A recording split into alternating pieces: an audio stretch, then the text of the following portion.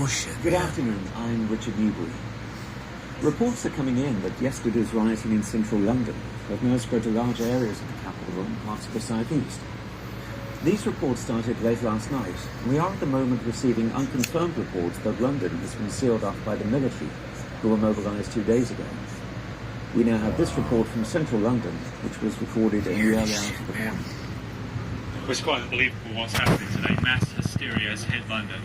Riots have been happening all day. Nobody seems to know what the cause of the violence is, but it seems to have hit the entire capital. Yeah. What the fuck's happening? Emergency services are at full stretch, and riot police have engaged in dangerous street battles with violent mobs. Today the military is said to have been dispatched, but we have learned that's not going to happen. They've sealed off most of London as far as the It's happening in London. Huh. But we don't know why that's happened. People are scared. People are terrified. What the fuck? Oh my god. What the fuck? We have since lost contact with our reporters, so we're unable to bring you a live feed. We got a movie for you. The Prime Minister has dismissed It is called reported on the continent was in Night of the civil disorder in Britain. Although it 1984. are in no way isolated Enjoy. reports of widespread rioting, which has been reported throughout Europe and Asia, where many governments have declared a national state of emergency and appealed for help from the international community. We have a report we believe to be from an Italian news station recorded sometime over the last 2 days, which was subsequently leaked onto the internet, which I think we're now going to show. However, I must warn you, this footage contains disturbing images.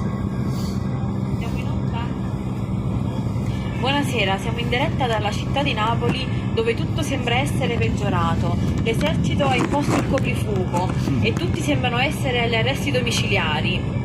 Questa epidemia sconosciuta sembra essersi diffusa molto più rapidamente del previsto, nonostante i tentativi del governo di bloccare l'accesso del paese e di tentare l'uscita di questa epidemia dalla città. La città di Napoli sembra essere un campo di guerra. Molte persone la notte scorsa hanno tentato di lasciare la città, ma non tutti ci sono riusciti. Alcune persone si sono dirette verso sud, tentando così provocando così numerose code sulle autostrade.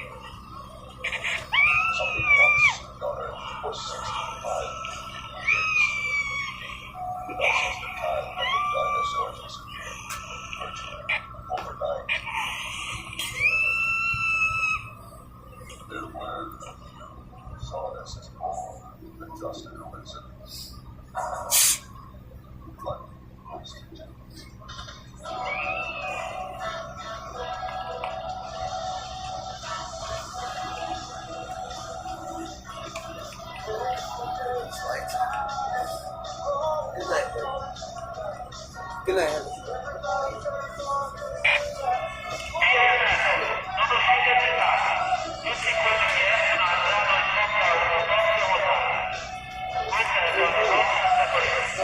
You got nothing to chew up, like, you know, you wouldn't keep.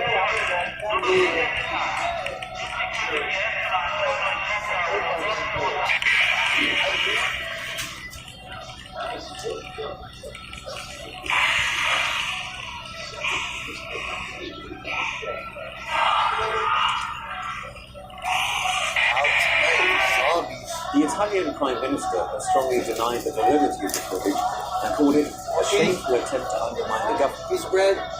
Now, we'll shortly be going live to our correspondent in India, where there have been reports in the past 24 hours of a deadly disease spreading rapidly across much of the country.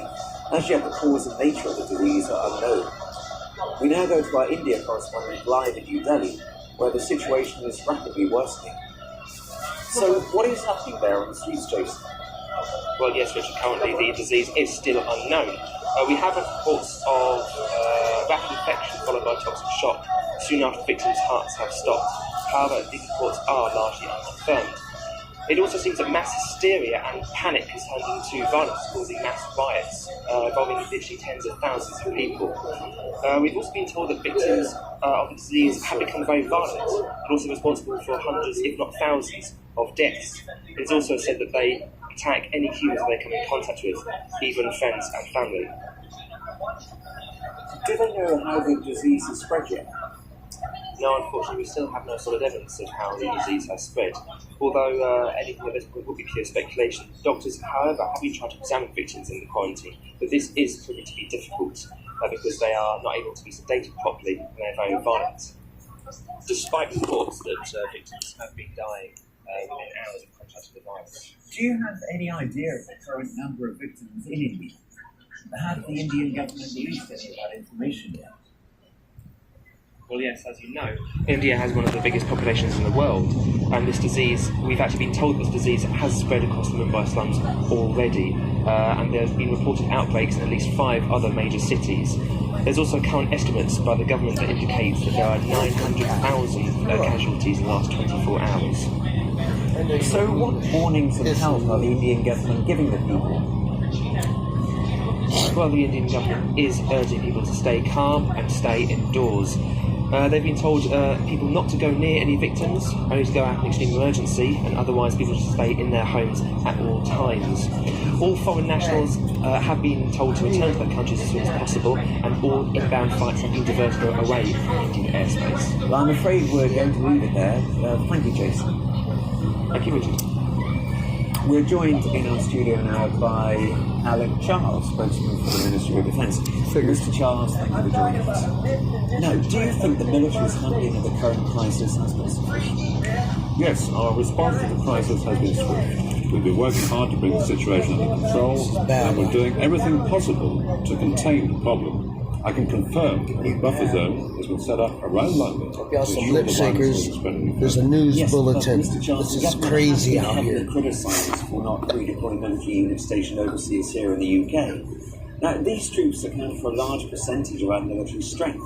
In light of the worsening situation, will this option have to be reconsidered? Our forces overseas will remain exactly where they are. Our commitments haven't changed, and we've assured the international community that Britain will not be bringing her troops back home. This is a global problem, and our forces overseas are needed more than ever before. We're confident that here in Britain we can restore law and order with our existing level of troops. Well, surely, Mr. Charles, this can't be the case.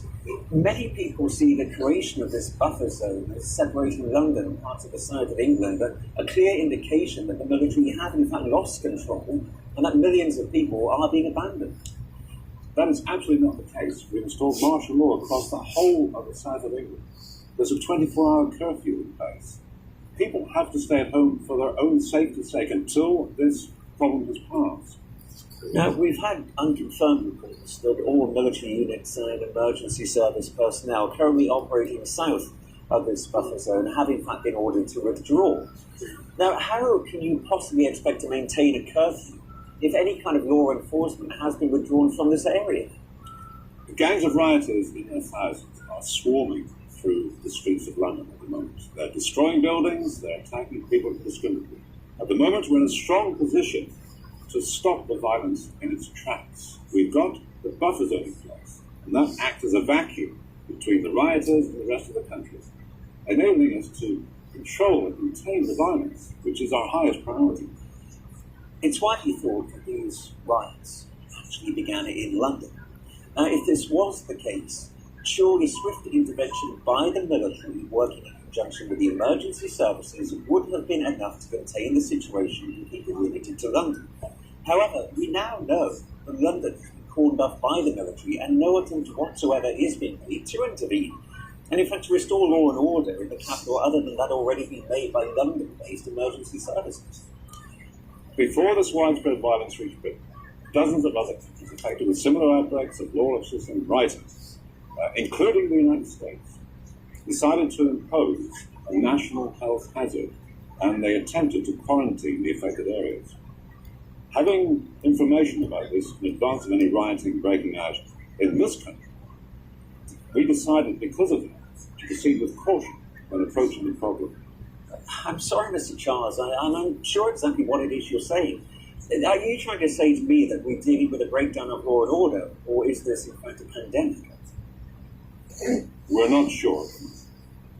Okay, well, I think we'll have to end it there. Thank you for your time. And I'm told we're now going live to our military correspondent. I'm just outside the town of Sandy in Bedfordshire. Sandy has a population of about 12,000 people. About 4 hours ago, the army moved into the town, including the troop I'm currently attached to, in order to aid the police in this evacuation. Well, what's happening there now? Has the evacuation been successful? Well, as you can see, the town's directly behind me. The military have left the town and withdrawn to one of the outlying hills, so it appears as though the evacuation has been abandoned. Well, do you know why? Are those gunshots we can hear in the background? Yes, we've been hearing sporadic gunfire for the past 20 minutes, so it seems as though the pandemic has reached us here and the military are engaging those affected. Victoria, do you think the military will be able to contain the situation? Well, as I said earlier, the population here is 12,000. The military detachment assigned to the town was 50 or 60 soldiers, most of which we lost contact with at this stage, so it doesn't look good. We're now deep inside the buffer zone, which is a huge blow to the army's efforts to stop the spread of the virus. What's happening now? I think some of the soldiers have just withdrawn from the town. Let's see if we can go and have a closer look.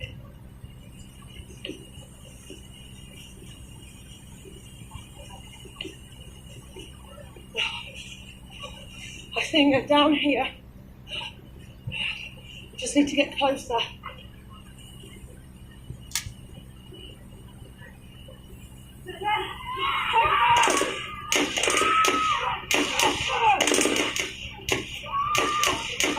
Victoria, can you hear me?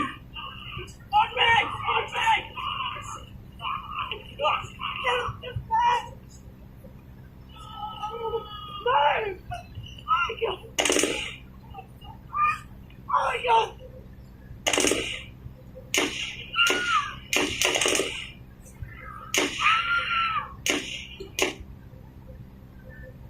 Well, it appears we've lost contact with our military correspondent.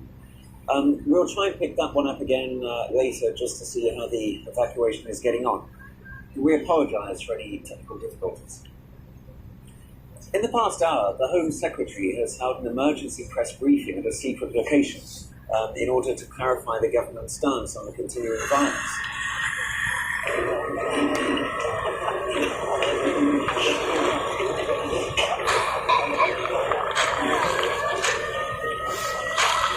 As you've been watching on today's emergency news broadcast, there has been widespread public disorder and rioting across large parts of the town. The situation appears to be a repetition of the civil disorder which has been widely reported across America, Asia, and many European countries in the last few days.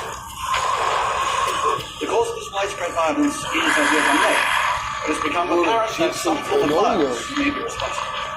Reports from hospitals in affected areas are so far reporting large increases of people being committed with severe injuries attributed to widespread violence and rioting, suggesting that whatever the cause of this breakdown in law and order, the risk to health from the violence is big.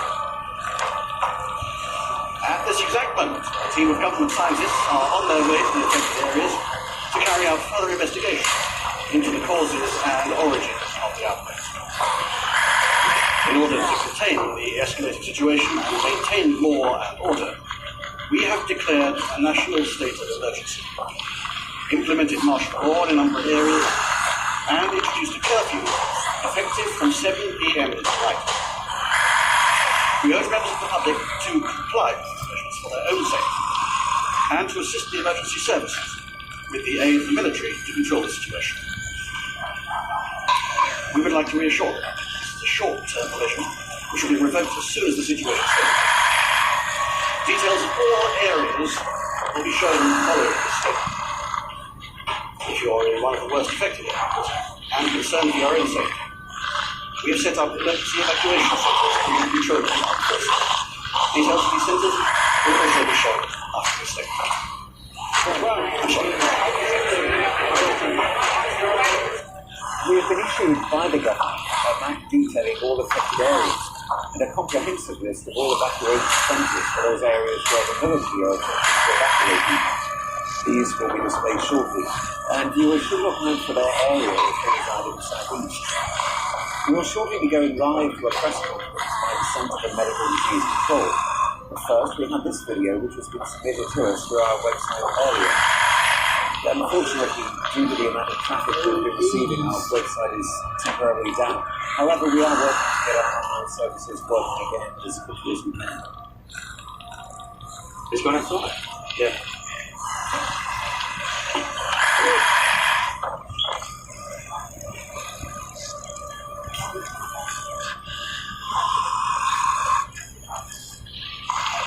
Can't see him.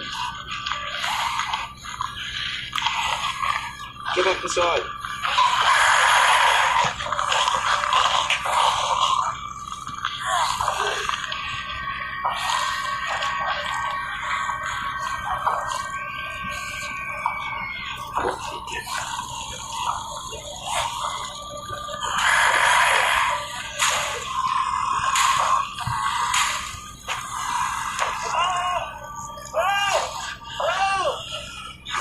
They can't get back inside.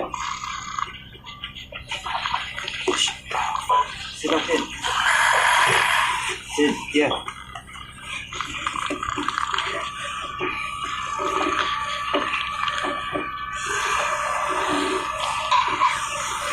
I know, we're in. Come on, come on. Come on, window. We now go to an emergency press conference by the Centre for Medical Disease Control. It was announced earlier today that government scientists have been dispatched to affected areas to conduct further tests. Once again, we urge members of the public in affected areas to avoid hospitals and not to seek medical attention, other than that provided at the nearest evacuation center set up by the military. At this point, we believe a virus is responsible for the violence. We've had several confirmed reports of victims being declared clinically dead by doctors attending the scene and then returning to life within minutes of this diagnosis with seemingly murderous rage. Adding to this, it appears as though some victims reported to have died of natural causes. The number of cases of this so-called reanimation is now thought to be in the thousands, and we believe it has now spread beyond military buffer zones. Anyone infected with the virus will attack those unaffected on sight. I can only urge members of the public to stay in their homes and avoid contact with anyone who suspect carrying this virus. At this point, we do believe the only method of contraction is through direct contact with an infected individual. Many of those patients admitted to the hospital or who have been reported to evacuation centers have been carrying terrible injuries, the most common being bite marks and deep lacerations. So at this point, we believe the virus is spread either with blood or saliva on the infected. We seem to have lost it there. I'm sure you would have found that announcement as shocking and unbelievable as I did. But the events we have witnessed within the last few hours seem undeniable.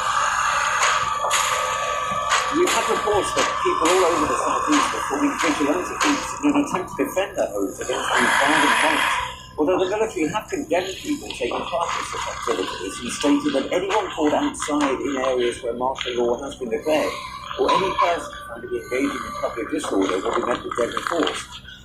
One of our reporters reported this interview in the last few hours.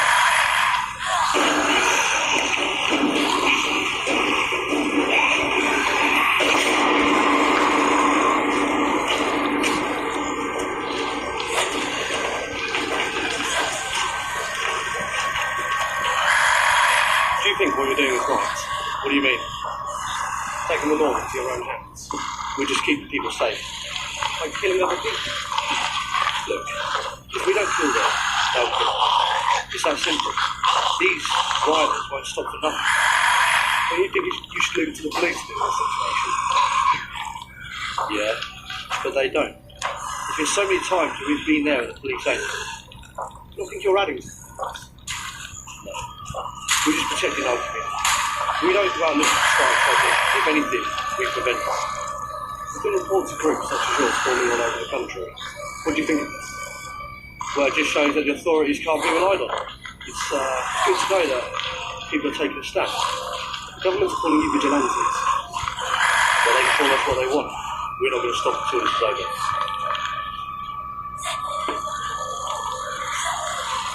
We have just received another video clip submitted from our website, which is now active again. We believe it was taken from inside a rescue station somewhere outside London in the southeast, and it contains graphic images of scenes of a violent nature.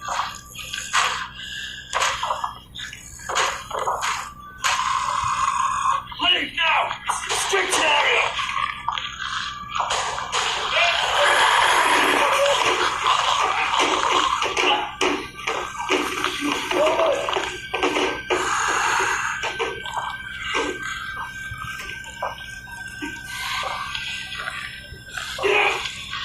Get out! Please, now! Move! Out! Out! Out! Get back!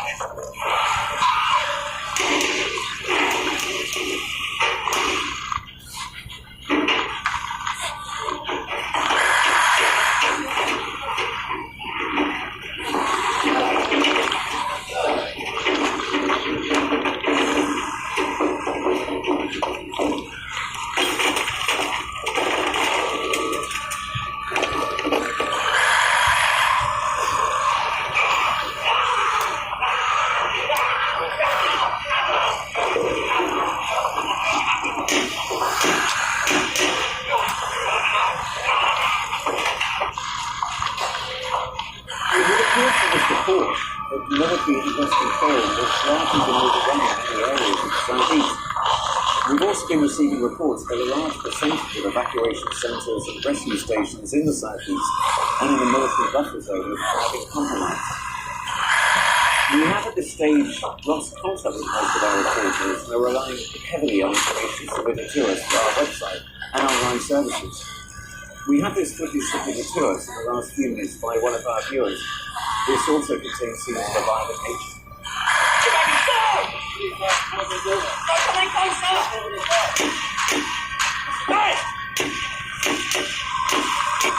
Some truly shocking scenes there from an anonymous sender. It appears as though the military high command charged with restoring law and order has lost control of some elements of the armed forces who are meting out their own justice on innocent members of the public. We've been unable to contact the Ministry of Defence to question them over the accountability of the military or for an answer to this shocking video. We're now joined by Professor Peter Kemper, a former government advisor on emergency internal affairs. Peter, in light of events in the past 24 hours, do you think the government has handled the ongoing crisis well? Well, I think the key to the question, Richard, is 24 hours.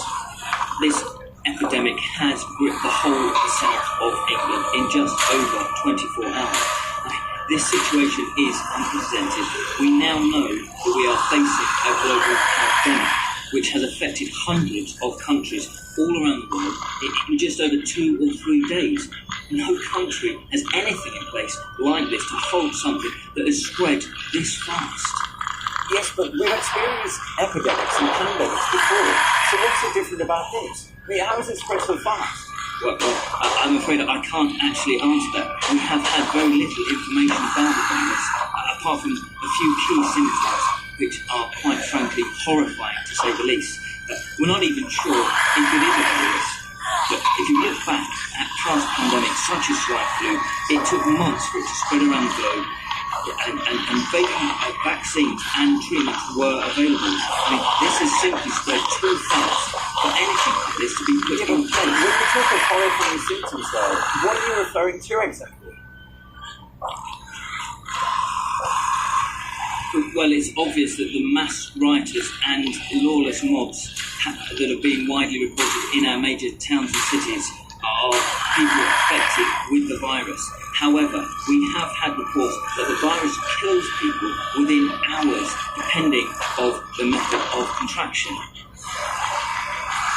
Are you suggesting then that the virus has differing effects on different people? Well, I think the only conclusion that we can draw is that every single one of these rioters has contracted the virus and died from it as a result.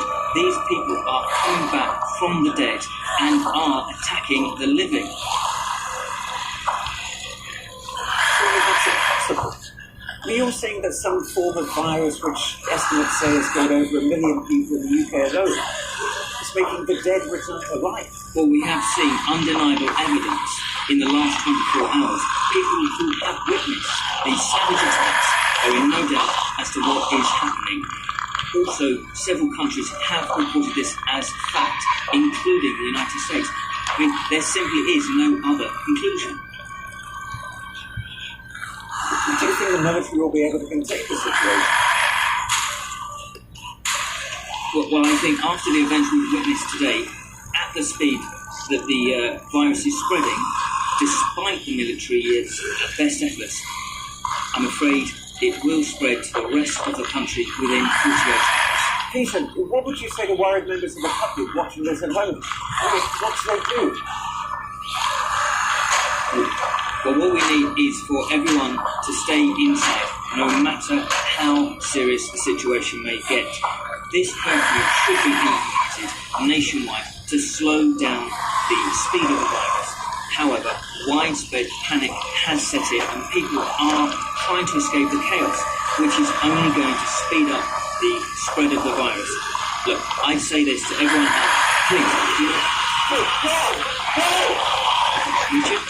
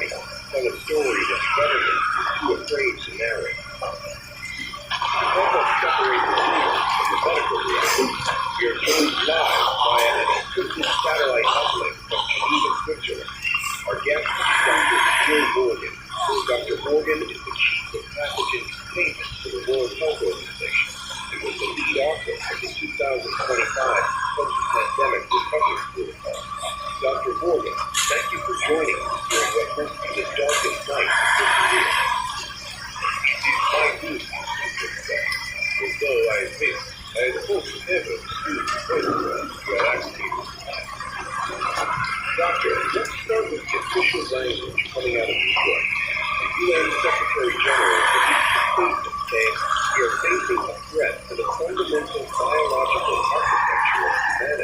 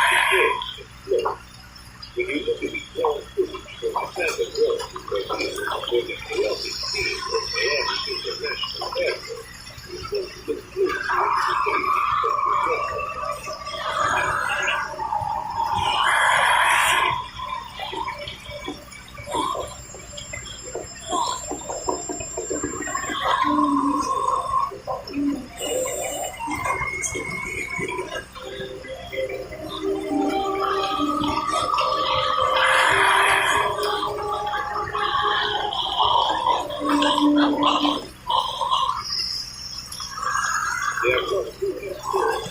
They are not carrying purpose. They are not running from the police. They are inclusive to the people who don't agree with position. Nation means they're unlimited. Precisely. We have analyzed the fishing centers for patients here the tourists who arrived in Miami from South Island yesterday afternoon. It is not a standard virus test. It is not a flu. It is a prior treatment hybrid. It appears to be a distinct biological agent that has been genetically targeted to human life. The mimic targets the amygdala, the part of the brain that filters fear. Please let me pray that which governs the people of your position. When this agent enters your blood, it acts like a care and riot button. It strengthens the connection, intention, action, outside. It floods the body with cortisol and adrenaline at levels that would normally cause a cardiac arrest. But the balance is based on height. The result is a human being who feels no pain, feels no fear, and possesses hysterical strength of a central physical part of the child. Therapy. They are not violent yet. They are weak. That is a rush process, doctor. You use the word needed. The public, in a different word, we call them adults. As a scientist, surely you reject that term. I detest that word. It implies magic. It implies supernatural. There is nothing supernatural about it. This is biology. Wisdom is patient biology. Zombie implies the dead returning to life. These patients are not dead yet. In fact, they are born alive when you and I. Their metabolism is running at 300% capacity. They are burning through their caloric reserves at a rate that will eventually kill them. But until that happens, they are apex predators. They do not shout. They do not groan. They walk. They solve problems. They open doors. They open doors. They retain their problem-solving intelligence, but it is pre-messed for response. If you lock the door, they will not just bang. They will try to handle. If the handle is locked, they will look for a window. The virus has pushed away their humanity, and it has left the predator intact. Doctor, you in declaration of emergency triggers that the transmission rate is absolute. In 2025, we dealt with viruses that had a greater than 2% mortality rate. We argued about that. We argued about lockdown. This pathogen seems to render those arguments obsolete. The infection rate from fluid contact, the bite, the scratch, the saliva, and the open wound is 100%. There is no immunity. There is no resistance. If the fluid enters your system, the trial begins to rewrite your genetic code immediately. How fast is immediate? You were told by the CDC earlier today that people should watch for symptoms over the next 24 hours. Is that timeline correct? That timeline is a lie, designed to prevent death of the highway. The CDC knows better. A census data has said that towards the end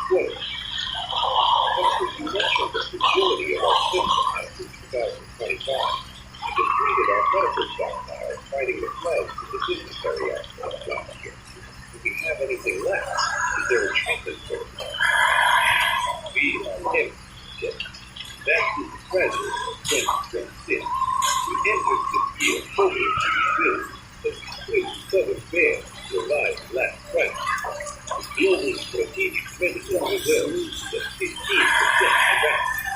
And when we ensure that we cannot treat the genetic case as antibiotics, we cannot treat the antibiotics. European Commission President Ursula von der Leyen is trying without reaching today. We are trying to put out the calling fire to the water. The only thing to serve the world is connected. That means physical neutralization of the hope.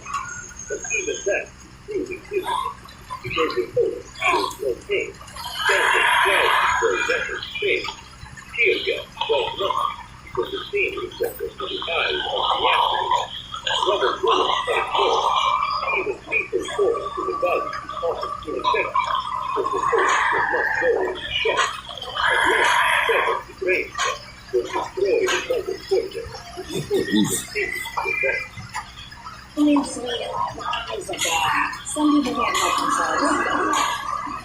Oh, that's what a big... Should take release your hair over. But doctor, you're an advisor to the UN. Surely there's a continuing strategy. The national government. We apologize for our earlier coverage of so-called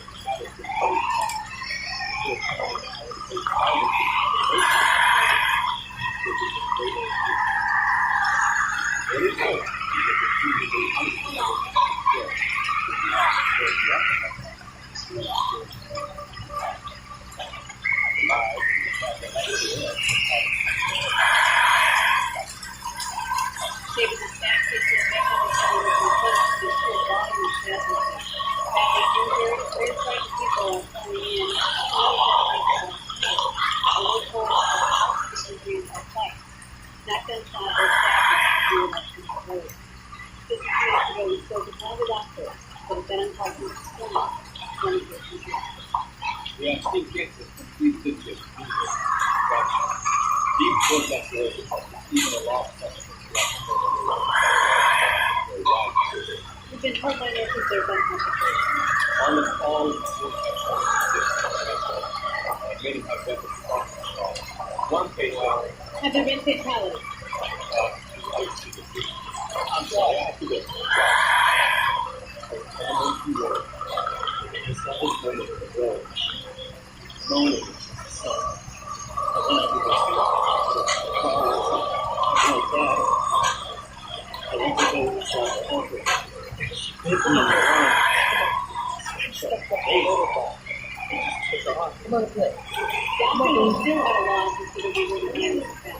The situation doesn't seem to be improving. The past few minutes, I've seen 4 ambulances and several cars collapse with victims to the emergency care.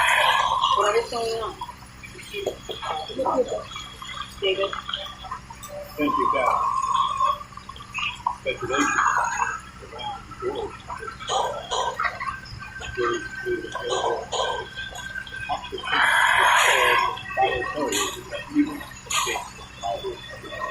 Viewers should be advised that there is no official evidence. Teams from the Federal Emergency Management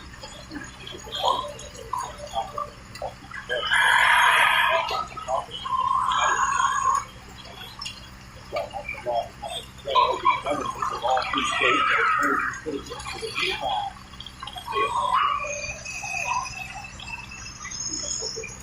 White House.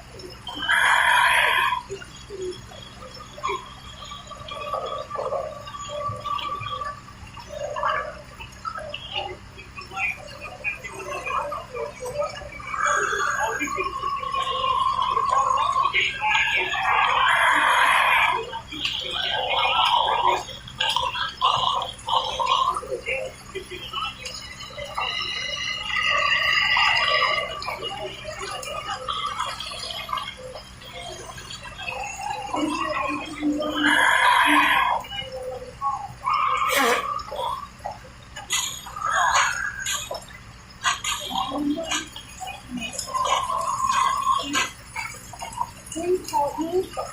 There's something wrong with my mouth. Samantha?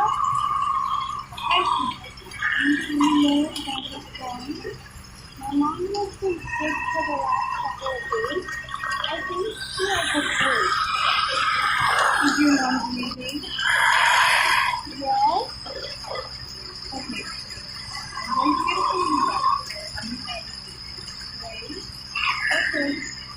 Can you tell me your address? 6991 Alfred Avenue. I think I can imagine your address.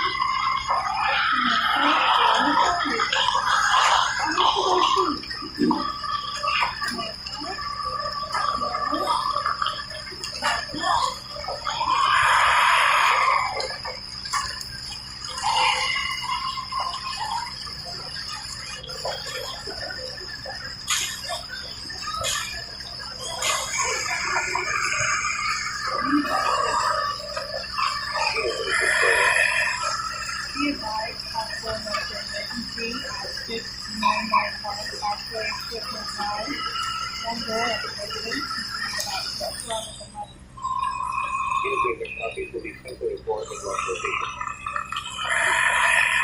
Please give your driving application. Copy. Be advised, phone line is still active. No response. Copy.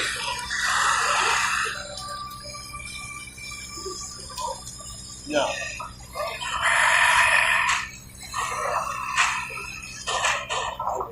The toughest part of Popeye's $5 fade menu is choosing which fade. As a justice-involved individual, CCMEP means a fresh start for my life. The Comprehensive Case Management Unemployment Program means a path forward.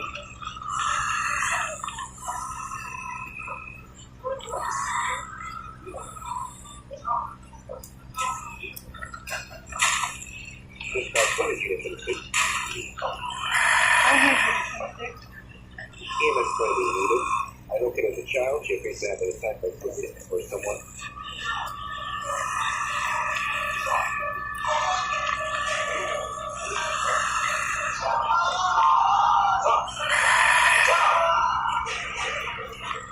Unit 26, respond.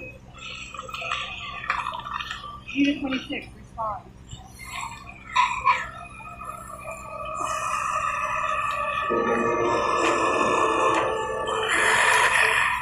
The President wants to make it perfectly clear that this is not a case of bioterrorism. No such agents exist in the arsenal of any nation or known terrorist group.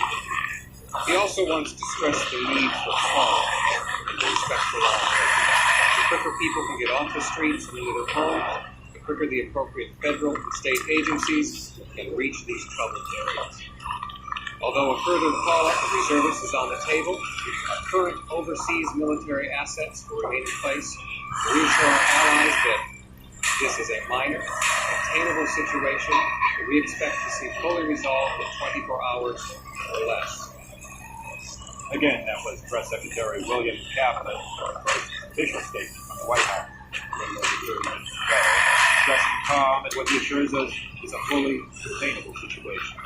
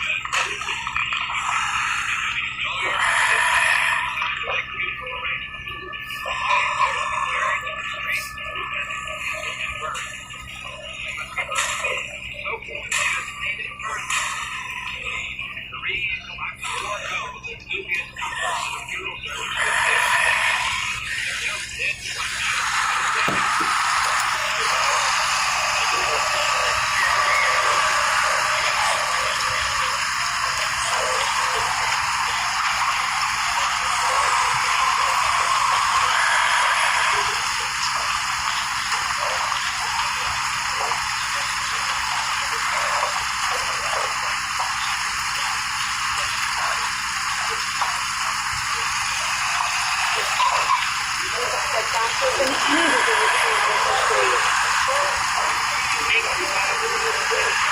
The human mouth is good. And most people don't practice it. So naturally, any fight is going to become infected, no matter from whom. Now, people don't have some sort of Yes, Dr. Carter, how David, what you fail to realize is that most of these so-called experts are looking in the wrong direction. The problem is not chemical or biological, it's psychological. What we're witnessing here is the spontaneous combustion of a pent-up rage fueled by frustration over a pressurized society. It's the snap postal workers on a national level. Well, how can you explain that in my new book, USA Bar. Look, I'm sorry we have to cut away right now. I just been informed that both Istanbul and New Delhi are reporting sporadic outbreaks of virus, similar to those two. Clearly, this is no longer an American. I'm just getting a picture from our BBC correspondent over to Trevor Hanna in London. Trevor, we're not in fear or a part of London. You know that this report will other considered communication with the staff limited. The sitting between the urban guard with man-leading food soldiers and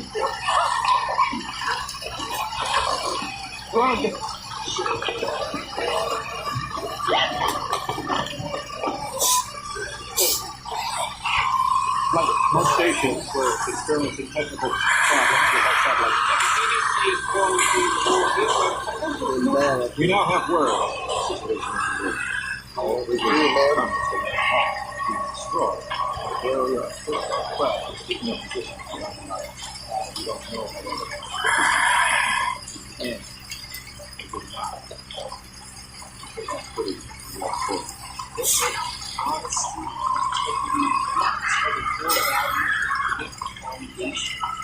It's this foundation that will continue to grow for all of us. Besides, the Lord ROTC to become on the other Whenever heartburn strikes, get fast relief with tongue.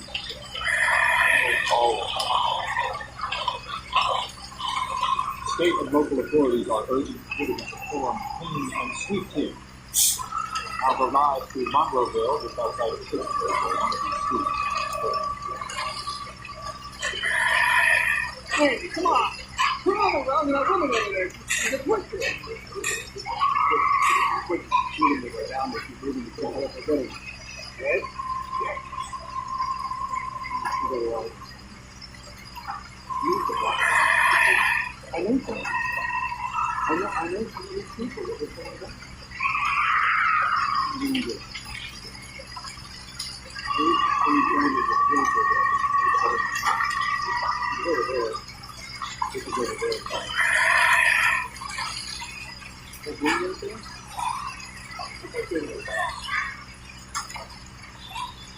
We have some startling information from Fran Park, live at and what I'm about to show you. Stand back.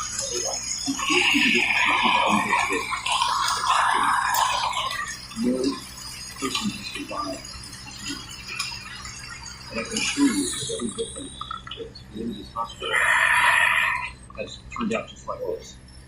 They died on the street. What has happened is that they have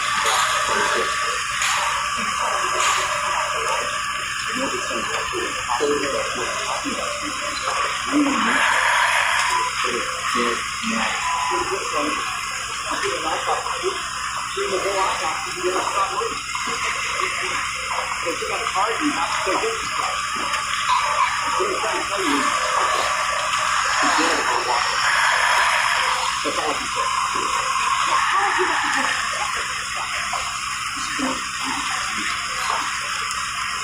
What I would say, I know you, everybody, you got to contact with any of these zombies.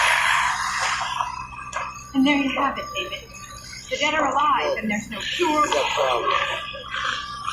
Yes, in the circulatory, respiratory, and other vital functions terminated, these subjects are technically deceased. The infection is spread through direct fluidic contact. It must enter through the bloodstream through an open wound. Infection duration depends on the size of the wound and its proximity to a major blood vessel. Reanimation will occur no later than 1 to 5 minutes after the victim's primary life functions have expired. Once reanimation has occurred, the subject will respond with immediate homicidal depression. The city of Los Angeles is like a war zone. These freaky zombies or whatever the hell they are swarming the city. People are dying in the streets by the thousands. And the freeways, right now the freeways are hopelessly blocked. There is no way out of the city. We had to come up here to the Hollywood Hills just to find some refuge. I think we're safe at the moment, but I'm not going to stay long. Right now, the LAPD has pulled out of South Central Los Angeles entirely and is trying to form a defensive perimeter around Beverly Hills. But I don't know how they're going to stop these things. If you're hearing me, stay away from Los Angeles. The city is out of control. The city is not. Avoid Los Angeles at all costs.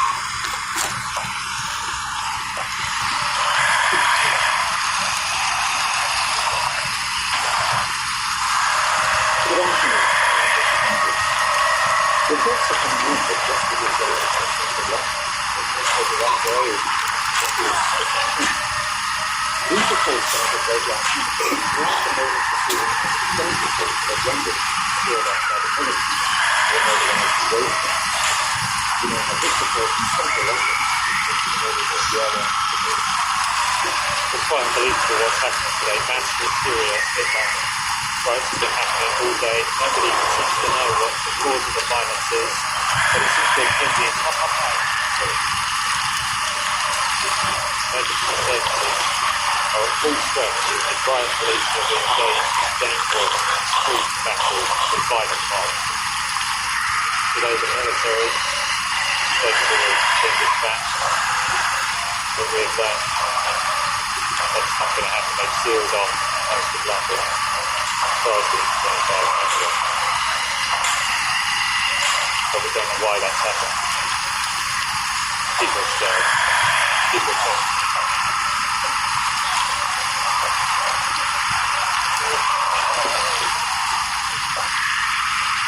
The Wilsons yesterday that I reported they were the Prime Minister has discussed going to advance coordinate although it would seem we are in no way isolated in the case of widespread riots that have completed throughout Europe and Asia, where many governments have declared a national state of emergency. Of course, our health and the cause of most of this is in all those like India, for example, drivers and roads, where the situation is rapidly worsening. So what is happening there in the future? We have a bit of that perspective that I'm going to do that. You know, how much is far less concern. But even with the loss of Syria and violence, there's a lot of violence.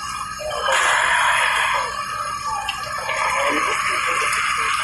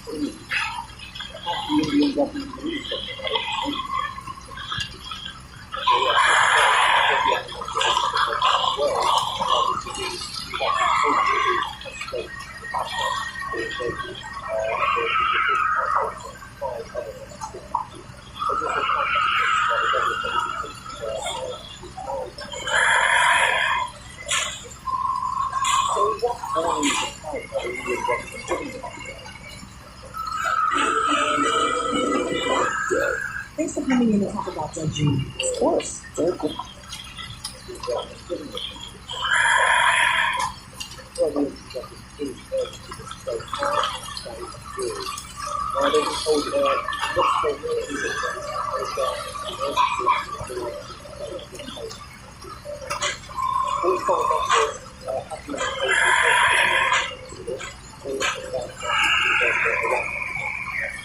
I'm afraid we're going to lose her.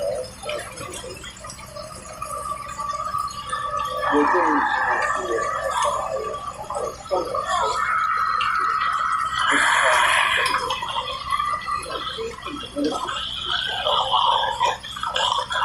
yes,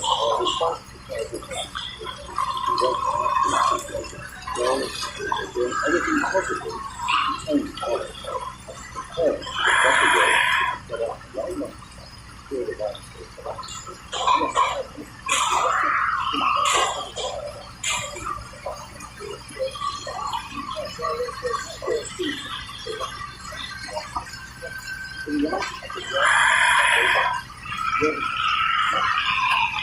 our forces overseas remain restored unity, this is a global problem. Our forces overseas more than ever before. We're confident that here in Britain we can restore law and order with our existing measures. But surely, Mr. Jones, this can't be the case. Let me conceive the creation of this buffer zone separating London from the center of England. A clear indication that everything is lost in from, and that millions of people are having a buffer. That is actually not the case, which will mark law across the whole of the south of England. There's a 24-hour curfew. People have to stay at home for their own safety until this comes to pass. Now, we've had unconfirmed reports that all military units and emergency service personnel currently operating south of this buffer zone haven't been ordered to withdraw. Now, how can you possibly expect to maintain curfew if any kind of law enforcement has been withdrawn from this area? Gangs of rioters in this house swarm through the streets of London, destroying buildings that are attacking people. At the moment, we're in a strong position to stop the violence. We've got the president not act as a vacuum to the rioters and elected. They need to control and contain the violence, which is our highest priority. The talking point is right. Now, if this hurts the face, surely should be made by the federal government emergency services would have been however, you now know the record formed up by the government and no one whatsoever is the situation. They have to restore law and order that have to others that already know that benefit from no before this widespread violence took place, dozens of other countries have taken similar outbreaks of law and rising, including the United States, decided to impose a national health conflict, and they attempted to quarantine the affected area. Having information about this and the gradually rising rate in this country, we decided because of it to see the court and impose the problem. Sophistry trials around me, sure exactly what it is to say. Are you trying to say to me that we're doing for the breakdown of law and order, or is this? You're not sure. Well, I think we'll have to look at that. I'm told we're not getting right by our military force. And just outside the town of Sandy, Sandy has a population of about 12,000 people. About 4 hours ago, the army recently deployed into retreat and currently attacking in order to aid the evacuation. Well, what's happening there now? Has the evacuation been successful? Well, as you can see, the town directly behind the military have left the front and withdrawn to one of the outlying hills. So it appears as though the evacuation has been advanced. You know what? Are those gunshots within the evacuation? Yes, we can do is not the broadcast incidents. So it seems as though the pandemic has reached this stage and the military are engaging those attacks. Victoria, do you think the military will be able to contain the situation? Well, as I said, the population here is 12,000. The military detachment inside the town is 50 or 60 soldiers, most of which we lost contact with at this stage, so it doesn't look good. We know these will start happening. This is a huge blow to the Army's efforts to stop the spread of the virus. What's happening now? I think some of the soldiers have just restored to the town. Let's see if we can go have a closer look.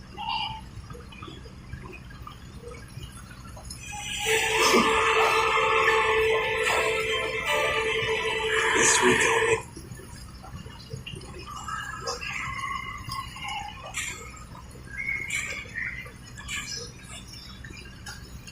See what's wrong here. Let's get closer.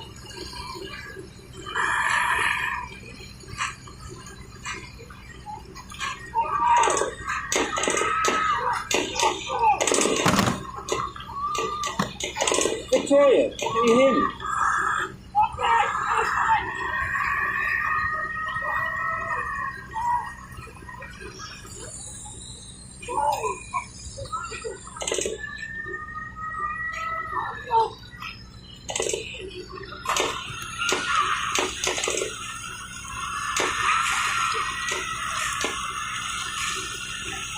Well, it appears we've lost contact with our military force. We'll try and pick that one up again later, just to see what the evacuation is going on. We apologise. In the past hour, the Home Secretary has held emergency conferences with the patient in order to clarify the government's stance on continuing violence.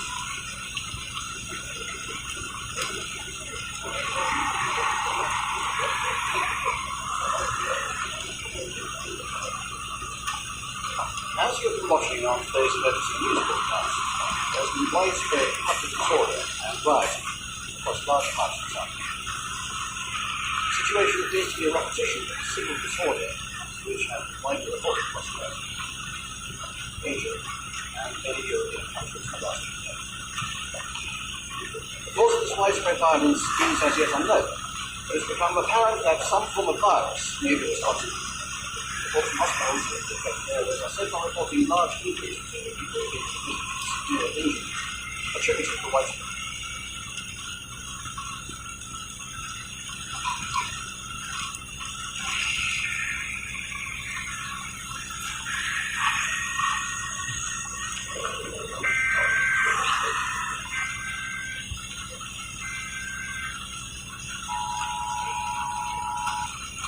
Emergency Alert System. National Emergency Alert. Issued by the Federal Emergency Management Agency and the Department of Homeland Security. Immediate attention required. A public health crisis of unprecedented proportions has been detected nationwide.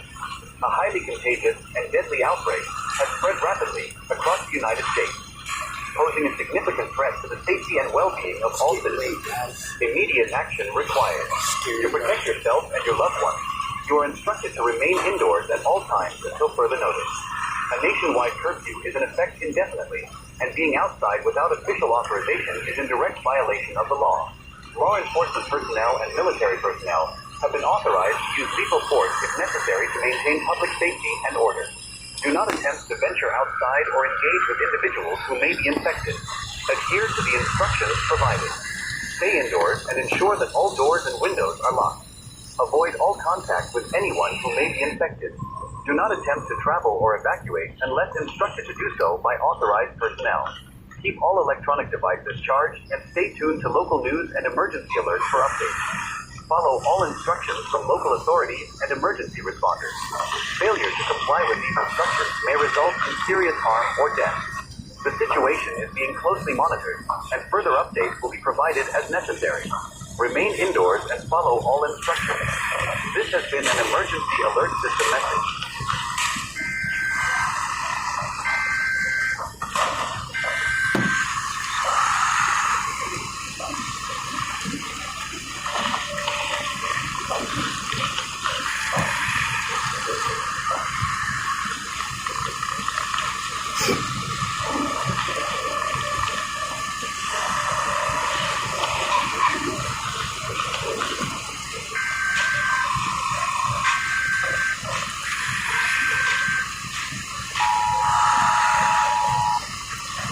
national emergency alert issued by the Federal Emergency Management Agency, the Department of Homeland Security, and authorized by the President of the United States.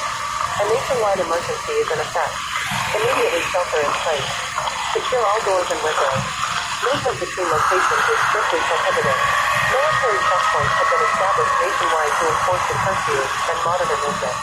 Failure to comply may result in serious injury or death.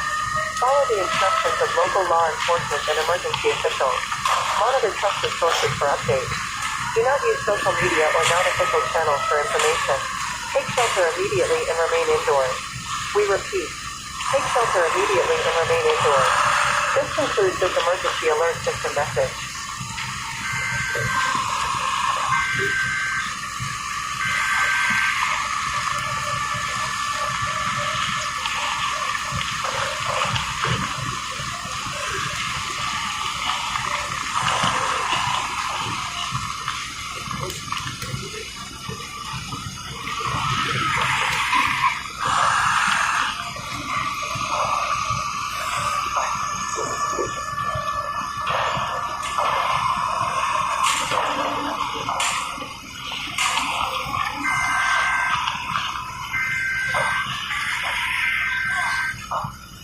Get your code.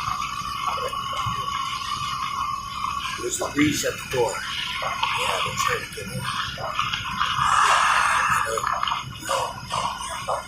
All we do is pray. We're going to get in. There's something wrong with my neighbor. He's been coughing for 3 days straight, and now he's screaming. I heard a crash. Like he fell or something. Someone on the radio here.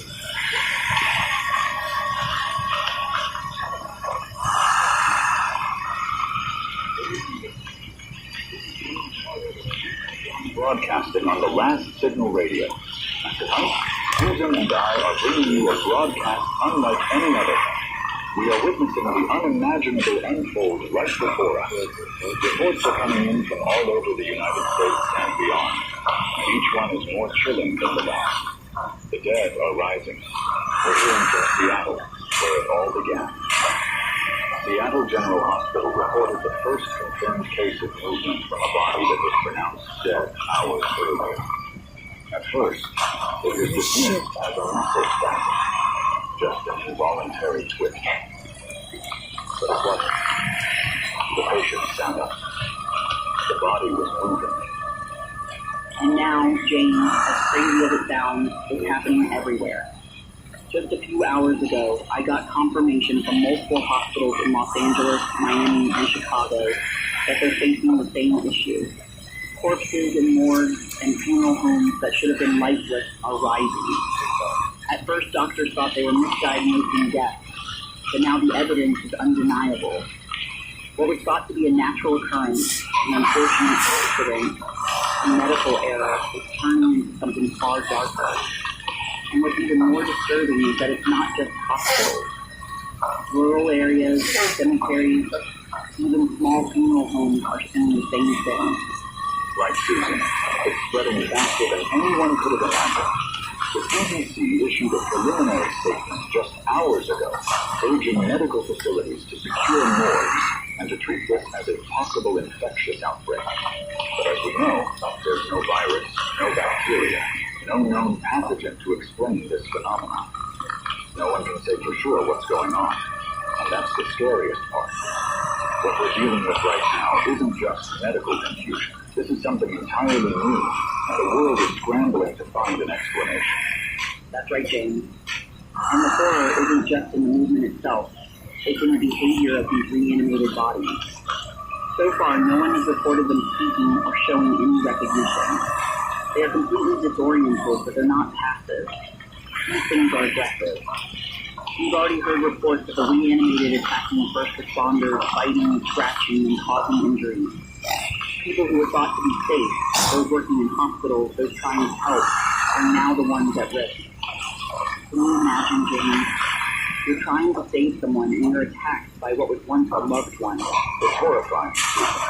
I've heard the same reports. Law enforcement and medical staff are overwhelmed. They've started deploying SWAT teams to secure hospitals. And even some morgues are being locked down, with authorities ordering citizens to stay away from the dead. But how can they even secure the dead? I love Jesus. These bodies aren't just staying in place. They're moving. And we still don't know if they're contagious. If a scratch or bite from one of them could lead to more people being infected. The implications are massive. Exactly, Jamie. The fear is escalating. The CDC is working around the clock, but we need to be clear. This isn't a virus in the traditional sense. No one can track how this is spreading, and without that, containment becomes nearly impossible. What started in Seattle is now a nationwide crisis, and it's spreading internationally. Just in the last hour, we received confirmation from Europe, London, Paris, and Berlin are all reporting similar incidents. The dead are not just rising here, they're rising across the globe. This isn't an isolated event anymore. It's global, Susan. The speed at which this is happening is beyond anything we could have predicted. This is not your average outbreak. If this were a disease, we'd have already seen some sort of pattern, some clue. But instead, what we're witnessing is a breakdown of everything we've ever known about life and death. There's no traceable origin, no way to explain why this is happening. The worst part is, no one has been able to stop it. How do you stop something that seems to defy all logic? And let's not forget the psychological impact of all of this, James. People are dealing with the unthinkable, watching loved ones, family members, friends return from the dead and act as if they've been turned into something else. There are reports of survivors trying to identify their own family members only to be attacked. The emotional toll this is taking on people is almost as devastating as the physical danger. You're not just fighting for your life, James. You're fighting for your sanity. You're questioning what's real and what isn't. Absolutely, Susan. This crisis has shattered any sense of normalcy. People are hoarding supplies, locking themselves in homes and abandoning cities. There's a growing fear that if you go outside, you might never come back. Hospitals, once places of healing, have become death zones. Law enforcement is barely able to keep up, and emergency services are stretched thin. The reanimated are moving in every direction. And at the same time, people are starting to ask, what is happening to the world? How did we get to this point? James, I think that's the most terrifying part of all. We don't know the cause, we don't know the solution, and we don't even know what's coming next. This isn't a localized incident, or even a national one. This is a global event that seems to be getting worse by the hour. And in the face of this uncertainty, the only thing we know for sure is that this is no longer something we can control. We have to brace ourselves for a new reality. A reality where the dead don't stay dead, and the world we knew is no longer the world we live in. Listeners, as we continue to witness this global catastrophe unfold, the behavior of the reanimated is becoming clearer. These aren't simply bodies returning to life. They are animated by something far more terrifying. We've learned that the movement isn't coordinated, but the aggression is deliberate. The reanimated are not passive. They don't react to their surroundings in any normal way. They are driven solely by an unyielding instinct to attack. Hospitals, morgues, even private homes are becoming battlegrounds. And the worst part? They're appearing everywhere. It's not just hospitals being overwhelmed. James, you've heard about attacks happening across neighborhoods. People barricading their doors, desperately trying to fend off what they once knew as family members. This is beyond a medical emergency. It's an outright assault. Law enforcement agencies are stretched to their limits. Even SWAT teams are being called in to secure affected areas, but every time they think they've contained it, it spreads. First responders are being injured. The reanimated are relentless. They don't tire. They don't hesitate. They attack until they're stopped, and no one seems to know how to stop them. And while law enforcement struggles to respond, the military has been deployed in an attempt to secure critical areas. But as it stands, they can't control the outbreak. In fact, this is not a military conflict. It's a survival situation. The reanimated move slowly, but they act with a singular goal: to kill. The military military's priority is to establish quarantine zones, but those zones are shrinking fast. With no clear understanding of how this is spreading and no immediate cure, the situation grows more desperate by the hour. Cities are in lockdown, and resources are running low. James, at this point, the scale of the crisis is almost beyond comprehension. What we thought would be confined to a single hospital, a single city, has now spread nationwide and even internationally. We've received reports from major cities in Europe and Asia, London, Paris, Moscow, all experiencing the same phenomenon. And with every new report, the fear grows. People are trying to understand how something like this could happen. How can dead rise without explanation and wreak havoc? There is no clear cause. There's no obvious origin point. The world is left grasping for answers. What's even more unsettling, Susan, is the fact that we still don't understand how this is spreading. The CDC is issuing guidelines to prevent the transmission of whatever is happening. But without knowing the exact cause, the efforts to contain it are based on uncertainty.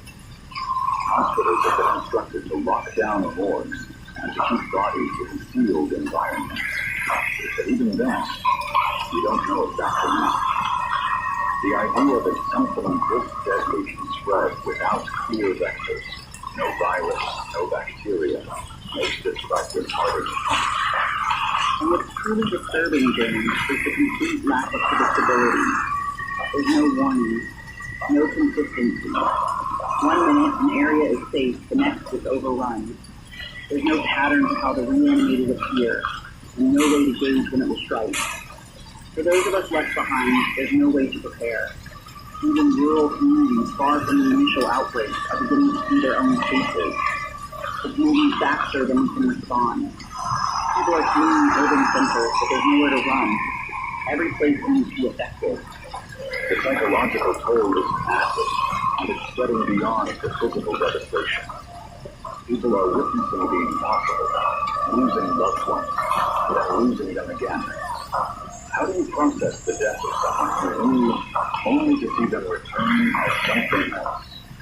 That trauma alone is enough to break it. And we can't forget the emotional burden on the frontline workers, facing countless deaths, but now they're facing something they can't comprehend.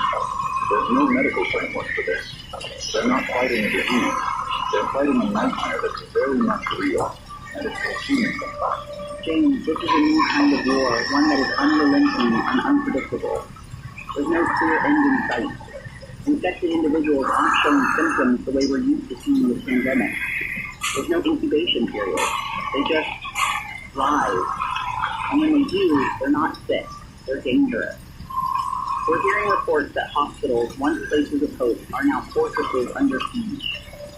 The reanimated don't care about walls, don't care about security measures. They are here, now, in every corner of the world. And we're not just seeing the reanimated in large urban centers, Susan.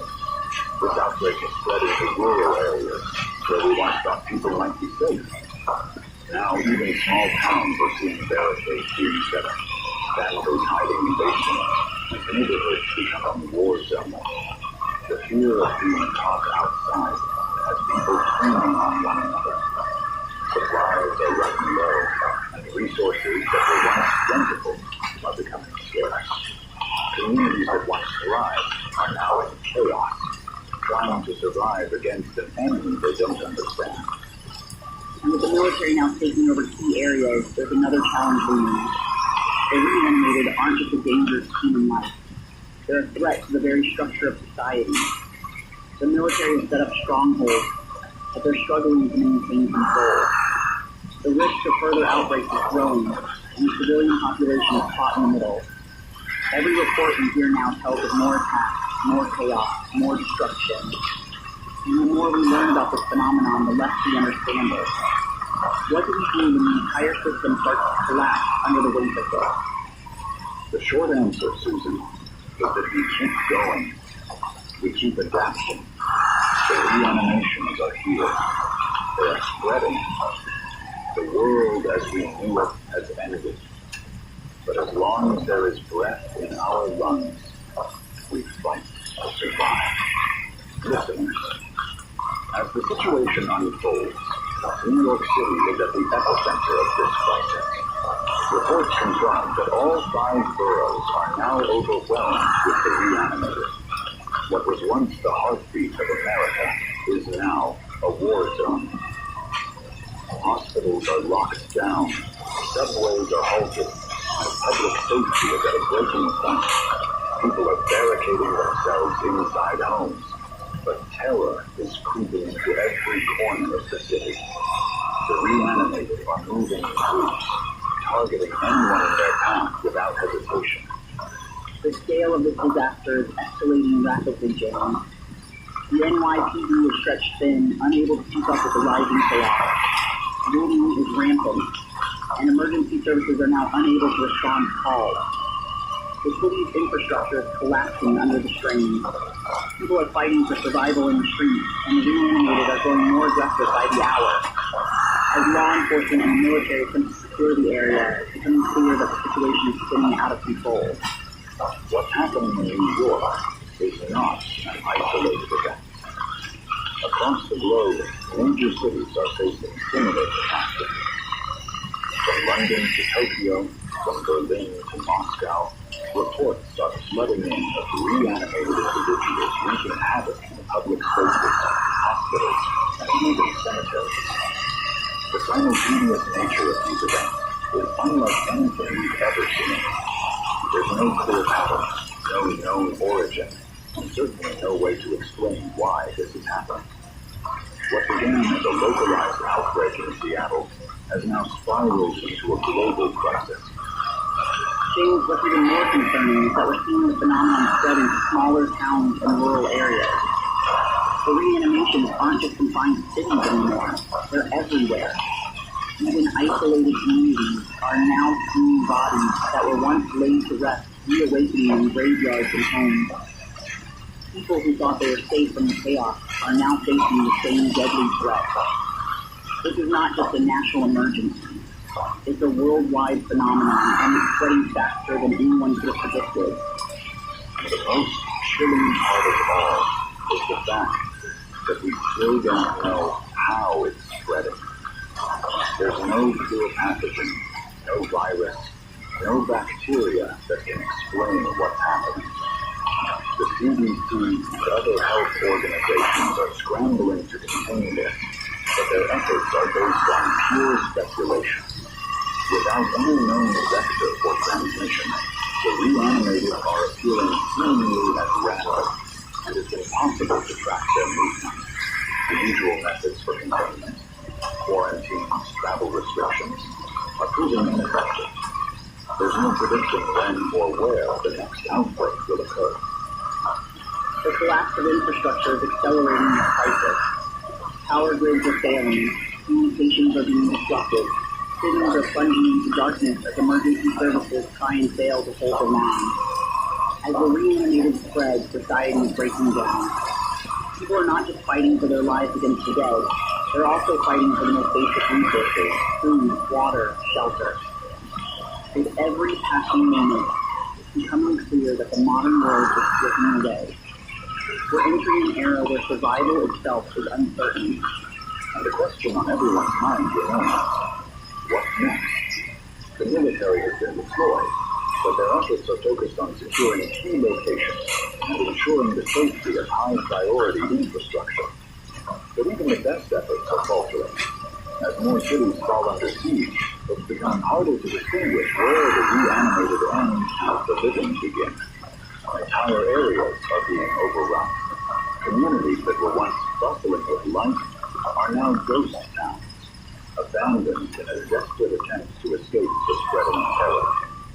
The psychological toll is heavy, James. People are witnessing the unimaginable: friends, family, loved ones returning from the dead only to turn into something else entirely. It's not just a matter of survival anymore, it's a fight for humanity itself. The reanimated are showing no mercy, and it's causing people to lose faith in everything they once believed in. Communities are fracturing as fear takes hold. And the longer this continues, the harder it will be to restore any sense of order. The global response is becoming more fractured, as nations scramble to protect their own borders. Countries are tightening travel restrictions, and international cooperation is crumbling under the weight of this crisis. In a time when the world should be coming together, it's falling apart. Governments are focused on self-preservation. People are hoarding resources. And the structure of global stability is now uncertain. With the world descending into chaos, it's hard to see a path forward. James, all we can do now is continue to survive, to adapt, and to wait for any sign of hope. For those of us left, there's no going back to the world we knew. The reanimated aren't just a threat to our lives. They're a threat to everything we built.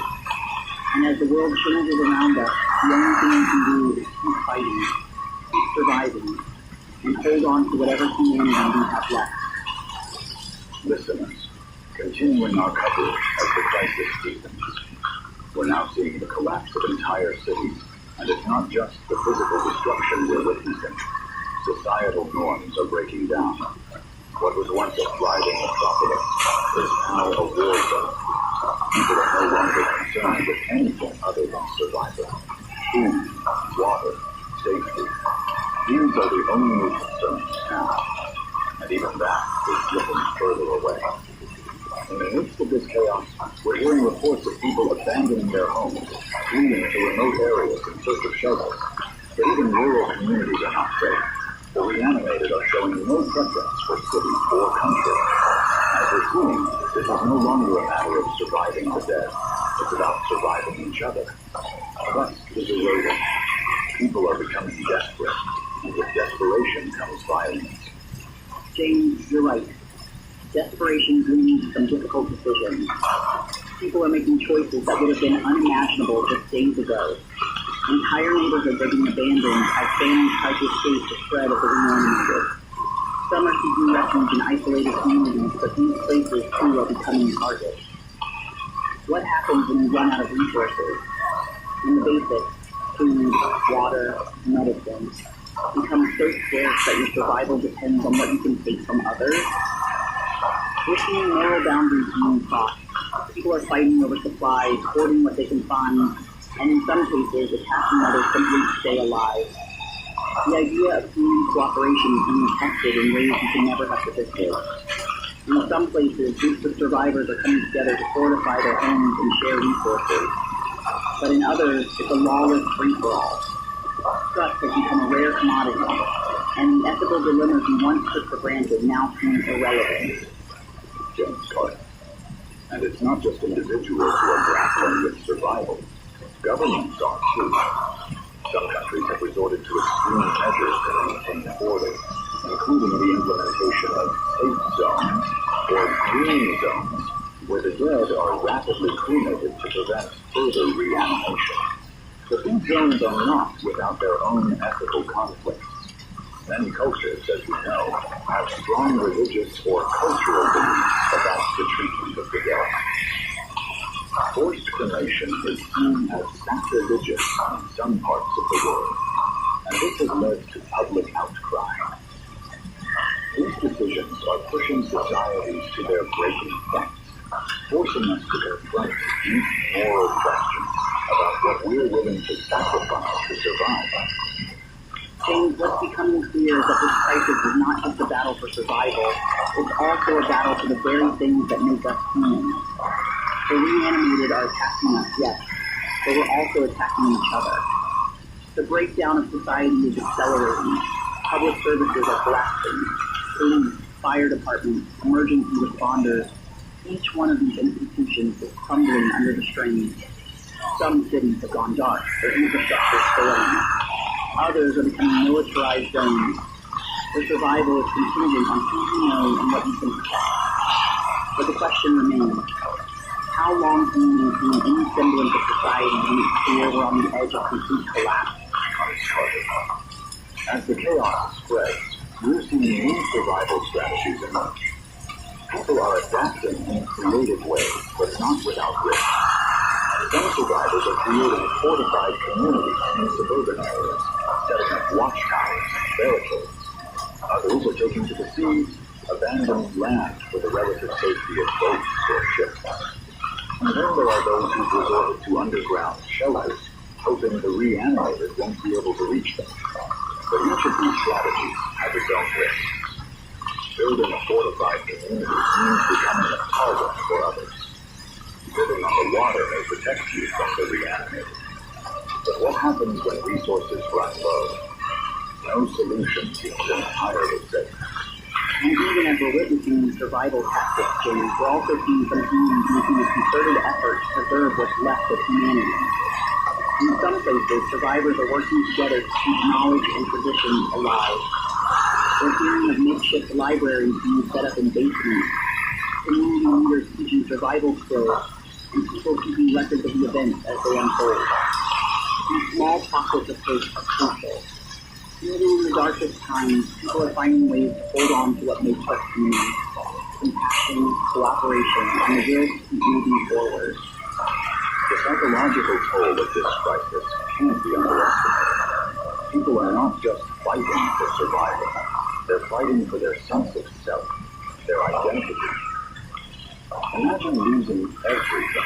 Your home, your community, your loved ones, and then facing the added horror of seeing them return as something else. It's a loss, unlike another. The trauma is compounded by isolation. Families are scattered, communication is broken, and survivors are left to navigate a world that has changed beyond recognition. Mental health is deteriorating, and there's no support system left to lean on. Even in the midst of a global collapse, we still have to confront the emotional scars this crisis is leaving behind. And yet, James, despite everything, people are still finding ways to keep going. We're hearing stories of bravery, of selflessness, of people banding together to help those in need. We've heard about communities sharing food, offering shelter, even protecting one another from the reanimated. These moments of kindness, of humanity, are what keep us from completely losing hope. But it's becoming increasingly clear that we are entering a new phase of survival. The question is no longer, how do we stop this? It's how do we live with it? That's the hard truth, Susan. The world we knew is gone, and there's no going back. We're living in a new reality, one where survival isn't guaranteed. People are being forced to make choices no one should ever have to make. But through all the suffering, there are still moments that remind us why we fight. For each other. For humanity. For the hope that one day we'll rebuild. The question is, how long can we hold on? James, as we move forward, the need for solidarity, for community, has never been more urgent. We don't know what the future holds, but we do know that survival depends on our ability to adapt, to support each other, and keep our humanity intact. In these dark times, it's the human spirit that will carry us through. Listeners, we're now facing a new phase in this global crisis. The reanimated continue to wreak havoc across the city. And with every passing hour, we're seeing more military forces mobilized to maintain order. However, the situation is far from under control. Military units are prioritizing the defense of key infrastructure and evacuation routes. But even with the might of national forces, we are witnessing a brutal reality. Large areas are being abandoned. The cities we once called home are slipping away. The military is now conducting triage operations, trying to decide where to focus their resources. And it's a stark reminder that not everyone can be killed. James, it's a devastating decision, but one that must be made. As we speak, the military has established redoubt strategies, strongholds in defensible locations where the reanimated have yet to reach. But as more and more urban areas fall, those strongholds are becoming even more important. Troops are holding back the tide, but casualties are rising. The reanimated are slow but relentless. They may lack coordination, but they move in massive numbers, and sheer force is enough to overwhelm even the best trained soldiers. It's a numbers game now, Susan. We've heard reports of entire military units being overrun. The reanimated don't tire, they don't stop. And with each wave, they grow in numbers. The problem is compounded by the fact that so many cities are now lost. Areas that were once bustling with life are now graveyards, with survivors fleeing from all directions. Military personnel are finding themselves caught between two equally terrifying realities: fighting the reanimated and trying to maintain order in the face of mass civilian casualties. The scale of this crisis is beyond anything that was ever anticipated. And what's worse, James, is the logistical nightmare it presents. Ammunition is running low. Supplies are depleting faster than anyone could have imagined. Some military units are now resorting to melee weapons. Guns and bullets are becoming scarce. Units are finding themselves with no choice but to abandon certain areas and consolidate resources. The question on everyone's mind now is, how do you win a war against an enemy that doesn't need to sleep, eat, or rest? How do you fight something that doesn't feel fear, fatigue, or pain? The tactical landscape is rapidly shifting. In many ways, Susan, the reanimators have created a new kind of warfare, one where the rules of engagement no longer apply. Military personnel are trained to deal with human enemies, but this is something else entirely. The reanimators don't have strategy or intelligence. They have only one goal: to attack. And in that relentless pursuit, they've made traditional military tactics nearly obsolete. We're hearing of survivors using unconventional methods to fend off the reanimated: acoustic weapons, drones for reconnaissance, even makeshift barricades to slow down the hordes. What we're seeing, James, is a shift from conventional warfare to something more akin to guerrilla tactics. In some areas, survivors are adapting to the reanimated limitation, setting traps, using distractions to lure them into confined spaces, or creating complex obstacles to slow their advance. It's a fight for survival on every front, and these new strategies are emerging with our best hope. But as military forces continue to withdraw from vulnerable areas, it's clear the reanimated are winning. They don't need supplies, they don't need food, they don't need anything but to continue their march. Susan, the toll on first responders, military personnel, and civilians is devastating. Reports are coming in of entire units being lost during operations. Soldiers who fought valiantly, but were overwhelmed by sheer numbers. In some places, there's no one left to call for help. Even the most hardened military units are feeling the strain, and we're starting to see fractures within the ranks. Morale is plummeting, especially when the reanimated show no signs of slowing down. In fact, they're only growing in numbers, taking over more ground with every hour that passes. And this raises a critical question, James. Can we ever hope to return to normal? What does normal even mean in a world where entire cities are falling, where governments are struggling to maintain control, and where survival itself is an ongoing battle? As the military tries to hold strongholds, the focus is no longer on restoring order, it's on survival. This is a war of attrition. The reanimated may not be intelligent, but they are persistent, and persistence is proving to be their greatest weapon. And even as the battle continues, Susan, new reports are emerging that suggest the reanimated are evolving. While they still move with a single-minded drive, some are exhibiting behaviors that seem to indicate a form of coordination. Groups of reanimated moving together with a kind of strategy.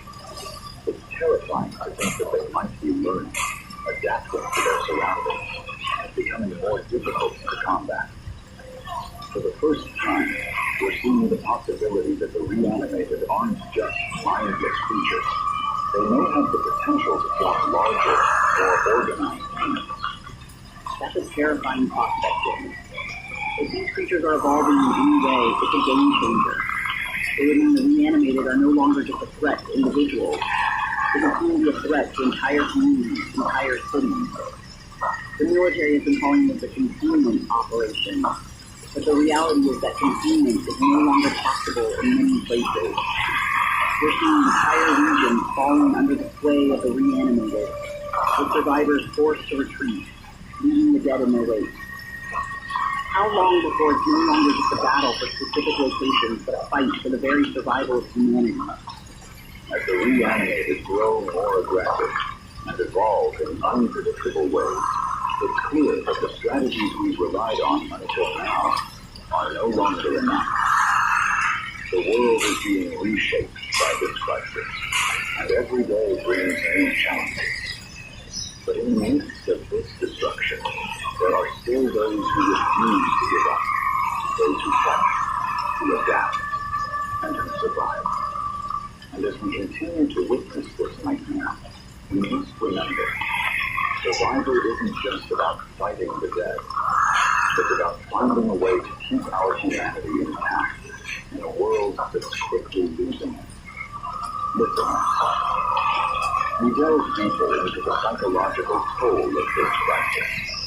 As the reanimated continue their relentless march, we're seeing a new wave of devastation, the emotional and psychological impact on those left behind. Survivors are facing more than just the fear of being attacked. They're grappling with grief on an unimaginable scale. Families are torn apart, and the constant trauma of seeing loved ones return as the reanimated has shattered the very fabric of what it means to be human. In these dark times, survival is no longer just about evading death. It's about holding on to any semblance of hope. James, the grief is overwhelming. The loss of loved ones is one thing, but witnessing that loss transform into something monstrous, that's another level of trauma. People are struggling to reconcile the reality of the reanimated with the memory of the person they once were. This isn't just a fight for survival, it's a fight for identity, for understanding what it means to live in a world where the rules have been rewritten. Survivors are losing more than just their homes or cities. They're losing their sense of self, their trust in the world around them. And with every passing day, it's becoming harder to hold on. It's not just the psychological impact on individuals. Entire communities are breaking down. Trust is eroding at an alarming rate. People are hoarding supplies, locking themselves away, and the idea of community is becoming a distant memory. Where once there were neighborhoods filled with friends and neighbors, there are now isolated pockets of survivors who only trust their immediate group. The fear of the reanimated is no longer the only threat. It's the fear of each other. People are becoming more paranoid, more divided. That's just feeding the chaos. The very things that kept society together, trust, empathy, cooperation, are slipping through our fingers. James, you're absolutely right. As society continues to unravel, we're also seeing cultural loss at a staggering rate. In the rush to survive, the things that made us human, the art, the history, the tradition, are being left behind.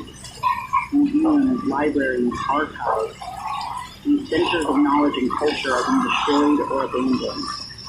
The world is not just losing people, it's losing its identity. Survivors are now faced with the painful reality that even if they survive, they may never be able to recover the knowledge, the stories, and the culture that once defined us. What does it mean to survive in a world where everything that came before is being erased? It's a profound loss, Susan. The devastation isn't just physical, it's existential. We're watching humanity's history fade into nothingness.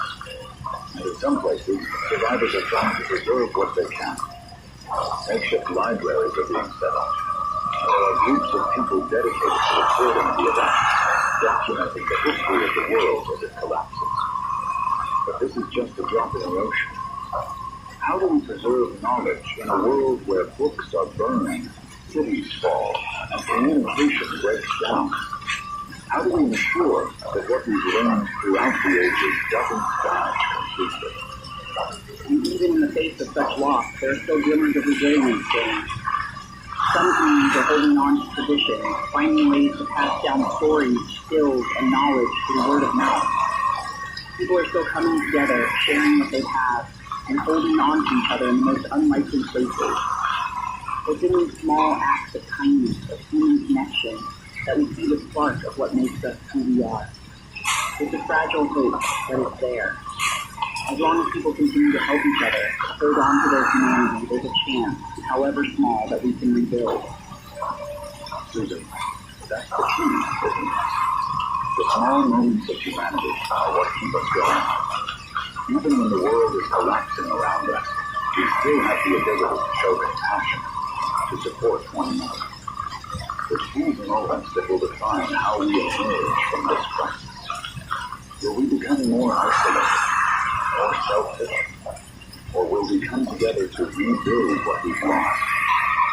Right now, survival is the priority. But we must not forget the importance of preserving our humanity in the process. It's not just about surviving the reanimated. It's about surviving the loss of everything that once made life worth living. Absolutely, James. The psychological toll is devastating, but the resilience of things, no matter how small, is a testament to human spirit. Even in the darkest times, people are finding a way to hold on to something that reminds them of who they are, what they've lost, and what they still hope to protect.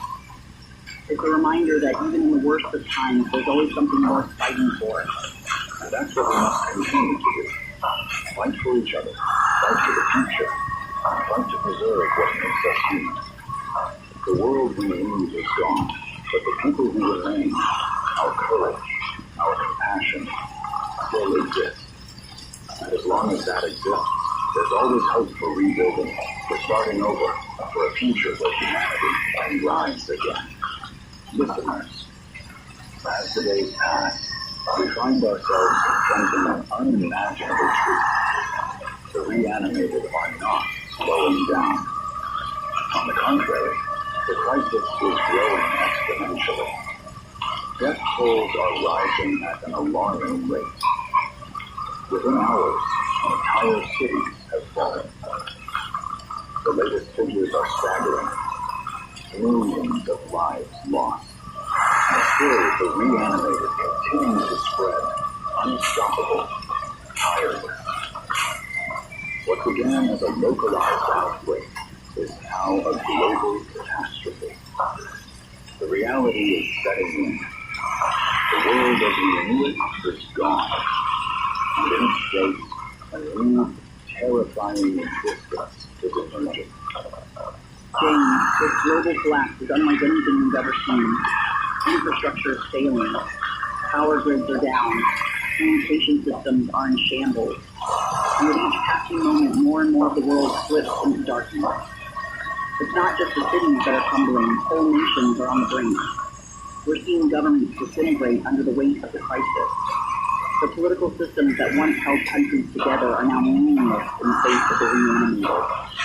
And as nations turn inward, closing their borders and resources, the sense of global community has evaporated. And yet, even as the world falls apart, there are still millions of people fighting to survive. It's a fight for the most basic human needs: food, water, shelter, but also for something more profound: hope. In these dark days, survival is not just a physical battle. It's a mental and emotional struggle. The psychological toll is insurmountable. But amid the chaos, there are stories of resilience, of people coming together, of communities that refuse to give in to despair.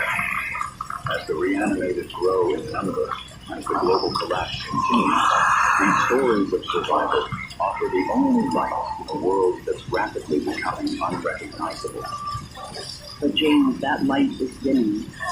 The psychological impact is mounting. Survivors are facing unimaginable choices.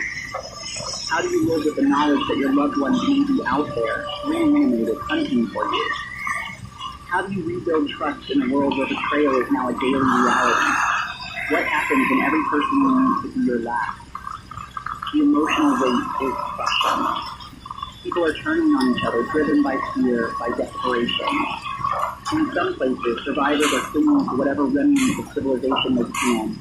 But as the chaos deepens, the lines between survival and madness are blurring. The reanimated are not just attacking our bodies, they're attacking our very way of life. And in doing so, they've exposed a raw truth. Humanity is fragile.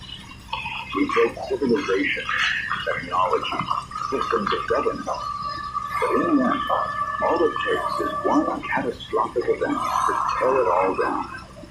The survival instinct is powerful, but it's also a double-edged sword. It pushes us to do whatever it takes to survive, but in doing so, it risks losing the very qualities that make us human. In the face of such overwhelming loss, we must ask ourselves, what are we fighting for? Is survival enough? Or is there something more that we must hold on to if we're to keep our humanity intact? James, this crisis has forced us to confront the very nature of existence. As we watch the reanimated move in their mindless hordes, we can't help but question, what does it mean to live? What does it mean to die? Are we still human when we're reduced to nothing more than a survival mechanism? These questions have no easy answers. And as we grapple with the collapse of civilization, it's becoming clear that survival itself may no longer be the ultimate goal. If we survive, what will we have left? Can we ever return to the world we once knew? Or are we destined to live in a new reality, where the rules are rewritten and the very idea of human civilization is permanently altered? Susan, those are questions that we may not have answers to. Not now, not in the immediate aftermath. But the fact that we're asking them at all is a sign that humanity still clings to something. In the face of the unimaginable, there is still the drive to find meaning, to find purpose, even in a world where it seems like nothing makes sense. Yes, we're fighting for survival, but we're also fighting for something more. We're fighting for dignity, for the right to define ourselves in the wake of self-destruction. As the global collapse unfolds, it's not just the world that's ending, it's our perception of what it means to live. But as long as we're asking these questions, there's still a spark of humanity left to preserve. That spark, James, is what we must hold on to. Because in this new world, survival is no longer just about staying alive. It's about holding on to what makes us human. The reanimated may have taken everything else, but they can't take that away from us. Not unless we let them. It's that spirit, that drive to live, preserve what's good, what's pure, that will carry us through. And though the world we knew is crumbling, there's still hope. Hope that we can rebuild. Hope that we can find a way to survive, not just as individuals, but as a collective. The road ahead is uncertain, but we can still choose how we walk it. In the darkest moments, Susan, it's often the smallest acts of kindness, the smallest moments of humanity that shine the brightest. As we continue to navigate this crisis, we must remember that our strength lies not in how many we can defeat, but in how we treat each other. The future may be uncertain, but as long as we hold on to hope, as long as we hold on to each other, there's still a chance. This is the essence of survival, fighting not just to stay alive, but to stay human. Listeners, we bring you the latest from a world unraveling at a terrifying speed. The crisis continues to deepen with every passing hour. Cities that were once symbols of human achievement are now mere echoes of their former selves. Survivors are scattered, isolated in places where communication is all but lost. The reanimated have taken over most of the urban centers, and now rural areas, once thought to be safe havens, are becoming battlegrounds. In the midst of this collapse, we're hearing stories from those who are fighting, enduring, and surviving in ways we never imagined possible. James, these stories of survival are both heartbreaking and inspiring. We've heard about groups of survivors banding together in makeshift shelters, using every resource at their disposal to keep going. Some have even found ways to communicate across vast distances using old technology, keeping the spirit of hope alive despite the overwhelming odds. But these stories come at a cost. The constant threat of reanimation, the scarcity of food and water, the emotional and psychological toll, all of it weighs heavily on those still standing. And yet, in the face of this relentless destruction, there are people who refuse to give up. In many ways, what we're seeing is a new kind of human experience. The rules of the old world no longer apply. Communities are being forged out of necessity, not choice. Survival is no longer about convenience or comfort. It's about making it through another day. But as we hear these stories, we're also faced with the brutal reality that no one's safe. Even the most well-prepared survivors are facing unimaginable challenges. We've heard of families losing everything, only to find themselves on the run again, constantly moving, never knowing when they might encounter the next wave of the reanimated. It's a brutal existence, but it's all they have left. James, in these moments, the stories of survival are a reminder of the strength of the human spirit. There are groups working together to protect the vulnerable, even if it means putting themselves at risk. There are those who are refusing to give in to fear and despair, holding on to the belief that they can rebuild, that they can survive this madness. We're hearing from survivors who are finding new ways to adapt, developing strategies to defend themselves and stay safe. These individuals are learning, evolving, and finding ways to live in a world that no longer makes sense. But as we know, not all of them are going to make it. Susan, the hardest part of this crisis is the uncertainty.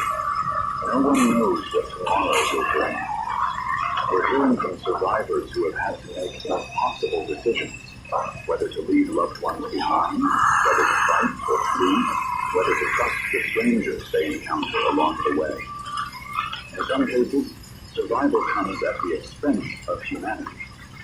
We've heard of people turning on each other in the face of dwindling resources. It's a grim reminder that when the world falls apart, we revert to our most basic instincts. But even in those dark moments, there are still acts of kindness, of selflessness. Those moments, small as they may be, are what keep the flame of hope burning. And James, it's those moments that we must hold on to. The resilience for change, the courage to continue fighting for survival is something we can't ignore. Even as entire cities are lost, even as the reanimated continue to swarm, the human will to persevere is stronger than ever. We're hearing stories of families sticking together, of families finding ways to grow food in makeshift gardens, of survivors working together to maintain the tools and knowledge they need to survive. These efforts are far from perfect, but they are real. They are proof that even in the face of overwhelming odds, there is something worth fighting for. But Susan, as much as we want to hold on to hope, we can't ignore the reality of what's happened. The world as we knew it is falling apart. Infrastructure is collapsing. Governments are on the brink of disintegration. We're hearing reports that the last of the international flights have been grounded. And even the most isolated regions are now feeling the effects of the outbreak. And yet, despite all of that, there are still those who hold on to the belief that humanity can recover, that we can rebuild. But the question remains, what will the world look like when this is all over? James, that's the ultimate question. We may not have the answers now, and the future is uncertain. But there is one thing we know for sure. People are still fighting. They're still trying to survive, to hold on to what's left of humanity. The reanimated may have taken away our cities, our society, and our way of life, but they can't take away our spirit. That's what these survivors are holding on to, and it's what we must continue to hold on to as well. Because in the end, no matter how dark it gets, the human spirit is unbreakable.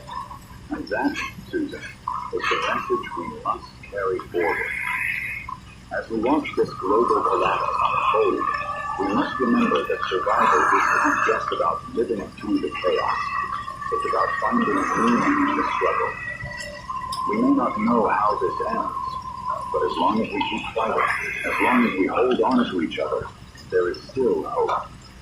Hope that one day we will rebuild. Hope that humanity will rise from the ashes of this apocalypse. And it's that hope that will keep us going, no matter how dark the days may become. Absolutely, James. It's that hope that will carry us through. We don't know what the future holds, but as long as we keep fighting, as long as we keep surviving, there's always a possibility of a brighter tomorrow. For now, we hold on to the moments that remind us who we are, that remind us of what we're capable of.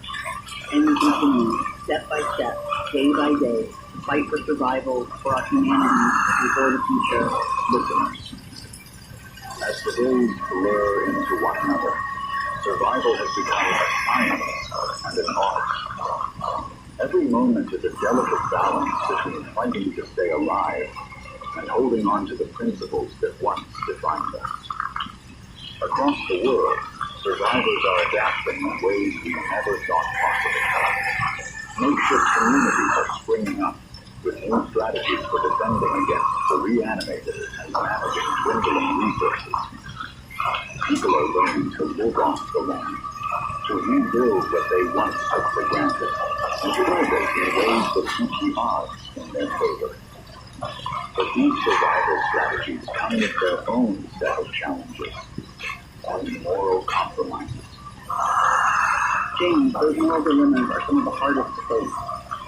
As the reanimated grow in number, we're seeing people making choices that would have been unimaginable just weeks ago.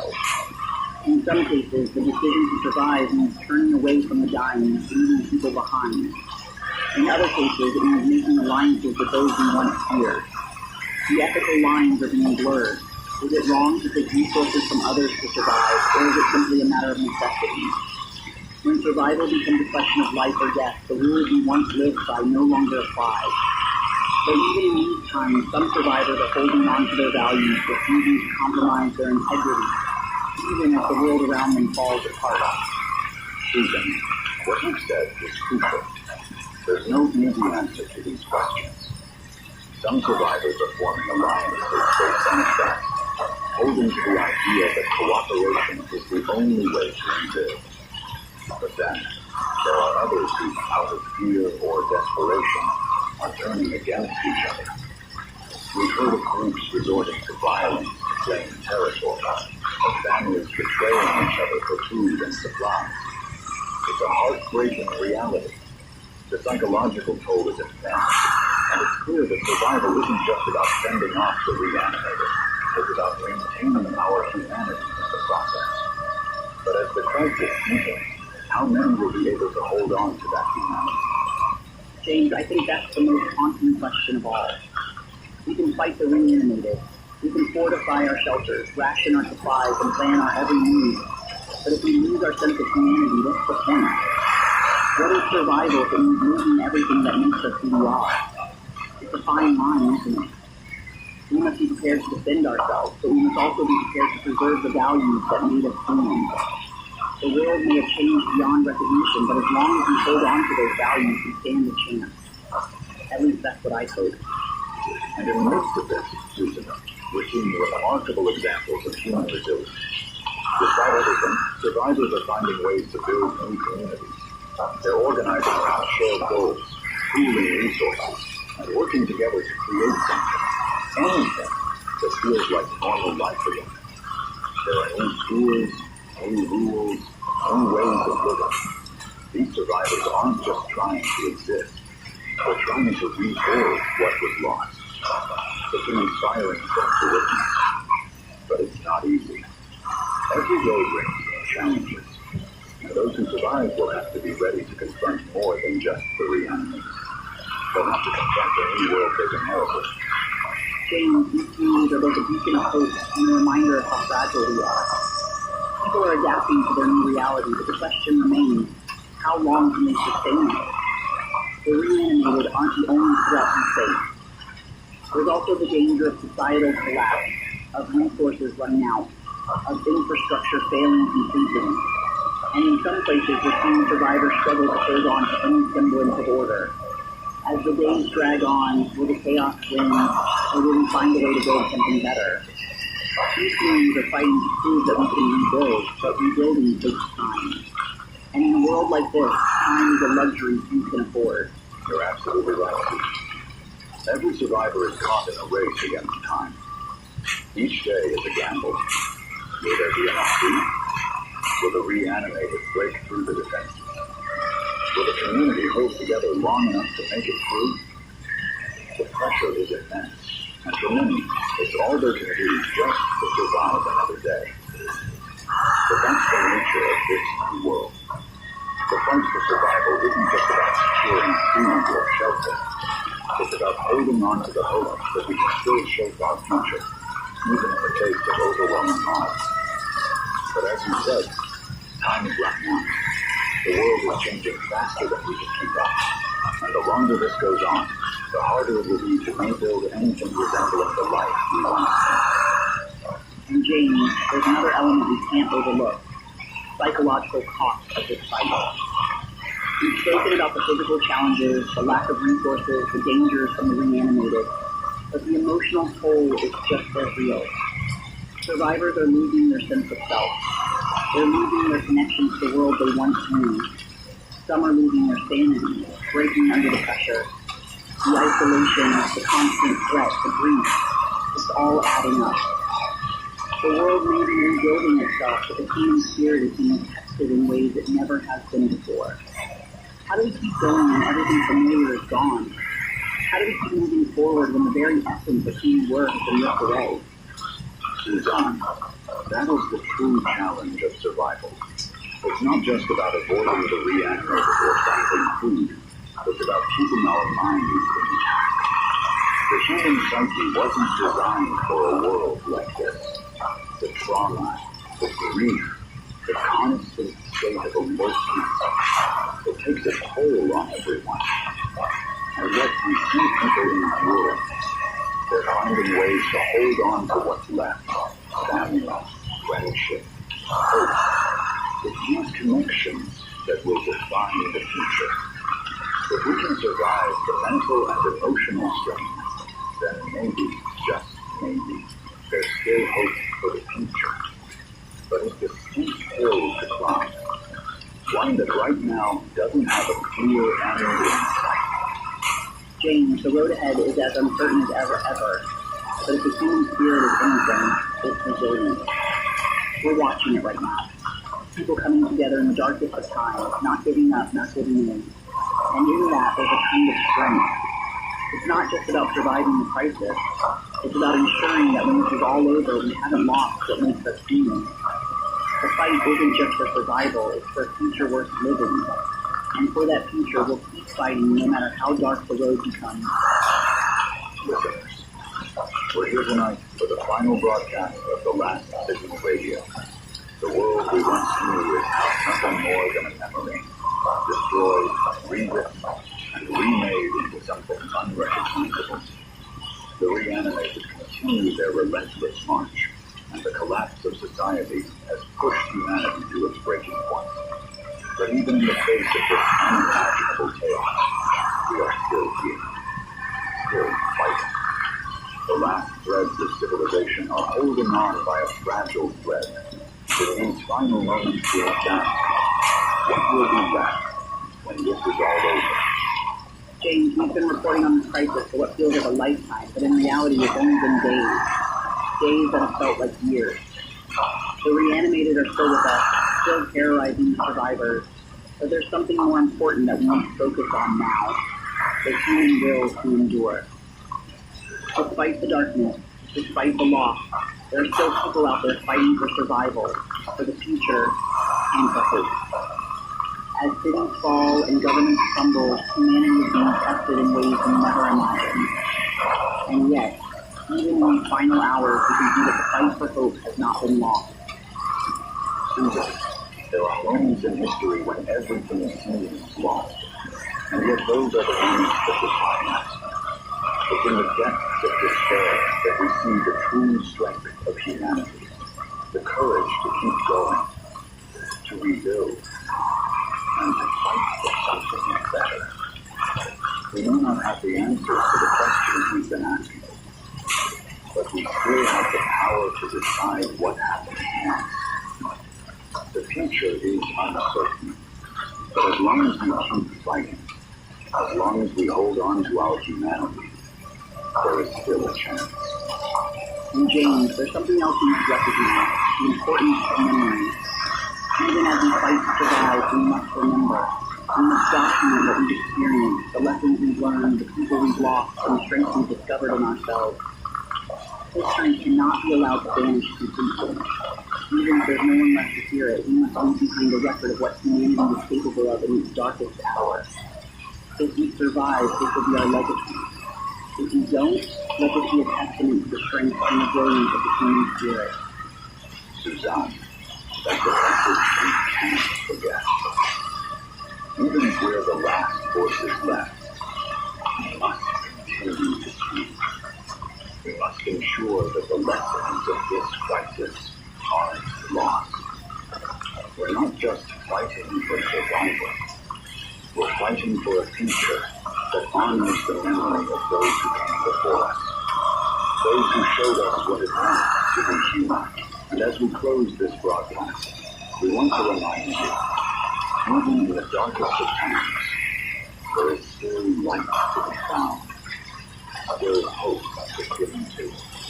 James, in these final moments, I want to say one thing to our listeners. You are not alone. You may feel isolated, abandoned, but know that the fight for humanity is still alive. It's in small acts of kindness, in the shared moments of survival, in the efforts to rebuild that we find our greatest strength. No matter what happens, you are part of something greater than this crisis. You are part of the legacy of humanity. And that legacy, no matter how dark it may seem now, will live on. As we end this final broadcast, let's remember what we've lost, yes. But let's also remember what we've gained.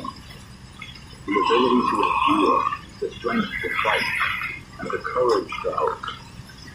Even when the world is gone, we remain. And with that, we say goodbye. Perhaps for the last time.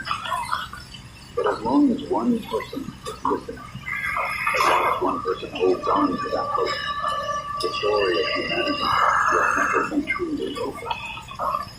Good night, and may you find peace in whatever comes next. Stay safe, stay strong, and never forget that survival is more than just living. It's about keeping your humanity intact.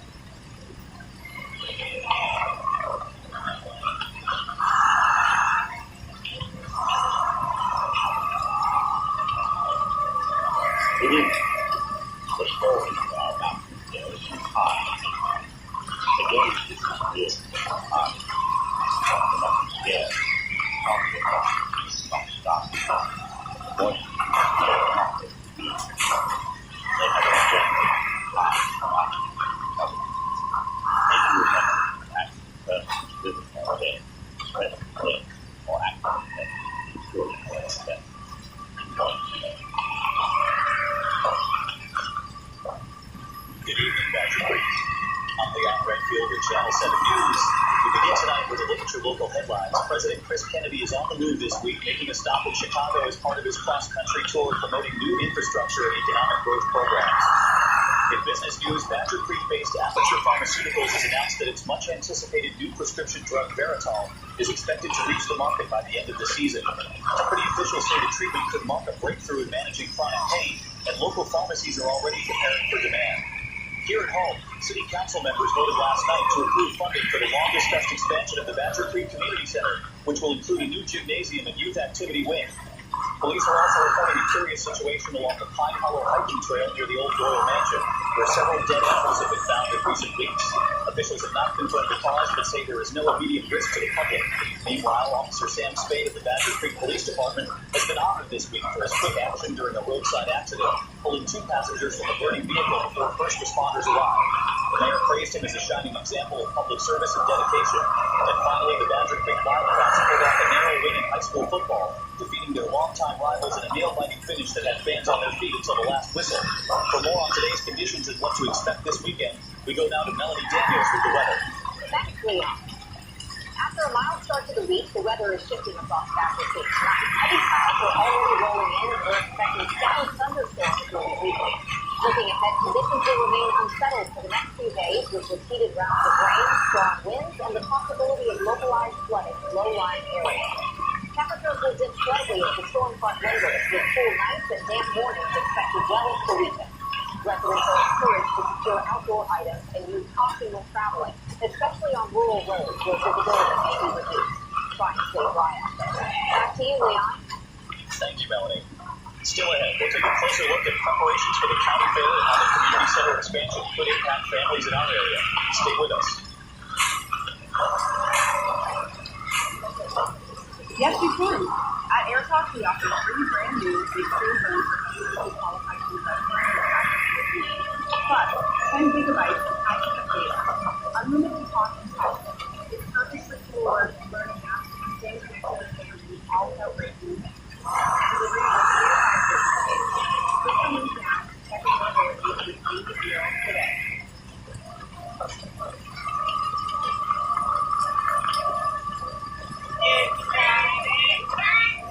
I'm so excited to be working with you all for today's video, because if there's one thing about us, we love a good shopping activity, right?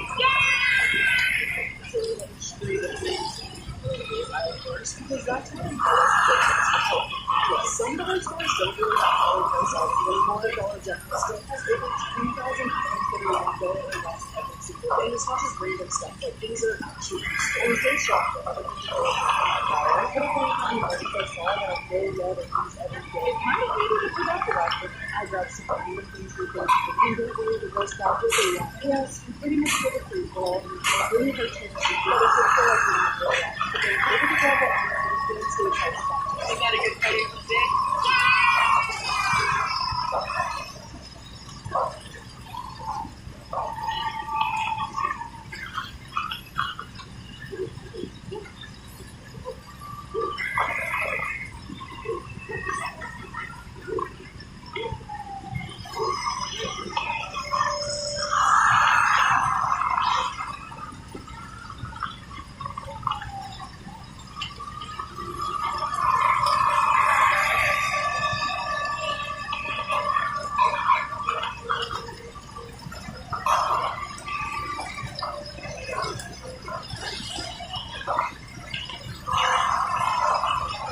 Good evening, I'm Leon Redfield with Channel 7 News, and tonight we're following developing reports of unusual animal attacks in the rural areas surrounding Badger Creek.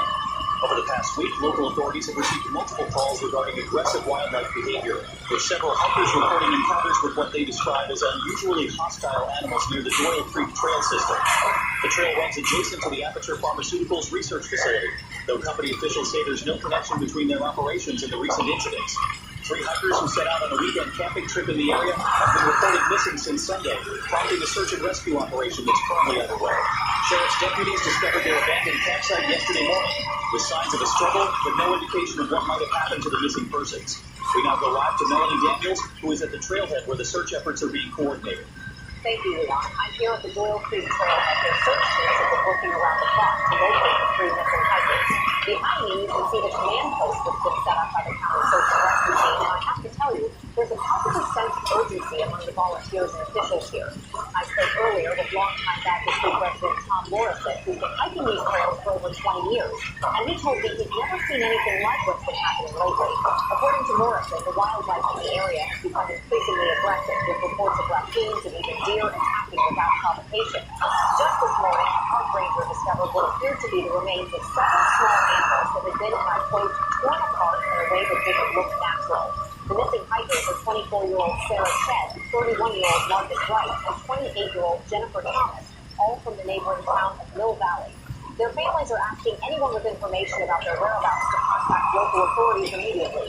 Back to you, Leon. Thank you, Melody, and our thoughts are certainly with the families of those missing hikers tonight. The search effort is expected to continue through the weekend, with additional resources being brought in from the state level if necessary. County officials are urging residents to exercise extreme caution when venturing into wooded areas, particularly those near the pharmaceutical research facilities.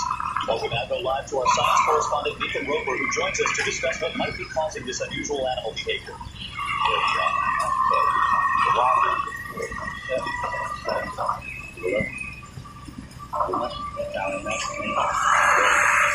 What we like to see here is a constant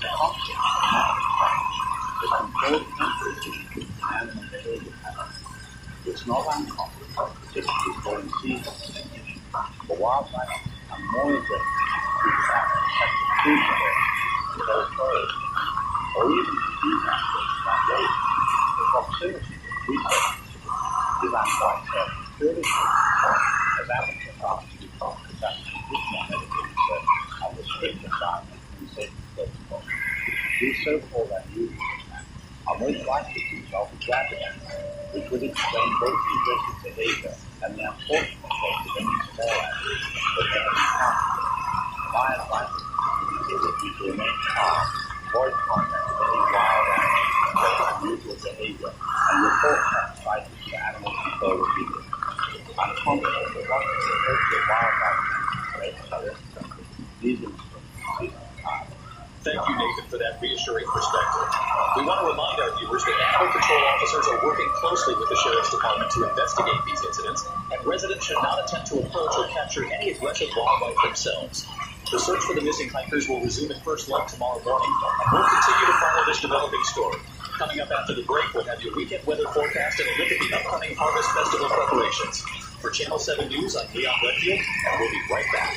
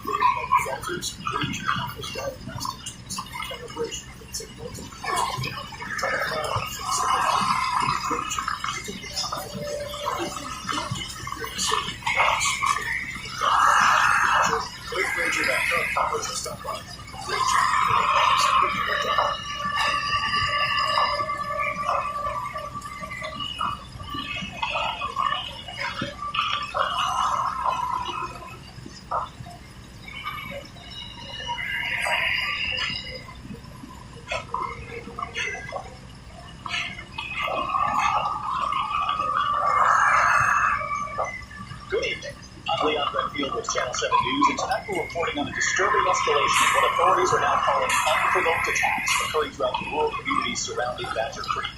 Over the past 48 hours, emergency services have responded to multiple incidents involving individuals who witnesses described as acting in an extremely aggressive and erratic manner before attacking others, seemingly at random. What makes these cases particularly troubling is that several of the attackers have been identified as residents who had no prior history of violent behavior, and in at least 3 confirmed cases, the individuals were found dead at the scene despite continuing to exhibit what first responders are calling unusual physical activity. Even more concerning, a specialized police unit that was dispatched to investigate the area around the abandoned Doyle Mansion, which serves as a storage facility for Aperture Pharmaceuticals, has failed to report in for over 12 hours.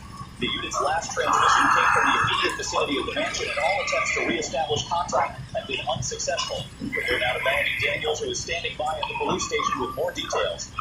Leon, I'm here at the Badger Creek Police Department, where Sheriff Martinez has just concluded an emergency briefing with state authorities, and I can tell you the atmosphere here is one of fairly controlled uncertainty.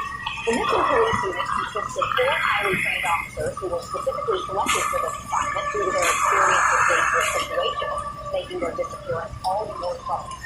According to sources within the department, the unit was investigating reports of unusual activity at the Doyle Mansion after several residents complained about strange sounds and what they described as people wandering around the property at all hours.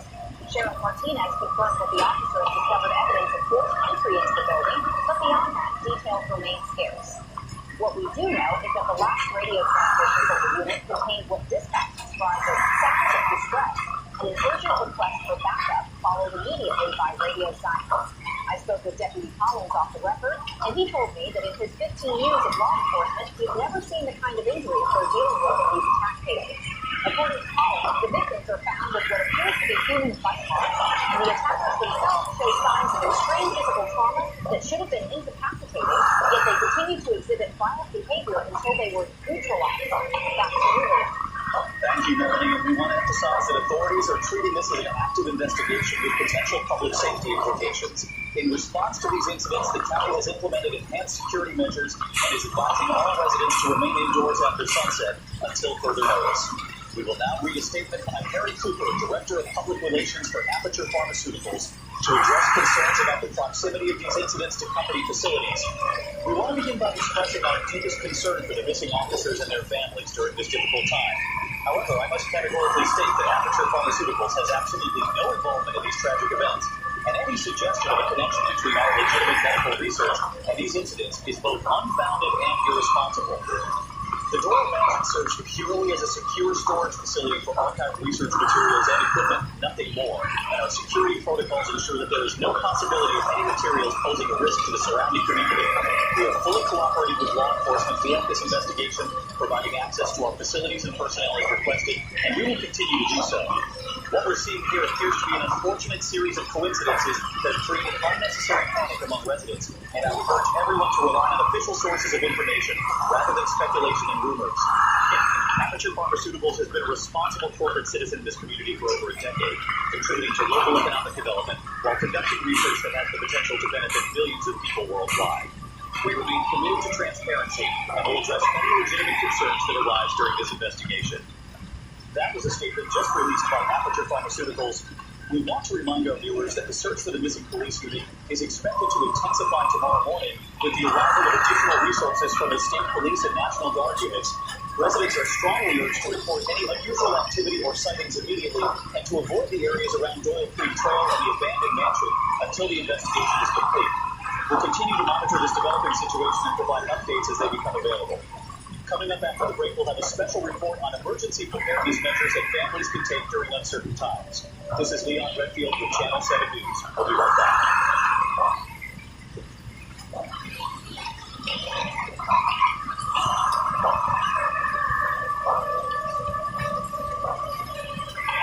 People don't know that you can get a daily news space, not just the website, but for not most people, because now you know you can get a daily news space.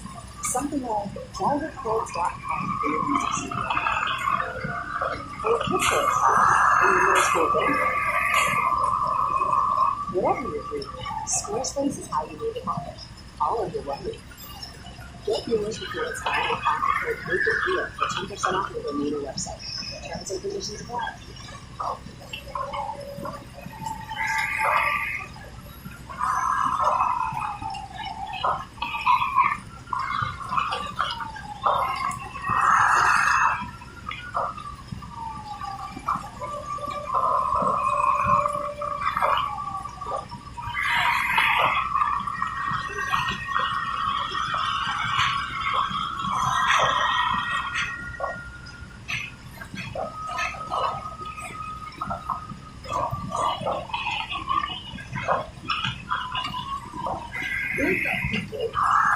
Before it's too late, because what's happening in Badger Creek right now is not some random outbreak of rabid animals or mysterious illness like the mainstream media wants you to believe.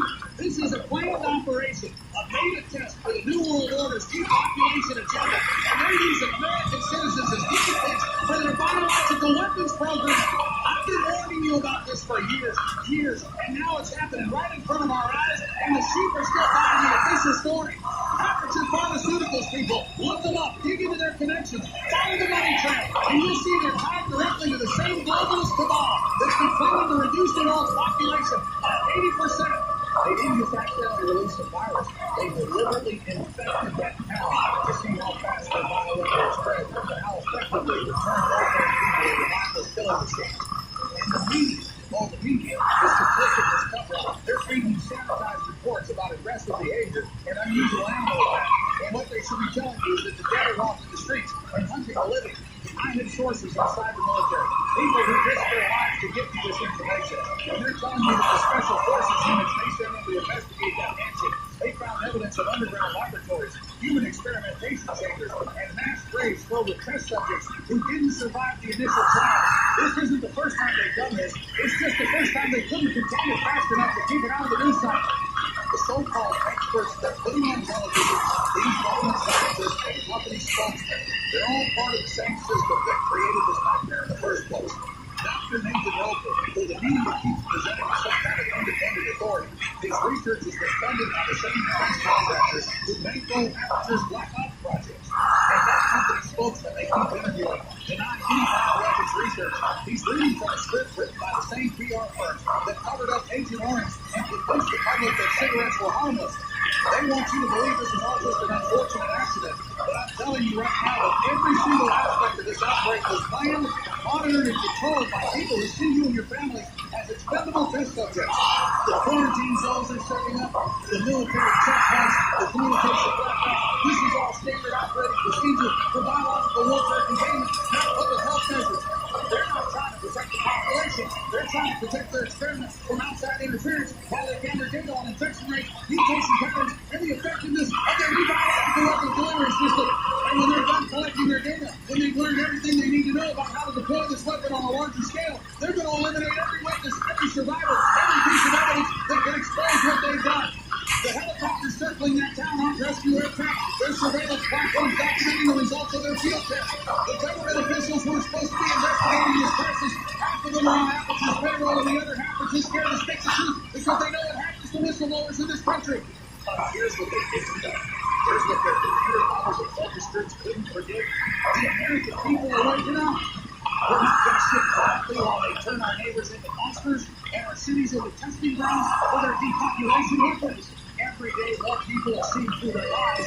More people are connecting the dots between the mysterious death, the cover-ups, the financial connections between pharmaceutical companies and military contractors. They thought they could control the narrative with their corporate media puppets, but the truth is spreading faster than their virus, and they're panicking because they know the whole house of cards is about to collapse. This is our moment. This is when we stand up and say, no more. No more secret experiments on innocent civilians. No more biological weapons tested on American soil. No more genocide disguised as public health emergencies. Document everything you see. Share everything you learn. Because they're going to try to stuff this story from the internet and write it from the history books just like they've done with every other atrocity they've committed. Stop them on supplies.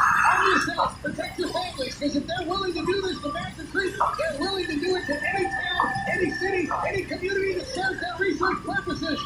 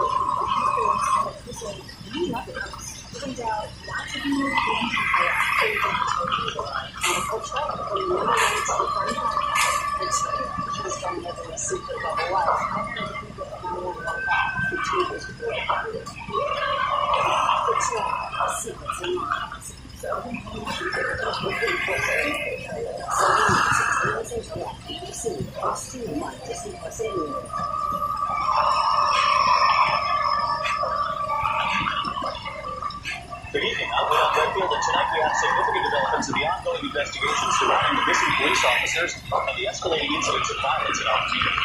Approximately 6 hours ago, 2 members of the missing 4-person police unit returned to town in a state that authorities are describing as severely traumatized, and their initial statements have prompted an immediate expansion of the investigation.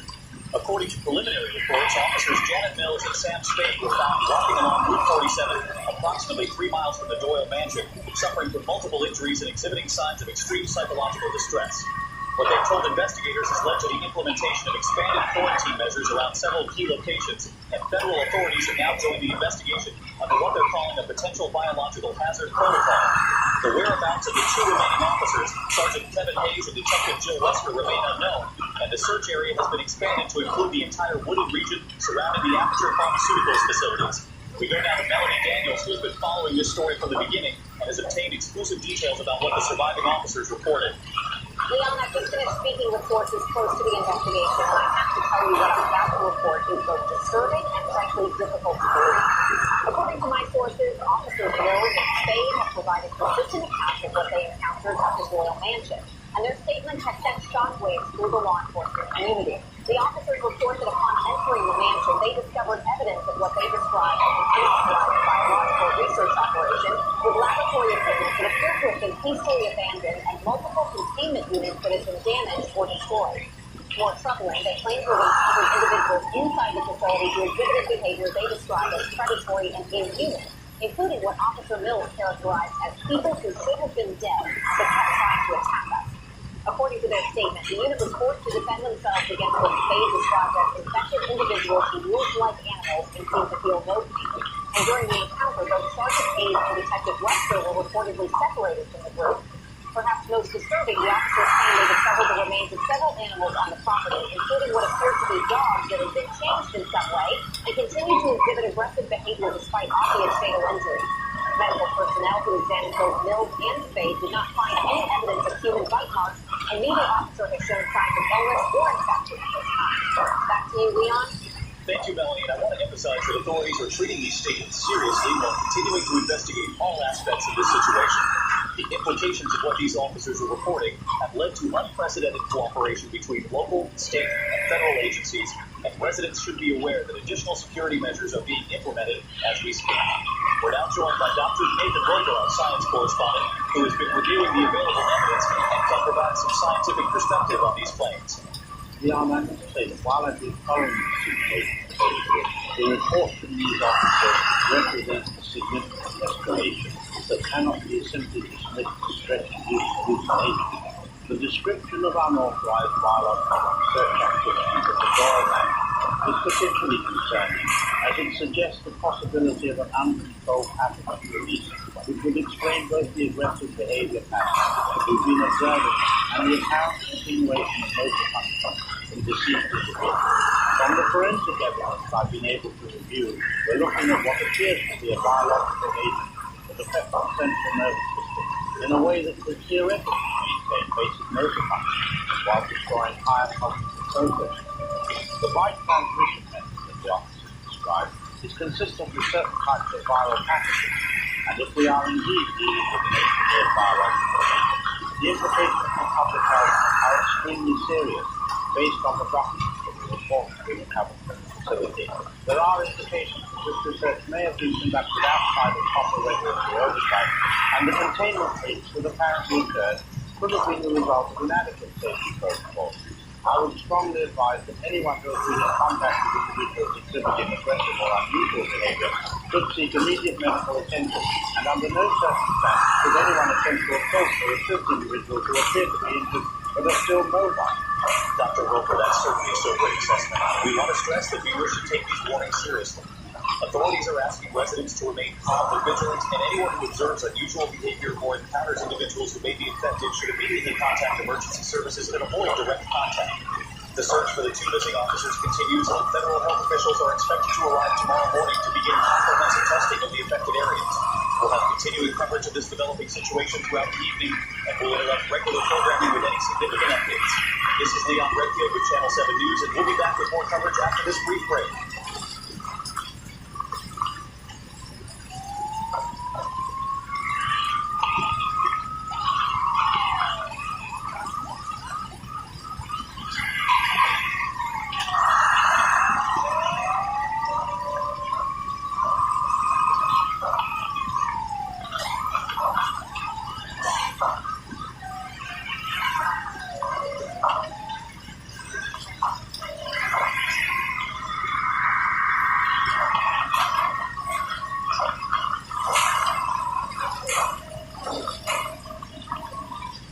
holes in this house. Purchase is delivered straightforward.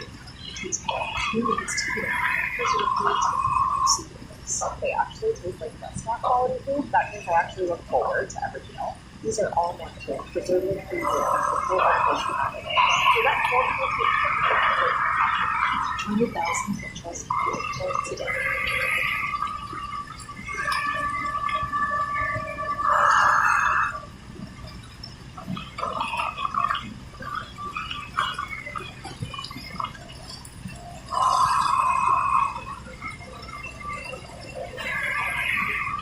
Welcome back to another episode of Beyond the Veil. I'm your host, Roger. Today we're diving deep into something that's been absolutely blowing up my inbox for the past week. If you've been following the news at Badger Creek, you know there's some seriously weird stuff going down with these so-called animal attacks and missing police officers. But what you might not know is that I've been contacted by someone claiming to have inside information about Aperture Pharmaceuticals, a company that's been getting mentioned in all of these reports. Now, I've got to be careful here. This person is risking everything by coming forward, so we're going to call him David to protect their identity. David reached out to me claiming to be a former employee of Aperture. What they told me is absolutely insane. We're talking about unauthorized biological weapon research, cover up to go all the way to the top of experiments that sound like something out of a horror movie. So, David, thank you for joining me today, and I know this can't be easy for you. Roger, thank you for having me in your life. It's a community, but people need to know what's really happening. I worked at Aperture for almost 3 years as a lab technician, and what I saw in those facilities would keep you awake at night. The public face of Aperture is all about developing life-saving medications and breakthrough treatments, but that's just a cover story for what they're really doing. About 18 months ago, I was transferred to a project they called Lazarus Protocol, and I thought it was about developing treatments for degenerative diseases, maybe something to help with Alzheimer's or Parkinson's. What I found out was that they were working on something completely different, a biological agent that could reanimate dead tissue and override the normal shutdown of nervous system functions after clinical death. The official story was that this could help preserve organs for transplant and maybe even reverse the effects of cardiac arrest. But the real applications were much darker. They had contracts with entities I couldn't identify, people who weren't interested in saving lives, but in creating something that could be weaponized. Wow. Okay, so you're saying that they're literally trying to bring dead things back to life? That sounds absolutely insane, but given what we're seeing in the news reports, it's starting to make terrifying sense. Can you tell me more about this Lazarus Protocol? Like, how does something like that even work? The science behind it is actually relatively straightforward, which is what makes it so dangerous. They developed a synthetic virus that targets specific neurotransmitter pathways in the brain, essentially hijacking the body's motor functions while suppressing higher cognitive processes like pain response, self-preservation, and rational thought. The infected subjects would maintain basic locomotion and aggressive instincts, but everything that makes them human would be gone. During the testing phase, we used laboratory animals first, and the results were horrifying. Mice that had been clinically dead for hours would suddenly start moving again, but they were different, predatory in a way that mice never are natural. When we moved to larger test subjects, the results became even more disturbing. The subjects would attack anything that moved, and normal methods of restraint or sedation were completely ineffective because their pain receptors have been essentially disabled. The only way to stop them was to destroy the brain tissue completely, which tells you everything you need to know about what we were really creating. Jesus Christ, that's an absolute crazy. So you're telling me this virus is basically transmitting stuff to what, zombies? And you think that's what's happening in Badger Creek? Roger, I don't think it's I know it. 3 weeks ago, there was a containment breach at the Doyle facility, and management went into full damage control mode. They told us it was just a minor equipment malfunction, but I saw the cleanup crews that came in, and these weren't regular hazmat crews. These were military specialists with equipment I'd never seen before, and they were treating this like a potential extinction level event. The next day, all of us who had worked on Lazarus Protocol were either transferred to other projects or, in my case, suddenly laid off for budget reasons. But here's the thing. The virus they developed is incredibly contagious through fluid contact, especially saliva, and has an incubation period that varies depending on the individual's immune system. Once someone is infected, the transformation can happen anywhere from a few hours to several days. During that time, they might seem perfectly normal until the virus reaches critical mass in their nervous system. What's happening at Badger Creek isn't random animal attacks or isolated incidents of violence. It's the beginning of an outbreak of something that could spread beyond containment if it's not stopped immediately. This is unbelievable, but it explains so much about what we're hearing. The aggressive behavior, the bite marks, the fact that people are continuing to move even after they should be incapacitated. David, what can people do to protect themselves, and why are you coming forward now? I'm coming forward because I can't live with the knowledge that I helped create something that could potentially wipe out humanity, and because the people in charge of this disaster have no intention of taking responsibility for what they've done. And for protection, people need to understand that this isn't like a normal disease where you can take antibiotics or wait for your immune system to fight it off. If you're bitten or come into contact with infected bodily fluids, you need to seek immediate medical attention, though honestly I don't think there's an effective treatment yet. The best protection is avoidance. Stay away from anyone exhibiting unusual aggressive behavior. Don't try to help people who appear to be injured but are still moving around, and if you see groups of people acting in a coordinated, predatory manner, run. Most importantly, don't trust anything that Aperture Pharmaceuticals or their representatives tell you about this situation. They'll claim it's contained, they'll say it's not their fault, they'll promise that they're working on a solution, but the truth is they've lost control of something that was never meant to exist in the first place. David, I can't thank you enough for having the courage to come forward with this information, and I hope our listeners understand the risks you're taking to get this truth out there. This has been absolutely mind-blowing, and honestly, I'm not sure I'm going to sleep well tonight knowing what we've just discussed. For everyone listening, I want you to take this seriously, share this information with people you care about, and stay safe out there.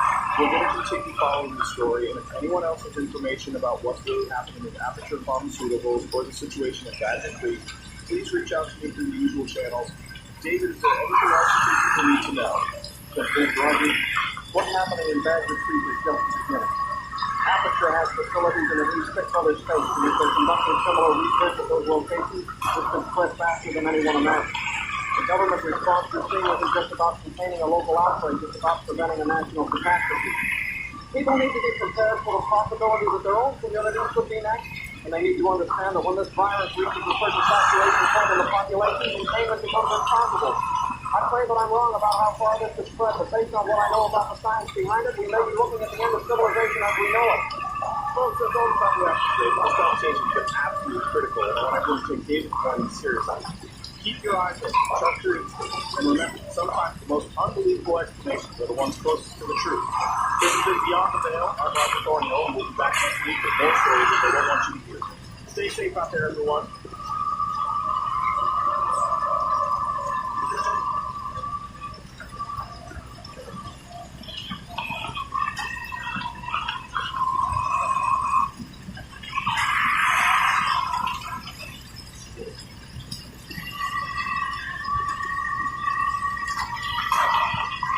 Save money and still be out of service? Tell me, the answer is yes.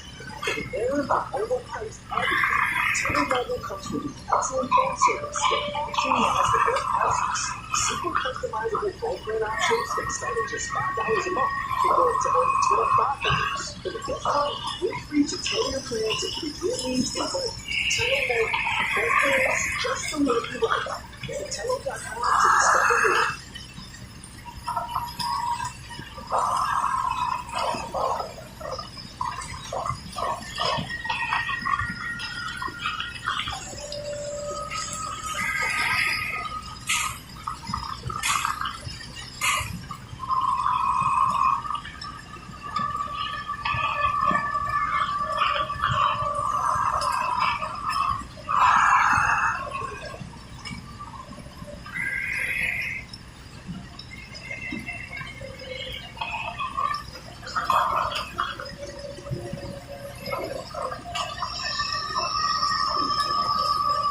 This is Leon Redfield with Channel 7 News, and we're coming to you from our emergency broadcasting centers. The situation in Badger Creek has escalated beyond all previous expectations. Within the past 12 hours, Badger Creek General Hospital has declared a state of emergency as they've been overwhelmed with victims of what medical personnel are now describing as a widespread outbreak of violent behavior. According to hospital administrator Dr. Sarah Mitchell, emergency rooms throughout the county are dealing with injuries unlike anything they've seen before, with bite wounds, lacerations, and trauma patterns that suggest coordinated attacks by groups of individuals. Even more disturbing, multiple healthcare workers have reported incidents where patients who were declared deceased have subsequently exhibited signs of movement and aggressive behavior, requiring what Dr. Mitchell described as unprecedented security measures.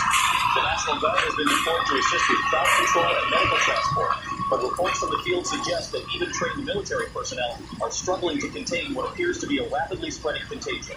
We're going to attempt to connect with our field reporter Melanie Daniels, who was last reported to be en route to the hospital with a police escort.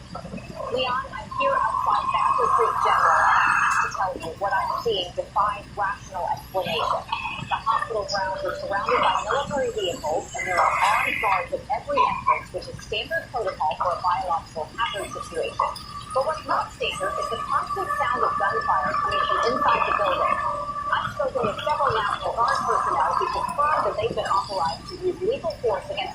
individuals who exhibit what they're calling post-mortem aggressive behavior, which is military speak for shooting people who should already be dead. A few minutes ago, I witnessed an incident that I'm still trying to process. A group of what appeared to be patients in hospital gowns emerged from a side entrance, moving in a coordinated manner toward a group of paramedics who were unloading an ambulance. A patient's move with a kind of predatory focus that was unlike anything I've ever seen in human behavior. And when the paramedics tried to approach them to offer assistance, the patient attacked with what can only be described as animalistic ferocity. Security forces responded immediately, but it took multiple shots to stop each individual. And even then, they continued to exhibit movement until they sustained what appeared to be massive head trauma. Leon, I've covered disasters and violent crime for over 10 years, but what I'm witnessing here suggests that we're dealing with something that goes beyond normal human pathology. Back to you. Thank you, Melanie. And we want to emphasize that viewers should avoid the hospital area and all medical facilities until further notice. The mayor's office has issued an emergency declaration requiring all residents to remain in their homes and to report any suspicious activity through the emergency hotline that's been established. We're now joined by Mayor Claire Johnson, who is coordinating the municipal response to this crisis from the Emergency Operations Center. Leon, thank you for having me, and I want to begin by urging all residents to remain calm while taking the situation with the utmost seriousness. Based on the information we've received from state and federal health officials, we are dealing with what appears to be a biological pathogen that affects normal brain function and can be transmitted through direct contact with infected individuals. The aggressive behavior patterns that people are observing are the result of this pathogen's effect on the central nervous system, and while the affected individuals may appear to be deceased, they retain basic motor functions and predatory instincts.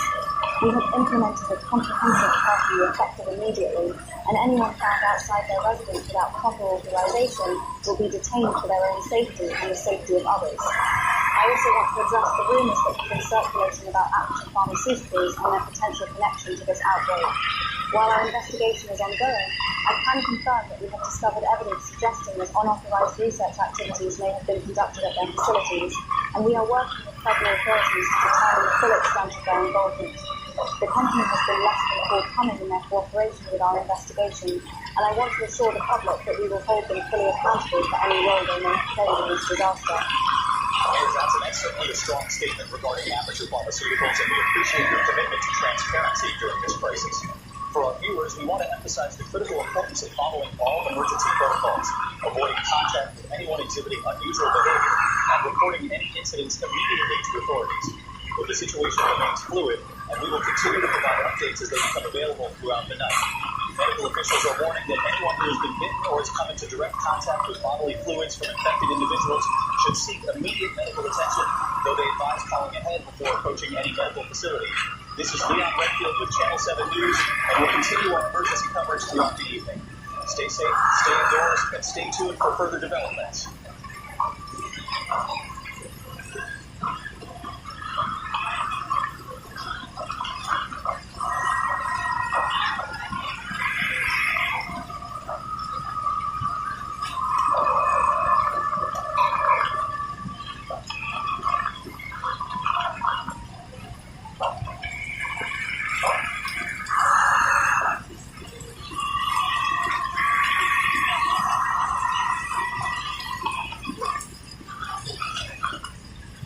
This is Leon Redfield reporting from our secure location as the main Channel 7 studios have been evacuated due to what military officials are calling a complete breakdown of civil order in downtown Badger Creek. I'm receiving reports from multiple sources that the streets of our city have been overrun by groups of infected individuals, and normal law enforcement response has proven completely inadequate to contain the situation. The police department has officially ceased operations after losing contact with most of their patrol units, and the National Guard has established a perimeter around the affected areas with orders to prevent anyone from entering or leaving. We've lost contact with our field reporter, Melanie Daniels, who was last reported to be attempting to reach the police station for an update on the situation there. Our last transmission came approximately 2 hours ago, and all attempts to reestablish communication have been unsuccessful. Military commanders have confirmed that they are treating this as a containment operation, with authorization to use all necessary force to prevent the spread of what they're now officially calling a biological hazard. For residents who are still in their homes, please understand that leaving your secure location is not recommended under any circumstances, as the infected individuals appear to be drawn to movement and sound. Before we lost contact, this is the last transmission we received from Melanie. Leon, this is Melanie. I'm not sure if you're getting this transmission, but I'm currently barricaded inside the police station with 3 officers and maybe a dozen civilians who made it here before the streets became completely impassable. The situation out there is beyond any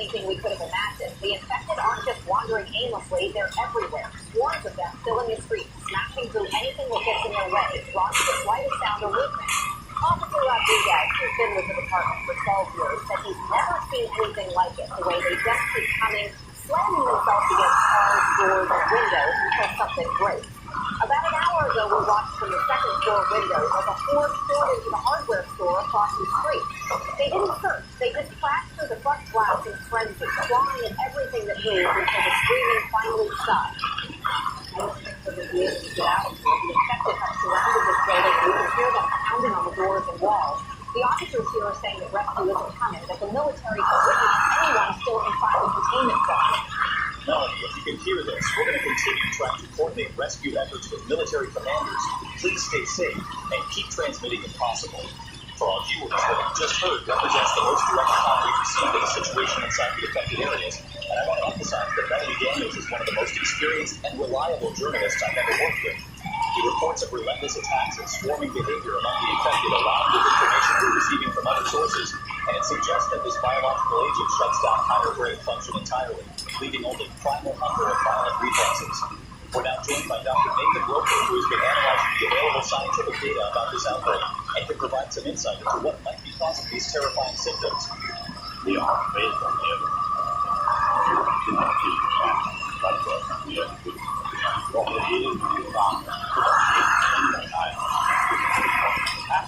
is an engineered virus in the brain responsible for pain fear reaction while leaving the neurotransmitters or basic neurotransmitters or aggression. What we did from the spread is that the virus is hyper time to drive, creating individuals with intensity with motion patterns and self-motivation and rational. The overwhelming for sheer persistence that this stands described are consistent with what we might see rather than outcomes. We'll need to make the anti-virus things alone, attack anything. And so even the target of the urgency to go. When the doctor how it reacts, it's clear that it's not an accidental thing. It is deliberately engineered biological weapon designed to create the rate of aging and replace the uncontrollable virus. The speed of transmission and the rapid onset of symptoms suggest that whoever created this virus intended to spread to a population that will terrify people, overwhelming any conventional response. We are based on the health inspection procedure and the inability of staff to contain and slow spread. I don't believe this outbreak can be stopped in the only way to prevent the spread beyond that fatigue may require no one wants to even speak aloud. Dr. Roper, that's certainly a sobering assessment, and we appreciate your candid analysis of this situation. Military officials have announced that they will be conducting a press briefing tomorrow morning to address the current containment efforts and discuss potential next steps in their response to this crisis. For residents who are still in secure locations, please continue to follow all safety protocols. Avoid making unnecessary noise and do not attempt to leave your current position under any circumstances.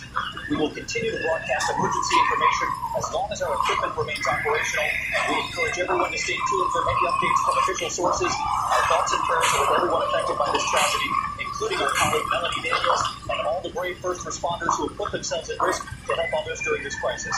This is Leon Redfield with Channel 7 News, and we'll continue our emergency coverage throughout the night.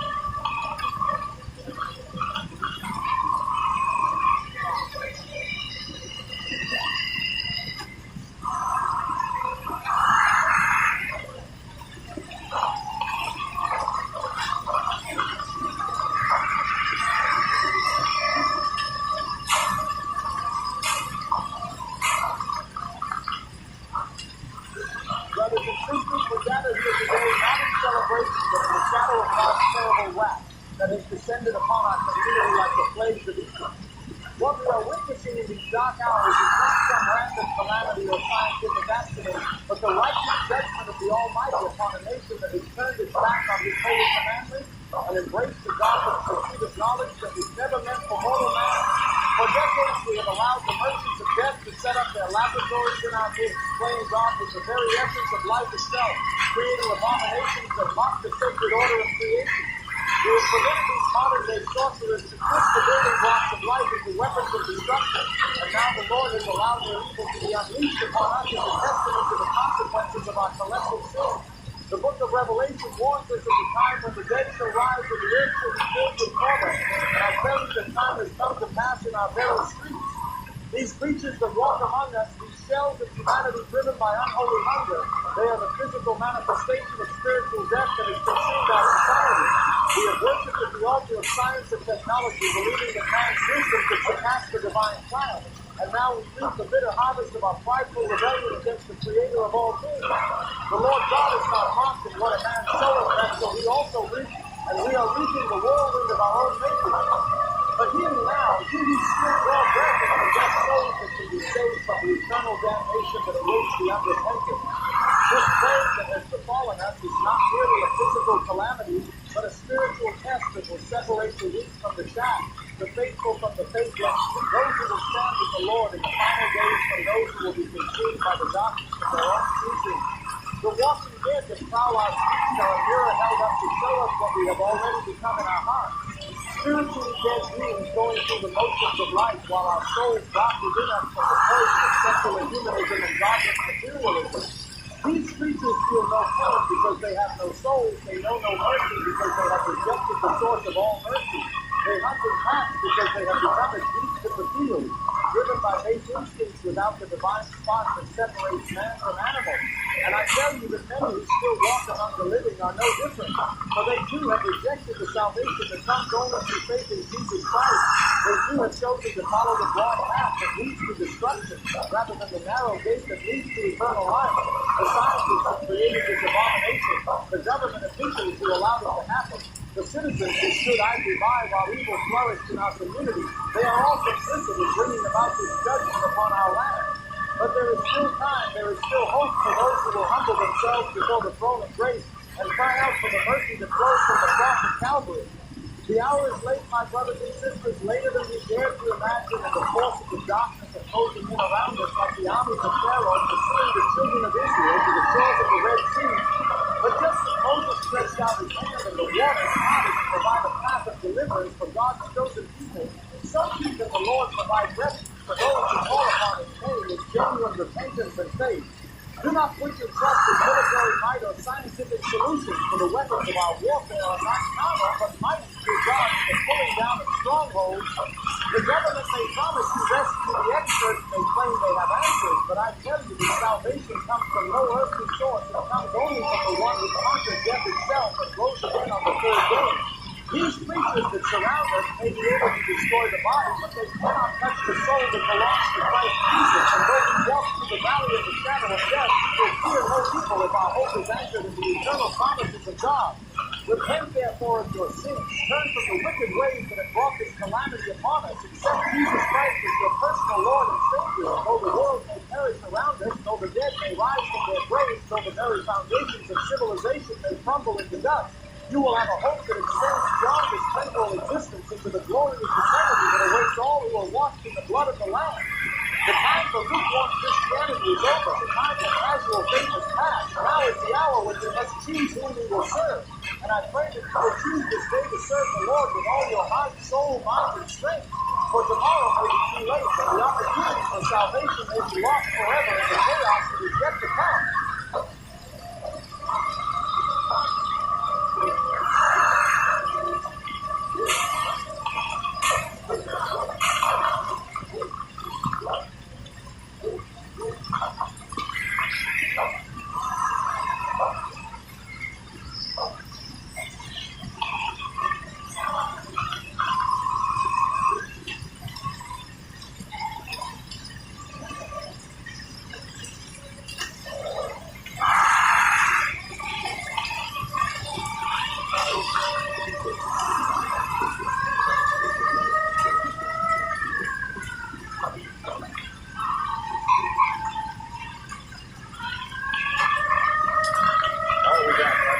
Sam stayed here with me today, and Sam, what you're about to tell people is going to sound absolutely insane, but I've seen photos of Rod, I've looked at the documents, and holy shit, this is real.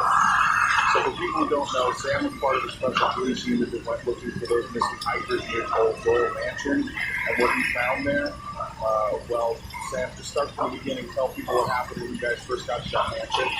I've seen all the ghosts in the violence cars. So the worst about the mansion is nothing kind of prepared for the place. So we get a call they call us get to the some kind of mansion photography project in the woods for the old Doris property. The mansion has been abandoned for decades, but we knew Aperture Pharmaceuticals had been using it to store it or something. That's like reading here in the county. My partner Dave Sullivan and our Louis Sergeant Martinez and Officer Westman for us over. We're thinking this is going to be a routine search question. Maybe the kids got lost. Maybe they entered someone. But when we get to the mansion project, the front door is wide open. There's the smell coming from inside, like meat that's been left out in the sun for weeks. And the weird thing is, there are fresh tire tracks on the ground with multiple vehicles, but no cars anywhere to be seen. So, you guys just walk right in? I mean, what's the protocol when you're dealing with something like that? We should have called for backup, should have waited for hazmat, but we figured we could just look at the missing kids, you know. So we go in with our snares of gear, flashlights, radios, service weapons, and the first floor looks normal. Just old furniture covered in dust sheets, typical abandoned mansion stuff. But then we find this elevator hidden behind the bookshelf, and this thing is clearly new, modern security keypad, the whole 9 yards. Martinez finds a key card on the floor, probably dropped by whoever evacuated this place in a hurry. And when we swipe it, the elevator takes us down 3 floors underground. 3 floors, right? Underneath this old mansion, and when those doors open, we're looking at a fully operational research laboratory. All white walls and stainless steel, like something out of a science fiction movie. But the power's been cut, emergency lighting open, and there are papers scattered everywhere. Computers smashed, like someone was trying to destroy evidence before they rang. This is all under a mansion. What kind of research were they doing? That's when things got really bad. We started exploring these corridors, and there are holding cells, actual prison cells with reinforced glass doors, and inside some of them, God, I still have nightmares about this. There are people in there, or what used to be people, and they're moving around, but they're clearly dead. Pale skin, cloudy eyes, and when they see us, they start throwing themselves against the glass, making these horrible moaning sounds. Wesker thinks maybe they're sick, some kind of drug reaction, but Martinez, he's a military veteran, and he takes one look at these things and says, those aren't sick people, those are corpses.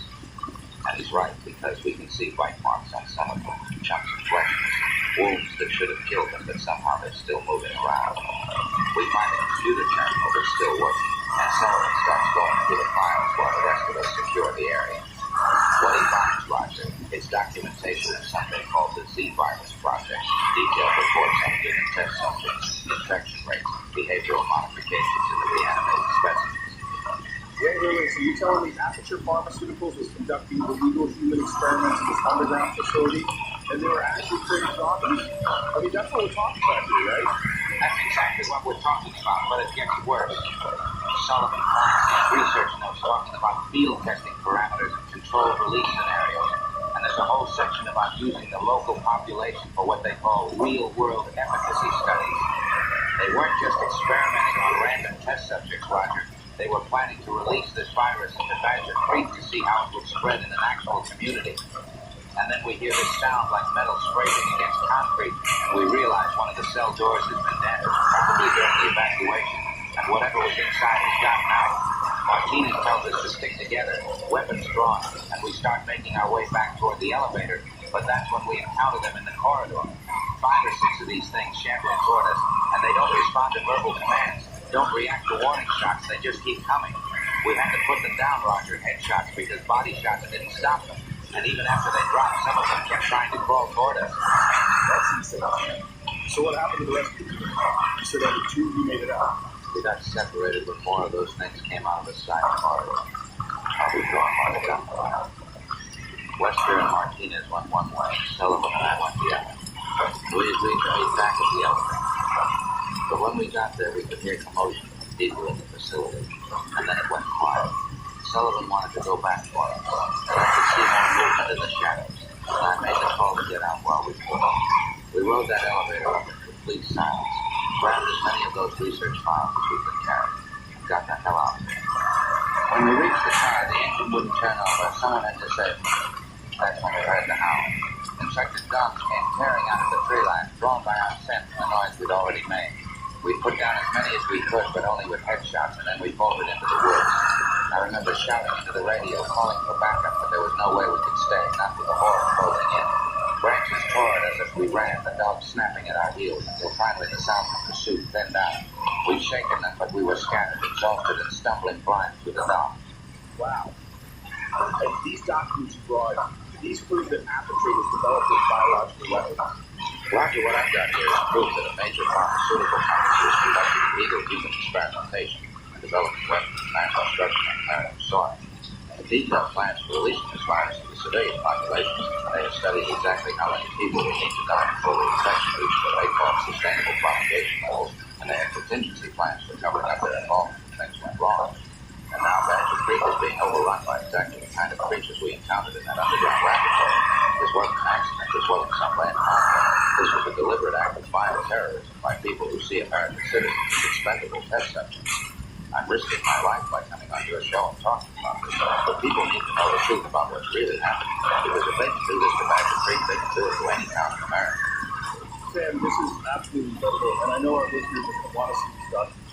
So we're going to post everything on the website after we scrub any information that's in danger. But people need to understand that what you describe as Disney science fiction, this is real biological warfare being conducted against American citizens. Any final thoughts for people who might think this sounds too crazy to be true? Roger, I wish this was crazy. I wish this was just some conspiracy theory that we could laugh about and move on. But I've seen those creatures with my own eyes. I've held the research documents in my hand, and I've watched the government cover up the truth to protect the people responsible. If you have family in areas near Aperture facilities, get them out now, because this is just the beginning. And if you think the official story about animal attacks and mysterious illnesses makes sense, ask yourself why they're not allowing any independent investigators into the quarantine zone, and why every expert they put on television has financial ties to the same company that created this nightmare.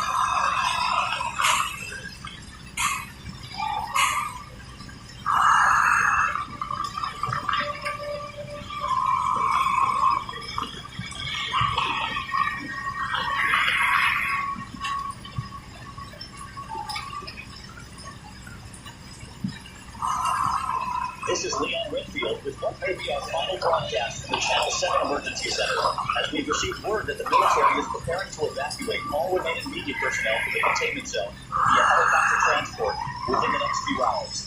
The situation in Badger Creek has deteriorated beyond all previous estimates, with entire residential districts now confirmed to be under the complete control of infected individuals.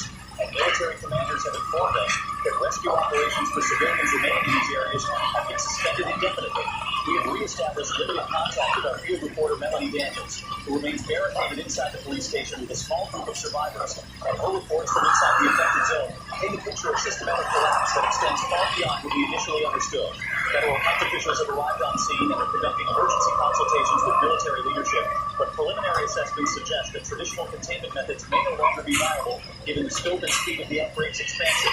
We go now to Melanie Daniels, who has been providing us with first-hand accounts from inside the police station. Yeah, I want to begin by saying that I don't expect to make it out of here alive, so what I'm about to tell you needs to be heard by as many people as possible.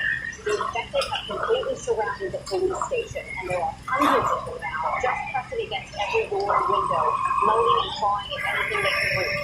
During the night, we've been listening to them shuffle around the building in endless circles, drawn by our scent and the sound of our voices. But they can't figure out how to get inside because the doors are barricaded. Officer Chen, who's been monitoring radio communications, picked up transmissions indicating that the hospital, fire station, and city hall are all under siege by massive hordes of these creatures, all of them mindlessly drawn to wherever living people are trapped. Melanie, that report is both heartbreaking and terrifying, and we want you to know that we're doing everything possible to coordinate rescue efforts for you and the other survivors with you. Your courage in continuing to report from inside this crisis is providing critical information that may help save lives in other communities if this situation spreads beyond our area. We're now joined by Henry Cooper from Aperture Pharmaceuticals, who requested airtime to make a statement regarding their company's role in recent events. Leon, thank you for this opportunity, and I want to begin by expressing our deepest condolences to the families and friends of everyone who has been affected by this unprecedented tragedy. While investigations into the exact cause of this outbreak are still ongoing, I want to categorically state that Aperture Pharmaceuticals has fully cooperated with federal authorities in providing access to all of our research facilities, personnel records, and scientific data. Any suggestion that our company has engaged in unauthorized biological weapons research or that we bear responsibility for these tragic events is not only false but represents a dangerous distraction from the real work of finding solutions to this crisis. Our team of scientists and medical researchers are working around the clock with equipment experts to develop potential treatments and containment strategies, and we remain committed to supporting the community during this difficult time. The research conducted at our Badger Creek facility has always been focused on legitimate medical applications, including treatments for neurodegenerative diseases and trauma recovery, and all of our work has been conducted within the bounds of applicable regulations and safety protocols. I understand that in times of crisis people look for someone to blame, but I would urge everyone to focus on supporting the brave first responders and medical professionals who are risking their lives to help others, rather than spreading unfounded conspiracy theories that serve no constructive purpose. Aperture Pharmaceuticals stands ready to provide whatever assistance may be required to resolve this situation and to help our community heal from this tragedy. Thank you, Mr. Cooper, for that statement. Though I think many of our viewers will find your company's claims difficult to reconcile with the evidence that has emerged over the past week. We want to remind everyone that this situation remains extremely fluid, and residents and surrounding communities should remain vigilant for any signs of unusual activity or aggressive behavior among individuals in their areas. Military officials have expanded the containment perimeter to include all areas within a 15-mile radius of Badger Creek, and anyone attempting to cross these boundaries without proper authorization will be subject to detention and medical screening. For families with loved ones still inside the affected zone, we understand your anguish, but please understand that rescue operations cannot be safely conducted at this time due to the extreme danger posed by the infected population. We will continue broadcasting emergency information as long as our equipment remains operational, and we encourage everyone to stay tuned for any updates from official sources. This is Leon Redfield, and may God help us all.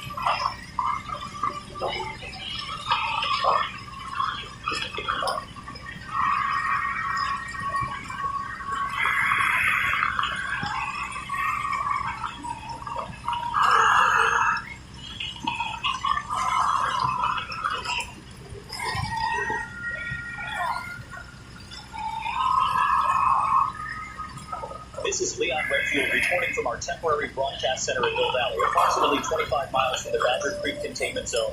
And I'm afraid I have devastating news to report about the situation inside the affected area. Military commanders have confirmed that Badger Creek General Hospital has been completely overrun by massive hordes of infected after they were drawn to the building by the sounds of gunfire and screams from inside.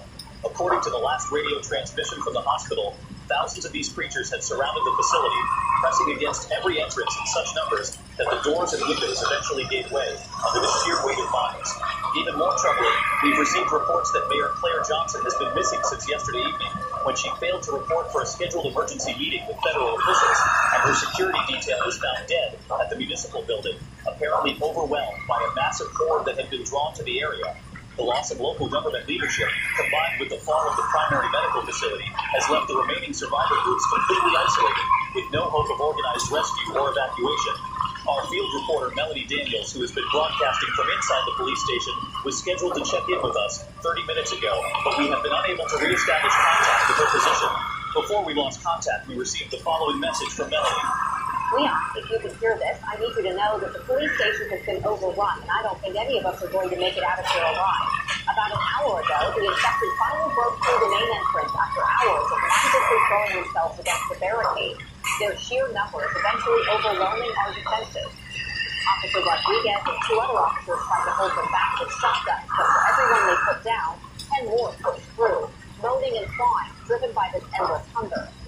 I'm barricaded in a storage room on the 2nd floor with Mrs. Henderson and a teenage girl named Sarah, whose parents were taken yesterday. We can hear them below us, shuffling through the building, bumping into walls and furniture as they hunt for us.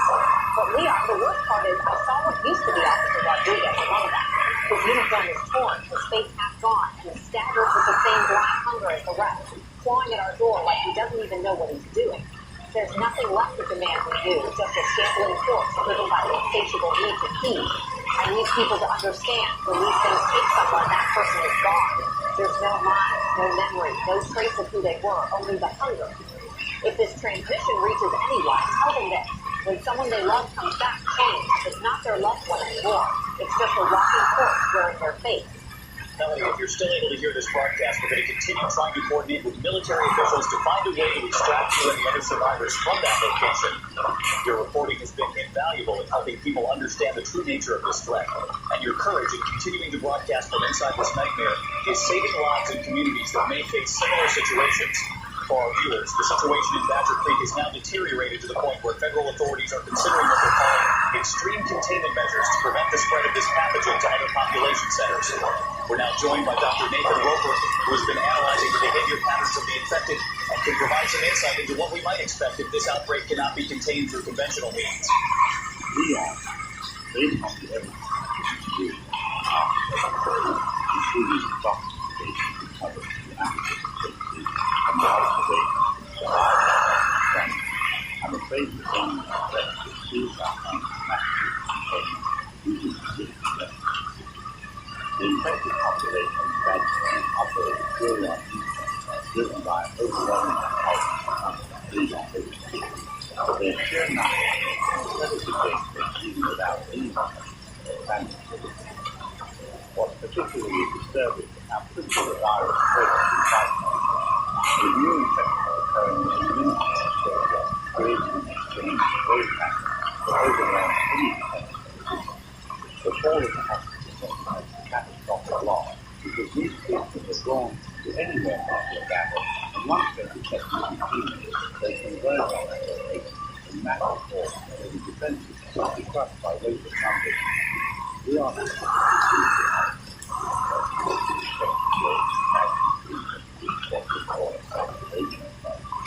infected outnumber the uninfected by such demand. The prevention and rescue operations are no longer viable. Only infected extract the virus by military resources will result in homes being overwhelmed by infection, potentially spreading attacks beyond current contagion. Federal authorities are now facing possible choices to sacrifice the remaining survivors of that disease or risking the spread of this engineered pathogen to major population centers where it can protect and influence civilization we know. Dr. Roper, that's certainly a sobering and heartbreaking assessment of the situation. We want our viewers to understand that the federal response teams are working around the clock to explore every possible option for containing this outbreak while minimizing the loss of human life. However, residents in neighboring communities should be prepared for the possibility of expanded evacuation orders and should have emergency supplies and transportation ready in case the situation deteriorates further. We will continue to monitor the situation throughout the night and provide updates as they become available from official sources. Our thoughts and prayers remain with Melanie Daniels and all the brave survivors who are still fighting for their lives inside the containment center. This is Leon Redfield with Channel 7 News, and may God have mercy on us all.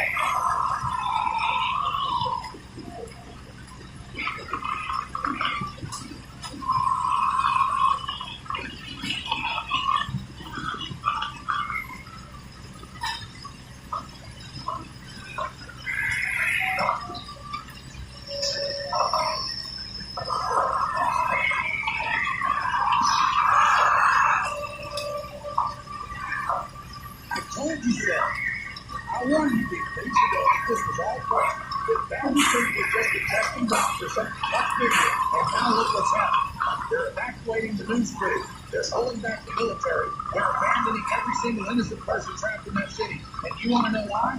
Because this was never about containing an accidental outbreak. This was always about testing their biological weapons under real-world conditions and then eliminating all the evidence along with all the witnesses.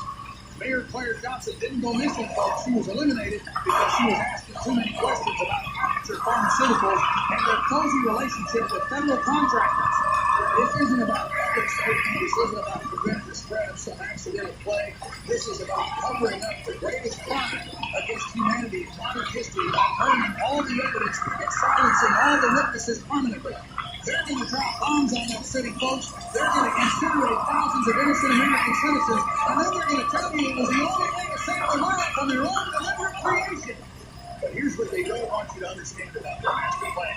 This isn't the end of their biological weapons program. It's just the beginning. Aperture Pharmaceuticals has facilities in 6 other states, maybe more, and every single one of them has been conducting the same kind of research on the different code names and shell company fronts. While everyone's focused on the horror show in Badger Creek, they're preparing to release similar packages in other locations, creating a series of regional outbreaks that will justify declaring martial law across the entire country. Think about it, people. Once they demonstrate that they're willing to bomb American cities to contain these outbreaks, what's to stop them from declaring any community a threat?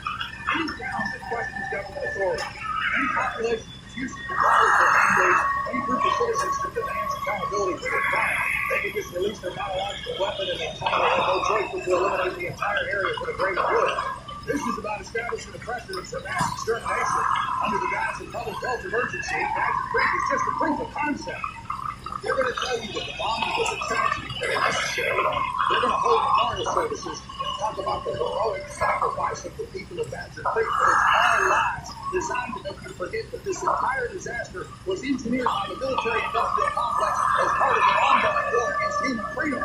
After they incinerate the evidence of Badger Creek, they're going to use the fear of trauma to pass new legislation that gives them unlimited power to declare biological emergencies, to quarantine entire populations, to eliminate anyone they claim is infected without due process or independent verification.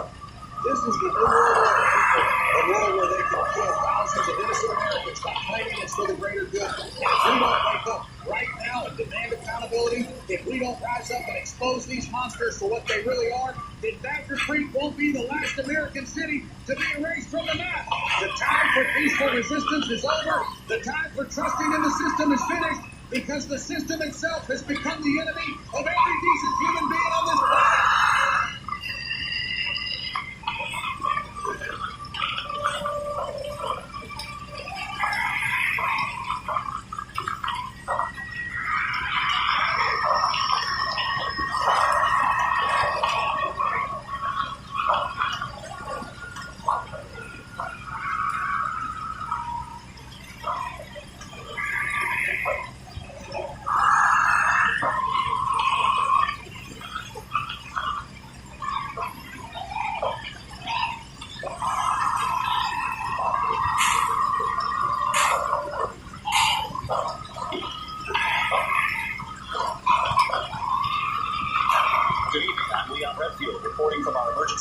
Center in Millfield, 50 miles east of Badger Creek. The local government in Badger Creek has gone completely dark as of 6 hours ago. All communication lines severed, and no response from city officials. Neighboring cities within a 50-mile radius are now implementing full evacuations as military checkpoints have established a strict perimeter around the infected zone. No one is being allowed to leave Badger Creek, and anyone attempting to breach the quarantine line is being turned back by armed National Guard units. We now go live to Melanie Daniels, who managed to reach the mayor's office before communication was lost. We are speaking to you from what remains of Badger Creek City Hall, and the situation here is beyond catastrophic. The city center is completely abandoned, with bodies littering every street as far as the eye can see. My police escort, they didn't make it past the courthouse. Officer Martinez was posing for an hour by at least 6 of those things, and Sergeant Williams put his gun to his own head rather than let them get to him. I'm now taking shelter in Mayor Johnson's office, and Leon, what I found here changes everything we thought we knew about this outbreak. Mayor Claire Johnson is dead, apparently by her own hand, with a single gunshot wound to the head. But on her desk, I found a suicide note that simply reads, "I'm sorry," along with what appears to be financial documents and correspondence between the mayor's office and Aperture Pharmaceuticals. Leon. These documents show regular payments to the mayor's personal accounts dating back 3 years, along with emails discussing the need to take certain research activities off the public radar. The last email, dated just 2 weeks ago, mentions concerns about containment protocols and acceptable risk levels for the local population. Back to you, Leon. Melanie, those are serious allegations you're reporting. Are you saying that Mayor Johnson was aware of dangerous research being conducted at Aperture Pharmaceuticals and was being paid to keep it quiet? Federal authorities have yet to respond to our request for comment, but military aircraft have been spotted moving toward the quarantine zone throughout the day. We now go to Nathan Roper, who has been analyzing some of the recovered Aperture documents that have been leaked to various news organizations.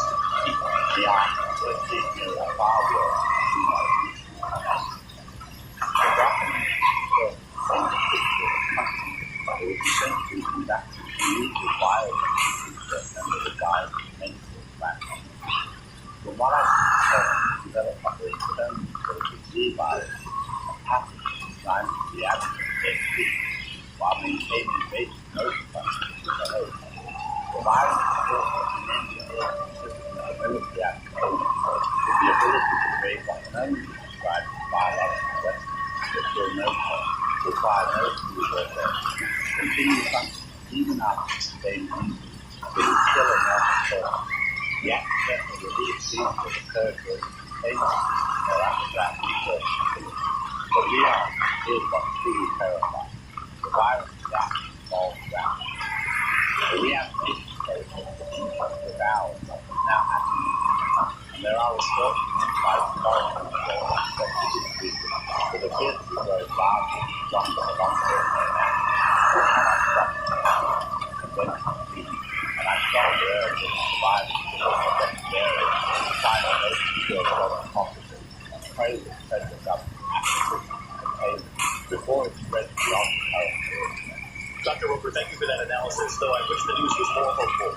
We'll continue our coverage of this developing crisis throughout the night with updates every hour on the hour. For those of you in the surrounding counties, please remain calm, stay in your homes, and keep your emergency kits ready. Federal authorities are expected to make an announcement within the next few hours regarding the government's response to what is now being called the Badger Creek incident. This is Leon Redfield, and we'll be back after this brief message. Stay safe and stay tuned.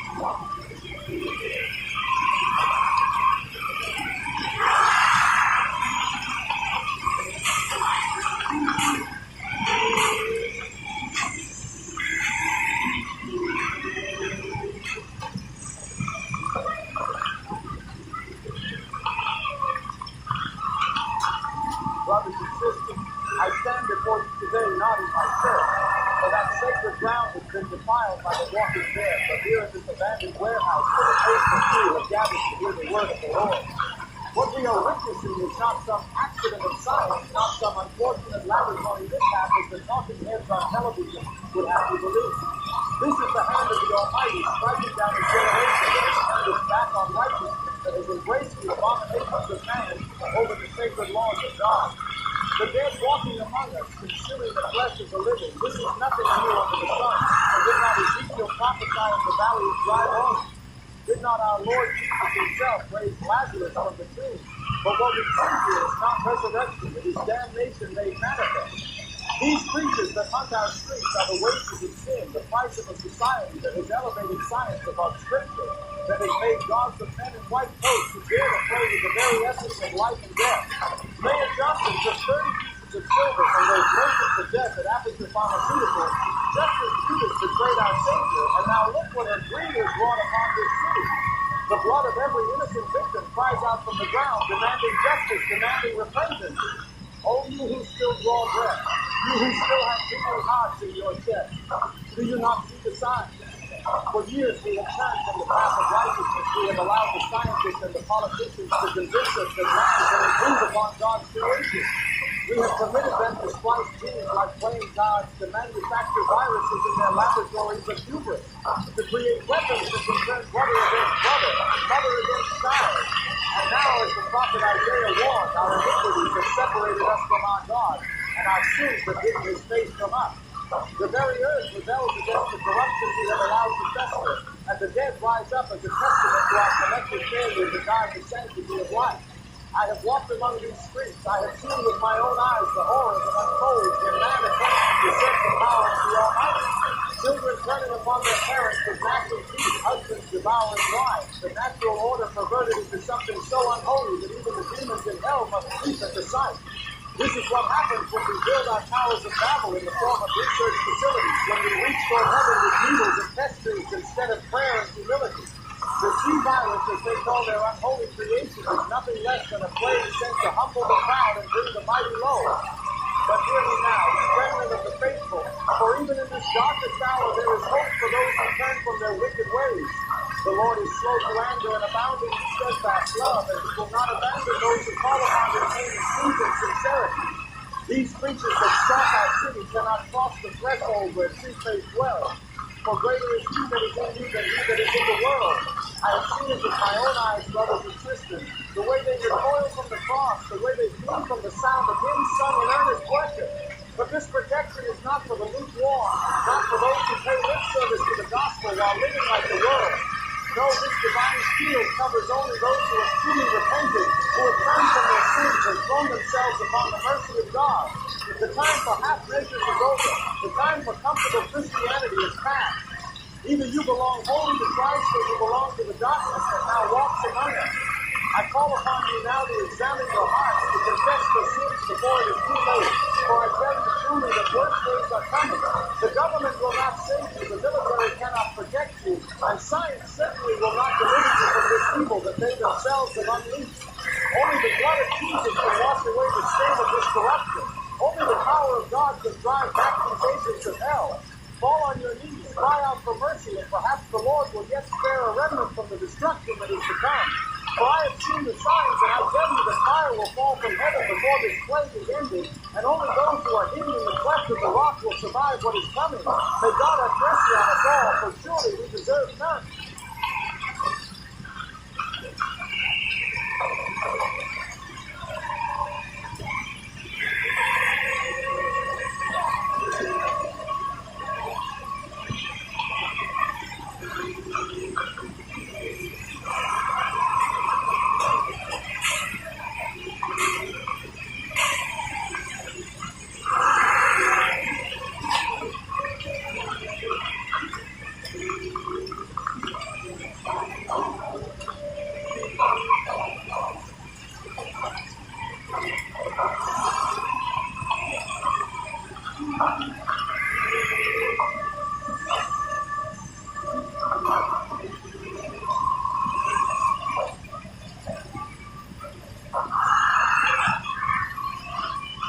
This is Leon Redfield with what may be our final broadcast regarding the Badger Creek crisis.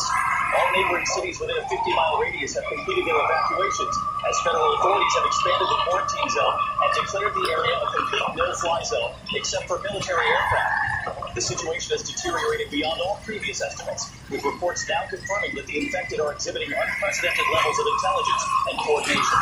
No civilian personnel are being allowed to enter or leave the quarantine zone, and families of those still trapped inside have been relocated to emergency shelters in distant cities. We go now to Melanie Daniels, who is still trapped inside Badger Creek and has been providing us with first-hand reports of conditions on the ground.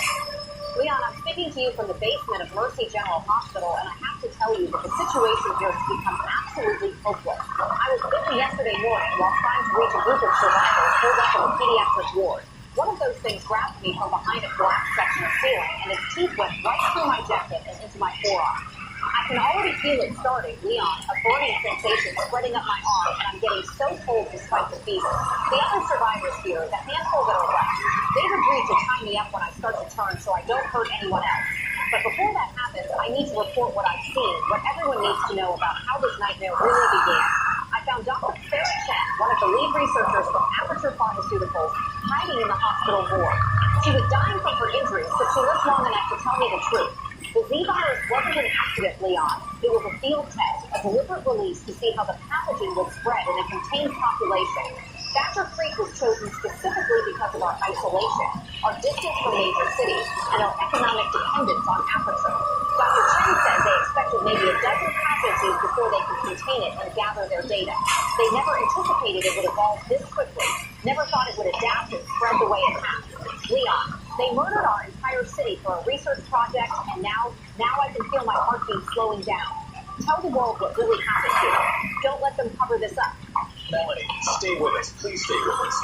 Ladies and gentlemen, we've just lost contact with our field reporter, Melanie Daniels, and based on her final transmission, we are dealing with something far more sinister than anyone previously understood. If her report is accurate, then the Badger Creek incident was not an accidental release, but a deliberate act of bioterrorism conducted by Aperture Pharmaceuticals using innocent civilians as test subjects.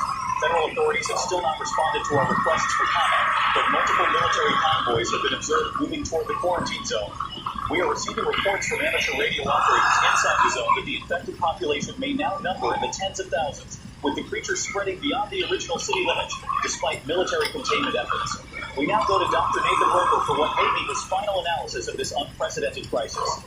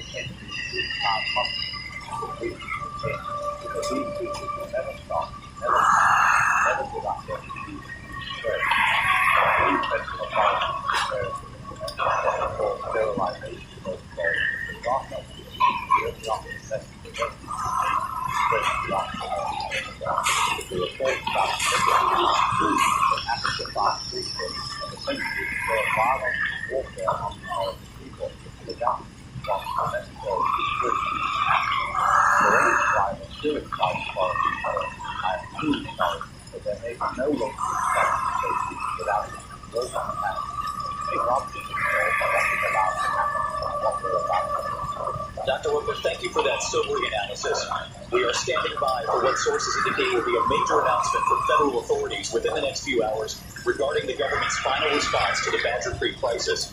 For those of you who have family and friends still inside the quarantine zone, our hearts and prayers are with you during this unimaginable time. We will continue broadcasting as long as we are able, but please understand that we may lose communication capabilities as events unfold. This is Leon Redfield reporting what may be the final chapter of a tragedy that should never have been allowed to happen. Stay strong, stay together, and remember those we've lost. We'll be back with any updates as they develop.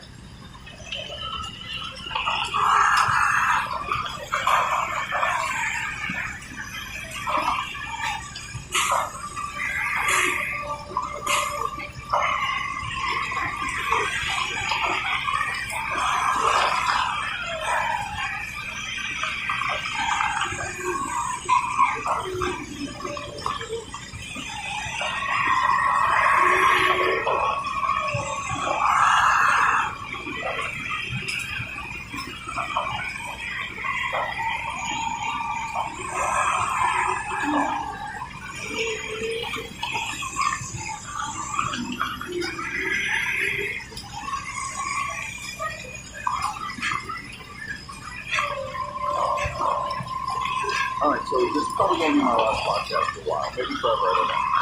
I'm not sure. Normally I'd be welcoming a guest right about now, but there's no guest today because I'm trapped inside what they're calling the Badger Creek quarantine zone. And let me tell you, it is absolutely insane out here. I came here 3 days ago to try to get some first-hand reporting on what's really happening. I thought I could sneak past the military checkpoints and get some exclusive content, you know? Turns out that was the dumbest decision I've ever made in my life, and I've made some really stupid decisions.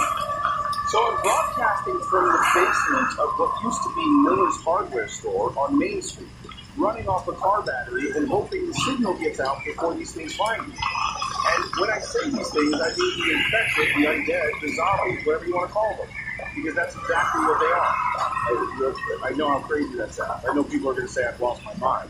But I'm looking at them right now through the boarded up windows, and they are definitely dead people walking around. There's this woman, or what used to be a woman, standing right across the street, and half her face is missing. Like something took a bite out of her skull, but she's just standing there, swaying back and forth like she's listening for something. Her arm is bent at an angle that would break a normal person's bones, but she doesn't seem to notice or care. And here's the thing that's really going to blow your mind. I think this whole thing is planned. Not the outbreak itself being out of control, but the initial release was definitely intentional. I managed to get into the Aperture Pharmaceuticals building before it got completely overrun, and there were documents scattered everywhere, emails and research notes that somebody was trying to destroy before they evacuated. Most of it was too technical for me to understand, but there was this one email chain between someone called Dr. Morrison and what looked like military contractors talking about field testing parameters and acceptable casualty projections for Phase 1 trials. Phase 1 trials, guys. They were testing this thing, using an entire city as their laboratory.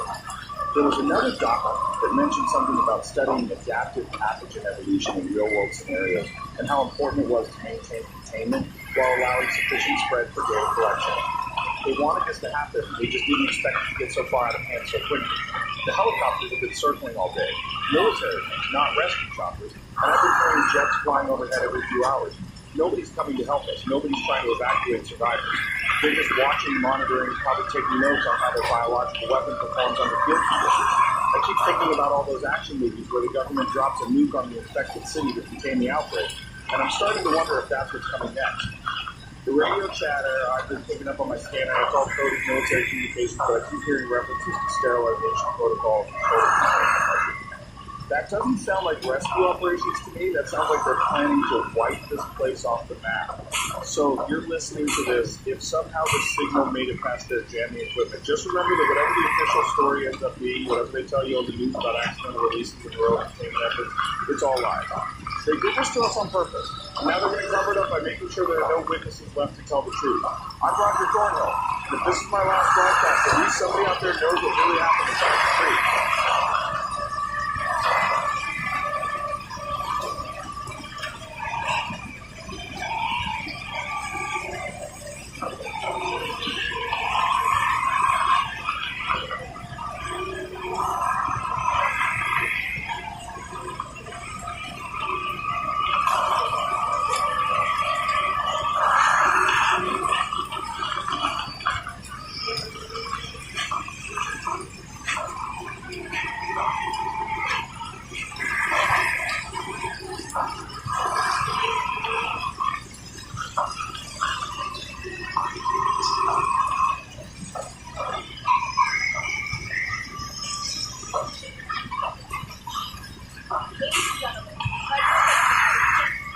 My fellow Americans, I come before you tonight with one of the most difficult decisions any president has ever had to make in the history of our great nation.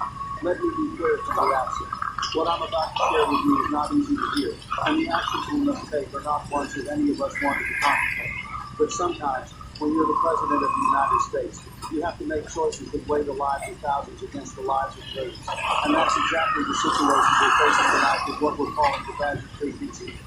Now, I want to start by saying that my heart goes out to every family who has lost someone in this tragedy.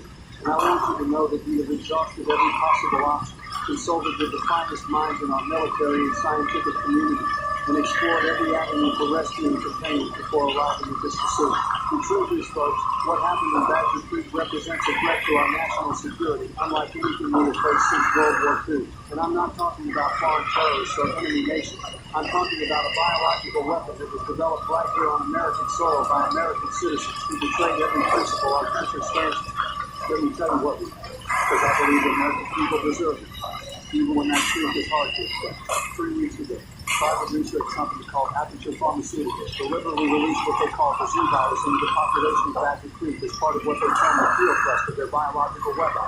Now, when I say deliberately, I mean they made a conscious decision to infect innocent American citizens with a pathogen designed to kill them and then reanimate their bodies as weapons of war. They chose that to use because it was isolated, because it was economically dependent on their facility, and because they believed they could contain the spread and gather their data before anyone outside that area knew what was happening. They were wrong, and their miscalculation has resulted in the deaths of over 30,000 Americans and the creation of what our military advisors are calling the most dangerous biological threat our species has ever encountered. The infected population has grown beyond all projections. Our best scientists tell me that if even a single infected individual escapes the current quarantine zone, we could be looking at a continental pandemic within 60 days and a global extinction event within 6 months. I have authorized the immediate deployment of tactical nuclear weapons to completely sterilize the battlefield quarantine zone and everything within a 20-mile radius of the original outbreak. I want to be absolutely clear about what this means. We are going to use the full force of America's nuclear arsenal to eliminate every trace of this biological weapon. And yes, that means we are going to sacrifice the lives of any survivors who may still be trapped within that area. I know how that sounds. I know there are people listening tonight who have family members unaccounted for in that region, and I want you to know that this decision is tearing me apart inside. But I have sworn an oath to protect and defend the Constitution of the United States and the American people, and sometimes that oath requires making choices that no human being should ever have to make. If we don't act now, if we hesitate because we're hoping to save a few hundred people who may or may not still be alive in that zone, we will condemn millions of Americans and potentially billions of people worldwide to the same fate that befell Badger Creek. I cannot and will not allow that to happen. Not on my watch, not while I have the power to prevent it. The nuclear strike will commence at 0600 hours Eastern Standard Time tomorrow morning, and I have ordered a complete media blackout of the operation for reasons of national security.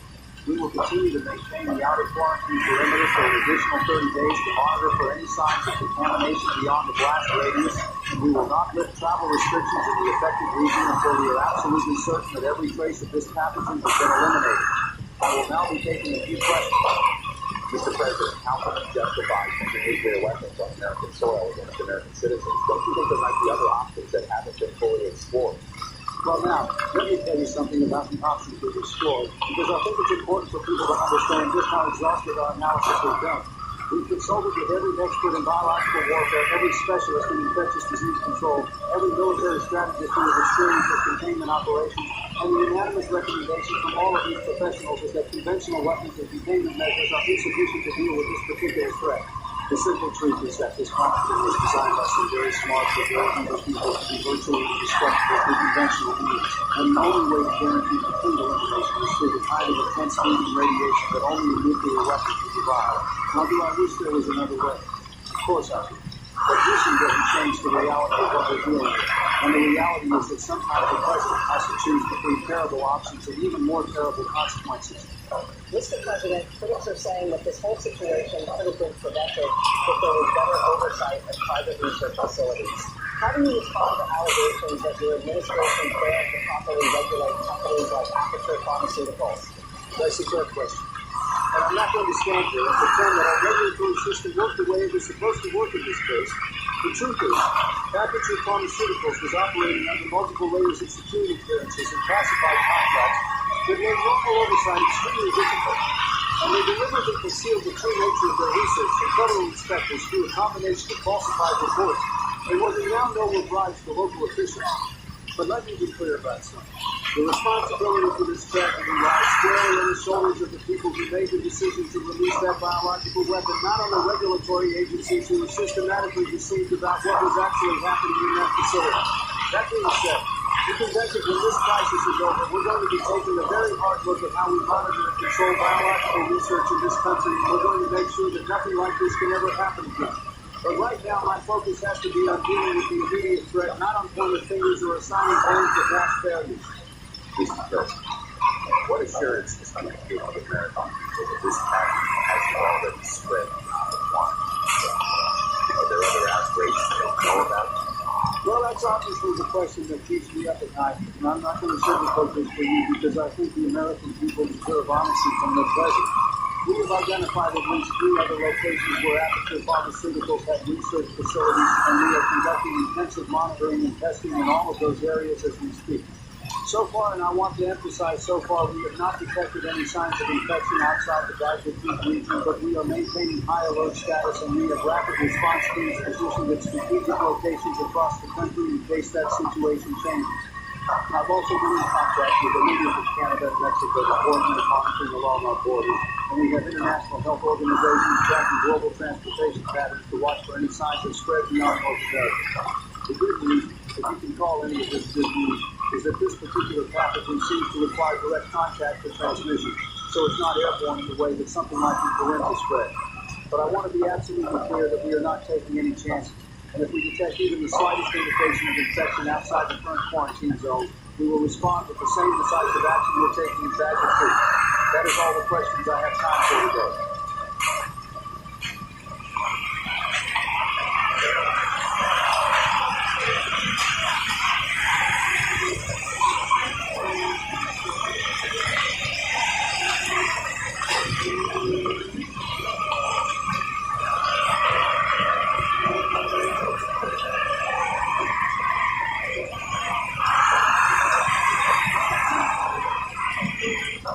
Wait, Jeff, you're thinking yourself here about before starting my first business. I had nothing. Food, water. When I started the business, all of my time quickly went broke. Focus on the business. I stopped all my houses and I sold the CEO to a friend for $1. That's why Patriots offer chart is so good on this. Now, you payroll sauce. You want entrepreneurs who have a life and you keep their money.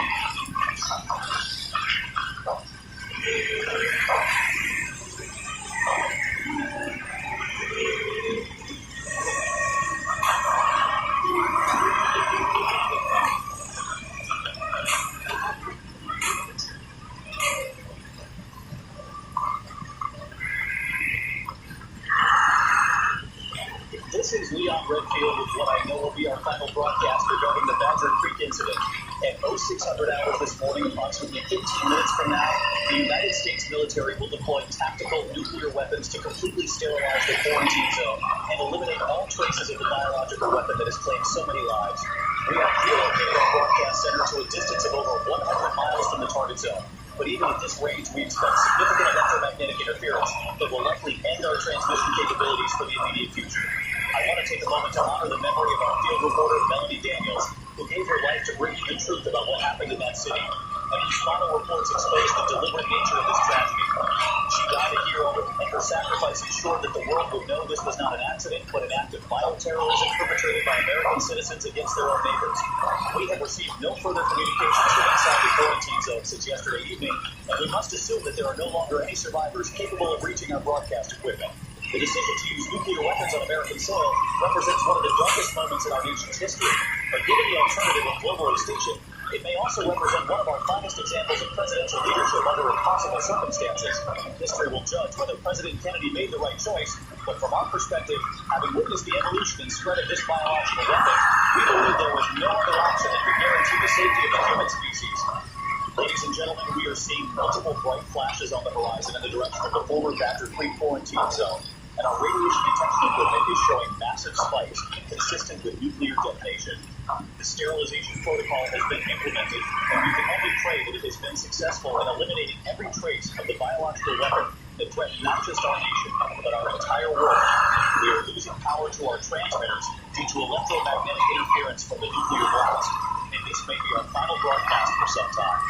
We will continue to monitor the situation as communications are restored, but for now, we can only wait and hope that the sacrifice of those 30,000 Americans was not in vain. This is Leon Redfield, and may God help us all for what we've done today and what we've allowed to be done in our name.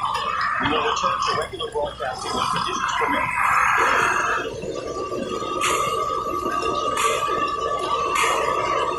The nuclear sterilization of Badger Creek has been completed. An initial radiation survey indicates complete elimination of all biological matters in the target cell.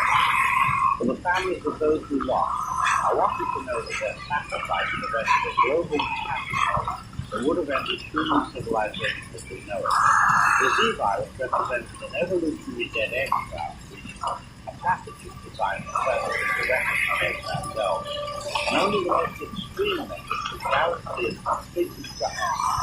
However, I must report that Africa Pharmaceuticals operated research facilities in at least 6 other locations across North America, and we have nowhere of knowing that other biological weapons they have developed or where they might have stored.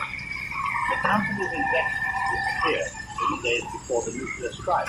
Despite extensive manhunt, they have not been located. We must remain vigilant. We must reform our oversight of biological research, and we must never forget the lessons learned from the Badger Creek. The death of that city will not rest easy until we ensure that nothing like this can ever happen again.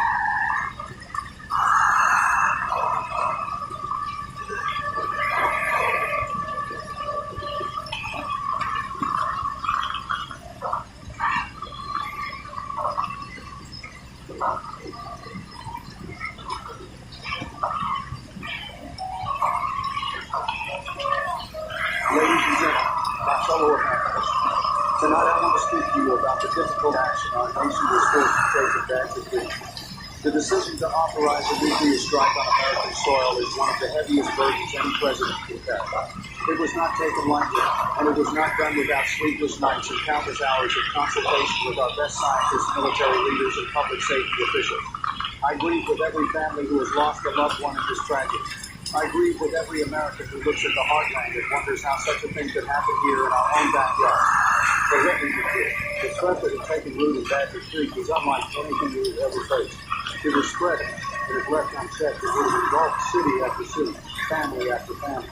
Containment was no longer possible by ordinary means.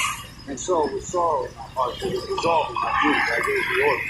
It was the only way to protect the greater good, to safeguard millions more lives. In the days ahead, we will mourn together, we will support the survivors, and we will learn everything we can from this terrible chapter.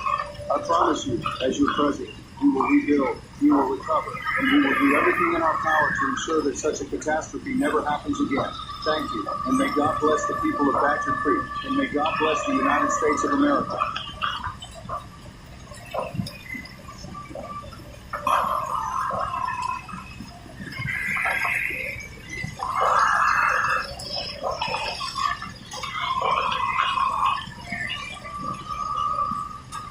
Today, effective treatment for HIV is available. Short impacted diagnosis. In fact, there are options that can be started the same day as the diagnosis. Make hear this called Rapid Start or Rapid Treatment Initiation. Talking to your healthcare provider is the first step to getting treatment. As our understanding of HIV evolves, healthcare providers understood that it's better to start treatment as soon as possible. Some of today's treatments may be able to be started right away. Today's treatments can be simple, focused, and effective. With treatment, people living with HIV live longer, healthier lives. And research says the best thing to do is start treatment as soon as possible. The sooner you start treatment, the sooner you can work for the treatment goal. The sooner you're on treatment, the sooner you can reduce the amount of virus in your body, thereby helping restore your immune system. Learn about other important health benefits and how you can live a longer, healthier life on HIV treatment. Talk to your healthcare provider about the importance of starting treatment as soon as possible. Learn about the benefits of starting treatment at HelpStopTheVirus.com.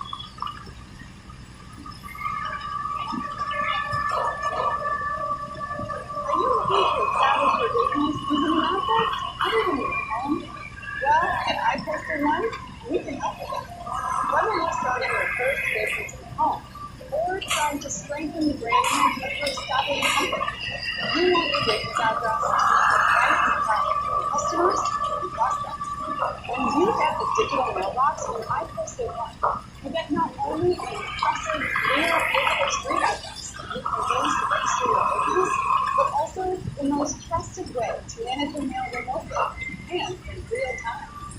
Here, let me show you. Simply choose your new business address from our industry-leading network of office buildings and shipping stores. With thousands of real physical street addresses available in the U.S. and other countries, just select the city where you want to establish your business presence, or an address near where you live.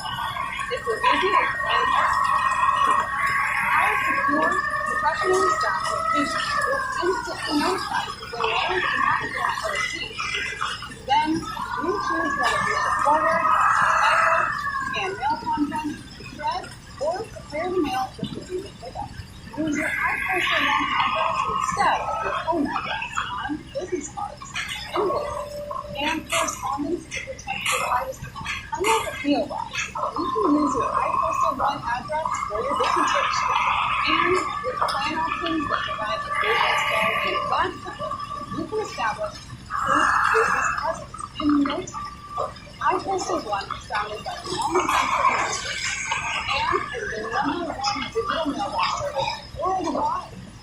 you can stay connected to now 24/7.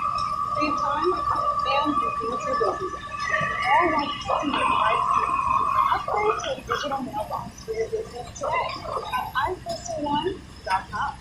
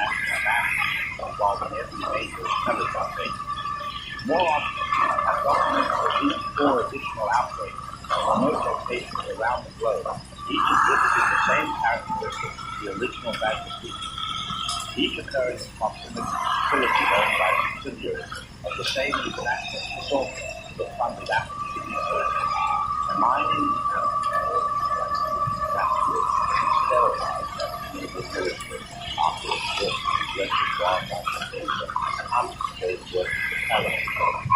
Isolation research are building a solid community for life conducted what explains that the weekly thing involving activity theory, a pharmaceutical facility, rural employers, scientific forest, catastrophic industrial accident, that require permanent production of a physical activity. Each of these issues follow the same pattern.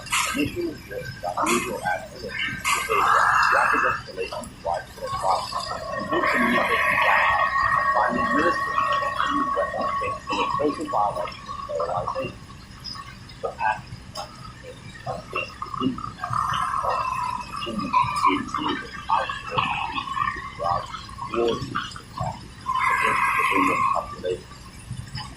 I fear that what we witness that is not as the road countries but rather the open form of warfare that could reshape human civilization itself. The sea virus that forms the way human control rather than really defeat their enemies, improve the knowledge of the full scope of this threat, shape the water system very flat, eliminate every place of I believe we want to choose the isolation. America, wherever forces protect and reality, human accessibility. God help us all. We have opened the door and improved the policy control. The desert vaccine are merely the first casualties of a war that most of the world doesn't even know has begun.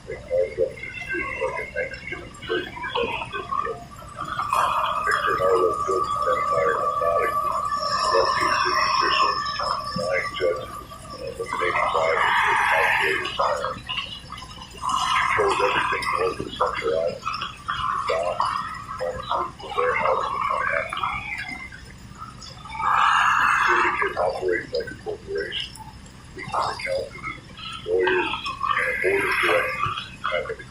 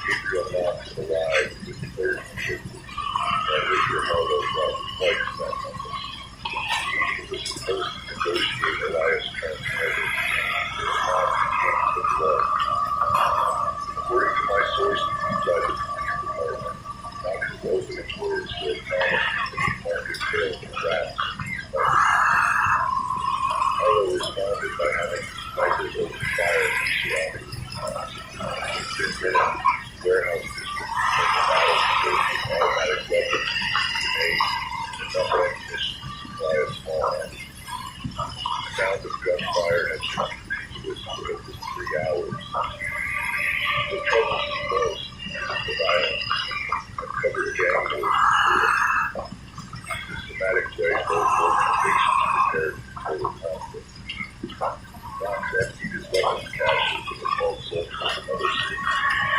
Harlow liquidated legitimate business assets, moved his family to safe houses outside the state. These aren't men planning to negotiate to establish new boundaries.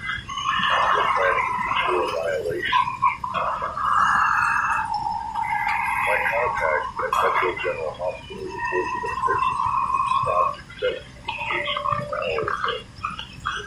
Wards filled up before midnight. They're storing bodies in refrigerated trucks borrowed for processing. Paramedics refused to enter the combat zone without being tested, and most patrols have been pulled back to prevent conditions around the city. The mayor called an emergency city council meeting at 11 times. 11 members showed up. The others either fled the city or barricaded themselves in their homes. City services have essentially collapsed in the affected area. Power grids are failing due to damaged transformers, water mains burst, waves burst, telephone networks overloaded, congested residents gone to night.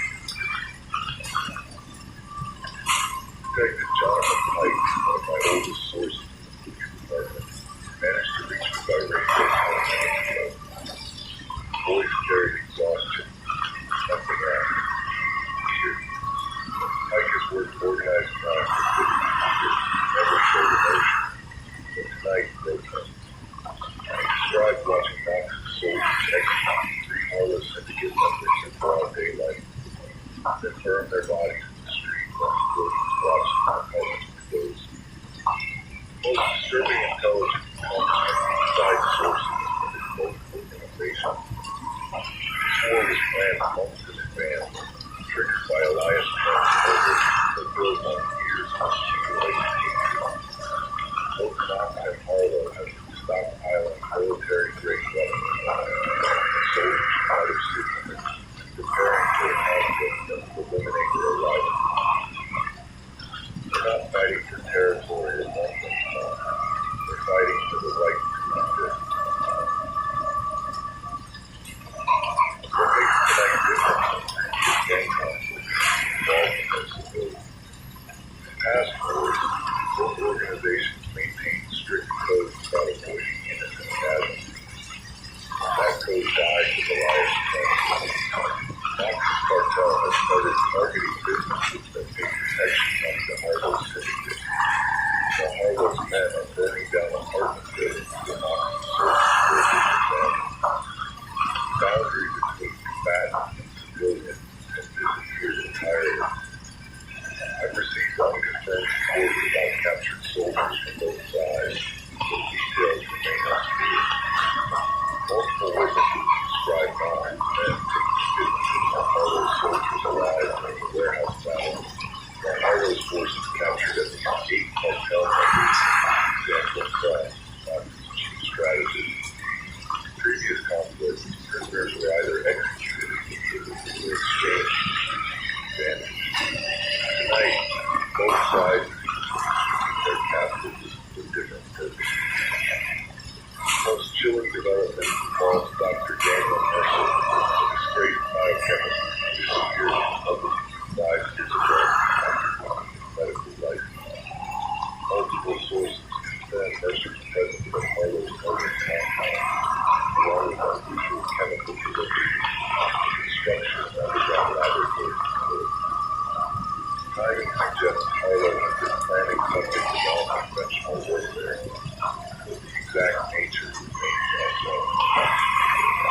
As I prepare to end this broadcast, explosions continue to echo in the city streets.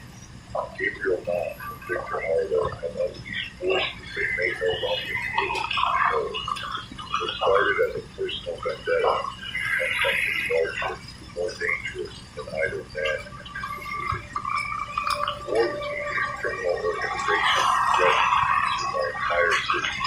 I fear the witness is only the beginning. Metro City defense is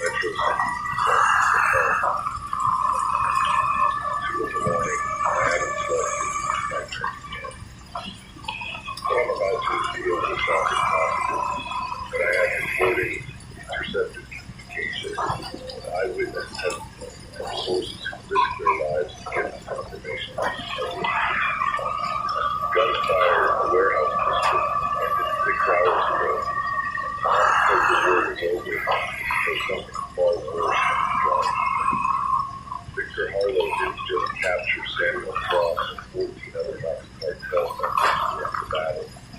He delivered them to Dr. Daniel Mercer's laboratory beneath the northern compounds, where they became test subjects in an experiment that defied every principle of human reason. Let me tell you about Daniel Mercer, because understanding this man is crucial to understanding the horrors of human reason. 15 years ago, Mercer was considered a brilliant neuroscientist working on revolutionary treatments for brain trauma and neurological disorders.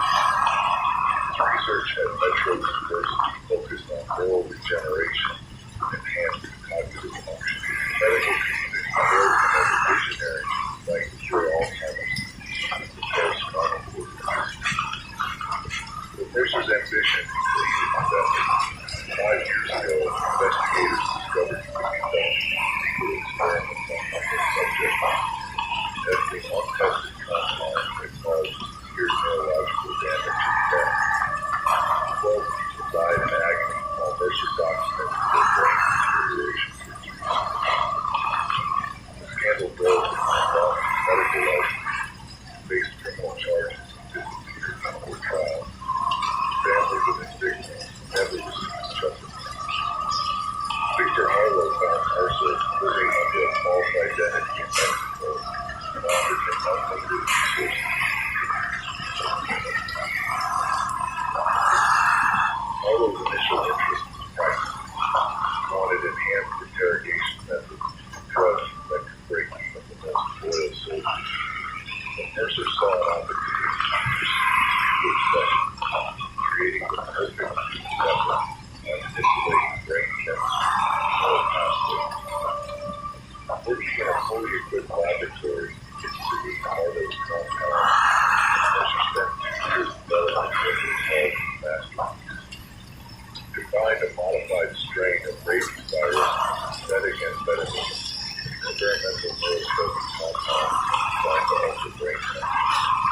The resulting cocktail attacks the cerebral cortex, enhancing primitive brain regions responsible for aggression and survival instincts. Transformation process is horrifying and efficient. Subjects injected with Mercer's compound initially experienced intense pain as the virus crosses the blood-brain barrier and begins destroying neural tissue.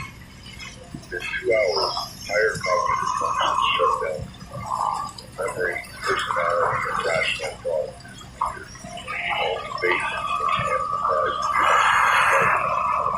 infected retain motor skills and symptoms, but they're driven by an overwhelming compulsion to attack and kill. Physical changes accompany neurological transformation. Subjects become small and pale as their metabolism accelerates down. Blood vessels in their eyes burst with elevated blood pressure, giving them a horrifying red-eyed appearance. Pain receptors become severely damaged, allowing them to continue attacking and fatal injuries. Most disturbing, they retain enough intelligence to open doors, climb stairs, and eliminate symptoms of attack. My source inside the police department managed to intercept radio communications from Harlow's compound experiment. Reporting the capture of Mercer's clinical observations as he documented the transformation of men into soldiers. Boys remained emotionally attached as he described subjects tearing at their restraints and superhuman strength. Their screams gradually becoming weak, growls, and snarls. Major amounts of the compound occupied 8 city blocks inside the industrial district. Fortified with concrete barriers and guarded by over 100 armed soldiers. Mama had turned the area into a fortress, completely weapons depots, communication centers, and living quarters for his extended organization. The compound represented 7 years of careful planning and millions of dollars in defensive preparation. At midnight on day 2, Victor Harlow launched his ultimate revenge. 50 of Knox's own soldiers, now transformed into Mercer's creatures, and released into their former stronghold. The attack began at the compound's eastern gate, with the infected 4 defensive positions and horrifying efficiency.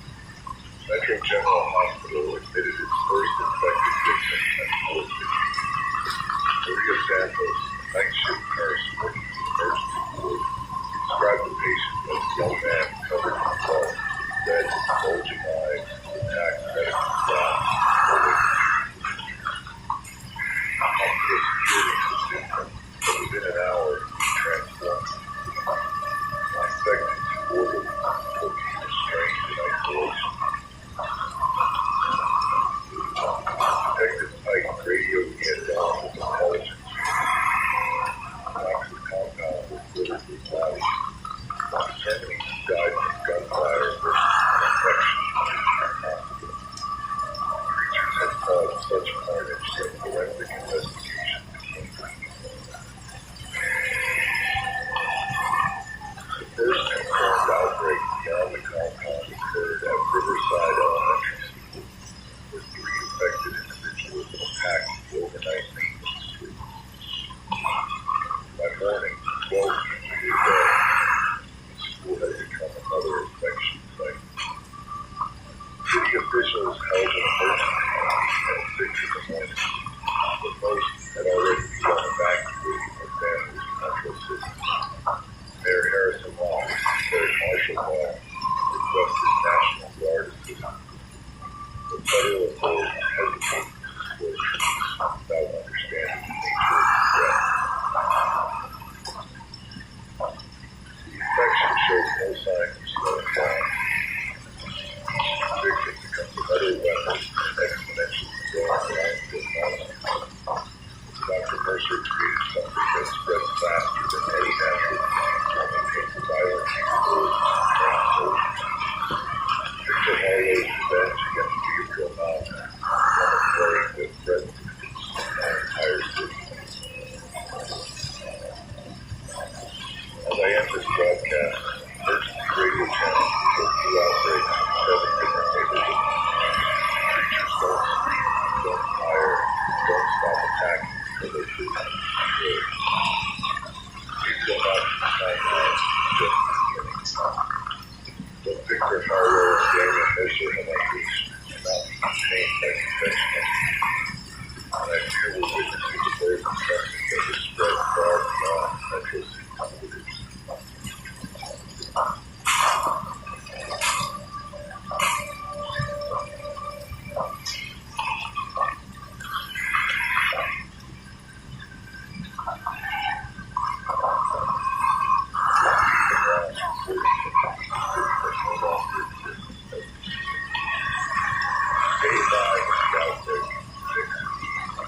Metro City has become something that humanity thought was nightmare. The government evacuation sirens stopped working this morning after infected creatures mindlessly destroyed transmission towers during their rampage. What I'm broadcasting now may be only the last of the side. Military established a perimeter around our city 36 hours ago, but they're not here to rescue us. Intercept communications between outposts, buildings, schools, prevent anything from Metro Central Live. Infection spread beyond all initial protection, consuming soldiers from all organizations. Our chemistry is from all creatures that will maintain our families, our friends. Gabriel Mountain died yesterday morning, a fitting way imaginable for a man who is not violent. Surveillance footage of the first National Bank builder captured his final moments as he made a desperate last stand against Victor Harlow's menaces while infected creatures swarmed. Knox had barricaded himself on the 15th floor with 80 surviving soldiers using the building's height advantage to bring gunfire down on all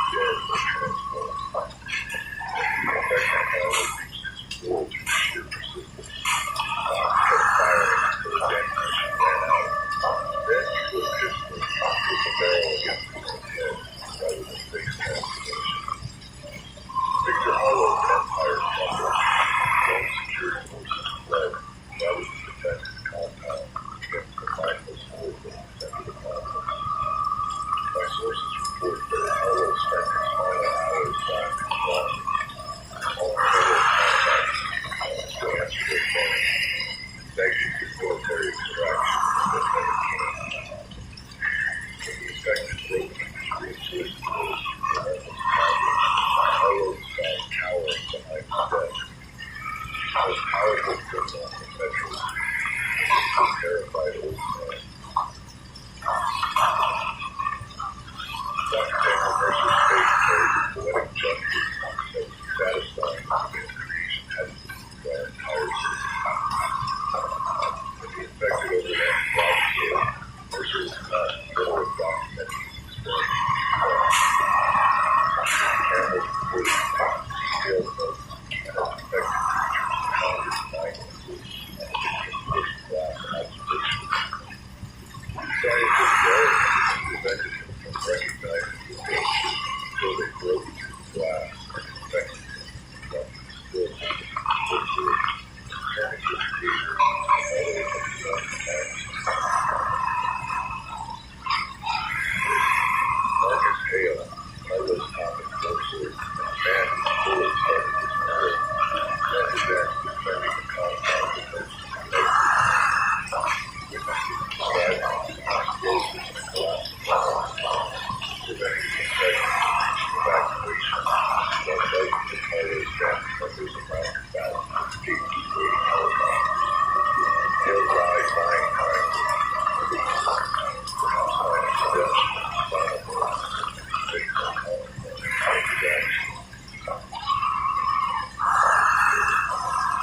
transformation of Metro City's geography has been as dramatic as population. Entire neighborhoods now exist in different states of destruction and abandonment. The financial district resembles a war zone spread by existing lines of street. Broken glass covering every surface, mindless rampage of popular residential areas have become mazes of barricades where survivors attempt to wait out the nightmare, where their food and ammunition is dragged locally to pass the hours. Emergency services collapsed yesterday. Infected streets, overland central police station, fire departments, and ambulance search signal. Creatures seem drawn to large gatherings of people by scent and sound, making any organized response impossible. Medical facilities have been abandoned after reports of infected patients attacking medical staff and spreading the contagion to hospitals faster than most natural. The infected move to mass because they're all drawn to the same sound.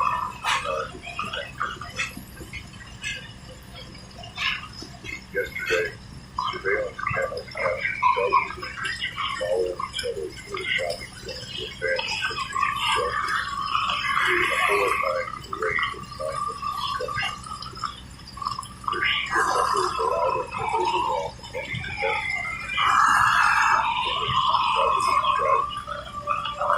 communication networks throughout the city have either failed or channels to desperate violent messages. Radio frequencies carry heartbreaking transmission, and survivors making last contact with family members outside the quarantine zone. A mother in the Westside District spent 4 hours describing her children to Sister California while infected creatures tried to break into her apartment behind those pursuit. Transmission ended through the screen and then static.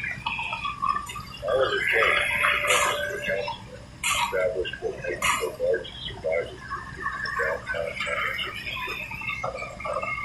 His radio transmission painted pictures of there are 37 people defended through the insurance program. Office furniture and barricades, kitchen knives and weapons. King reported that the infected attacks endless waves drawn by the sounds of human voices and activity, showing no tactical awareness or treatment.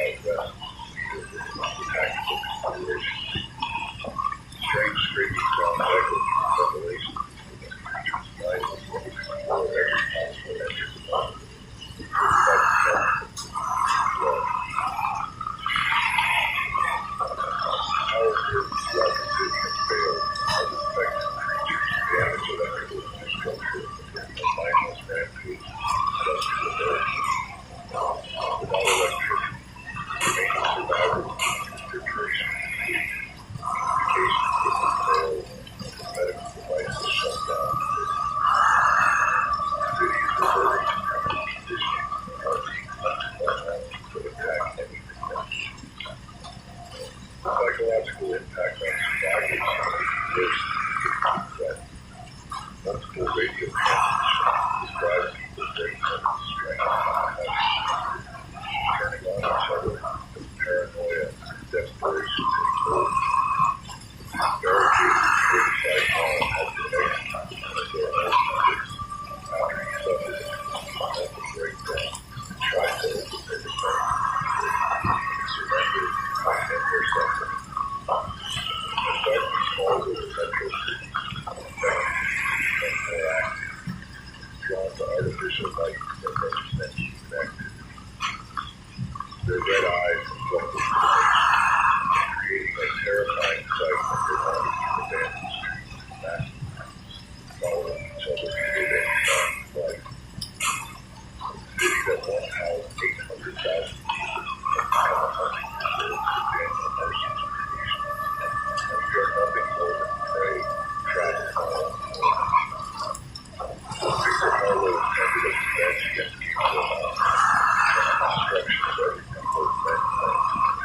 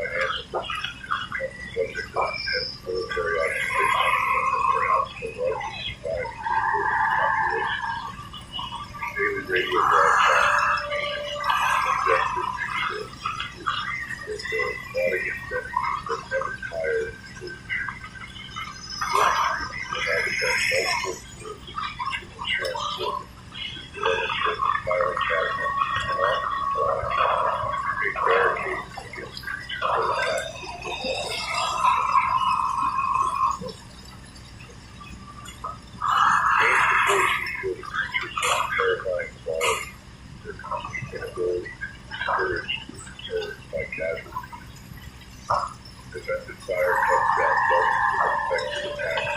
Hundreds of men orders of the body of driven by basic predatory instincts that recognize no concept of tactical control.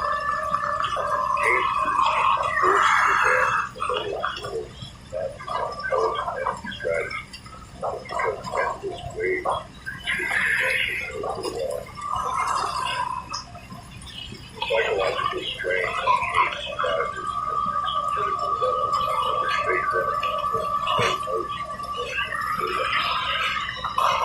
radio transmission to capture arguing crashes. Desperate faith about an enemy escape or some way to rescue. And the heartbreaking sound of children crying for parents who will never return.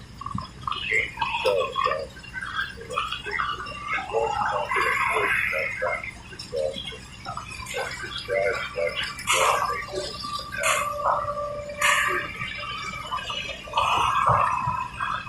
Theodore Black's professor at Lincoln Elementary School represents the last organized by law enforcement personnel of the His tactical expertise kept instructors to arrive for 8 days, but even Black's military precision cannot overcome the possible odds and safety that feel no pain because they death. This gymnasium has become a fortress that bands huddled together while Black coordinates defensive positions against creatures that attack suicidal pursuit. Black's radio reports detail infected creatures mindless but relentless clothing under defensive, constantly testing against different entry points, not for strategic planning, but because they're drawn to the sound of human activity. Damaged electrical systems in Iran, forcing the defenders to operate complete darkness to slow creatures with enhanced night vision and launch continuous attacks driven by basic predatory instincts. The emotional weight of defending children and taking a severe toll on Black's mental state. Transmissions increasingly focus on 16 kids under his protection, describing their frightened faces and questions about when their parents come home.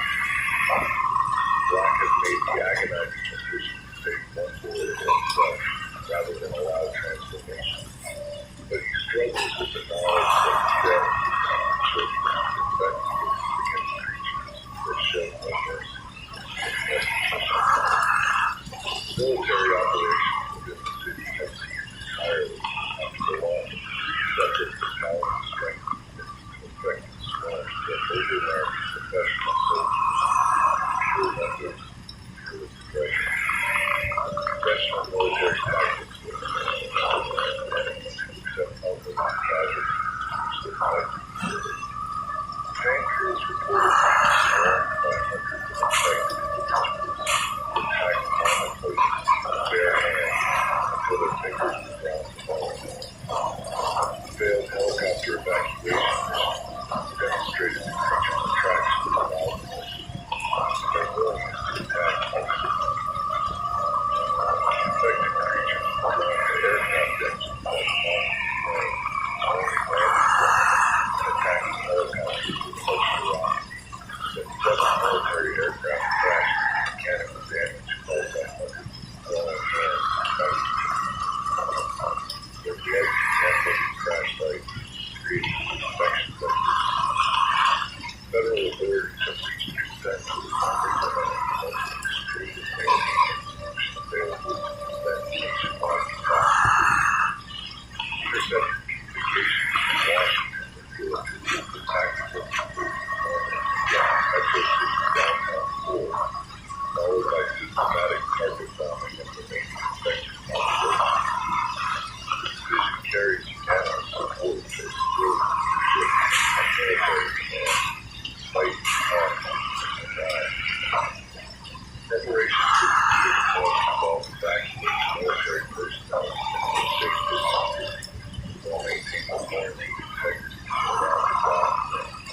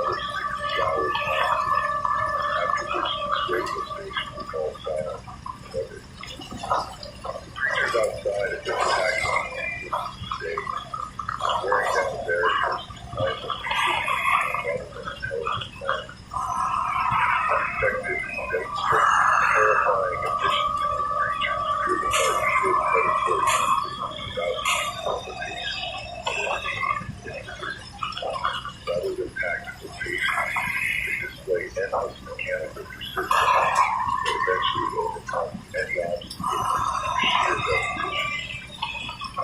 Their constant attack has weakened structural supports throughout the underground complex, creating potential collapse points that no amount of engineering can prevent.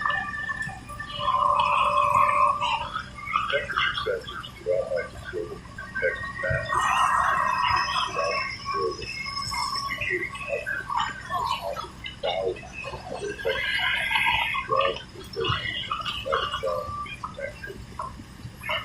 My reinforced position has become a magnet for every creature within miles. Their basic predatory instinct focuses their attention on the last sources of protein in that immediate area.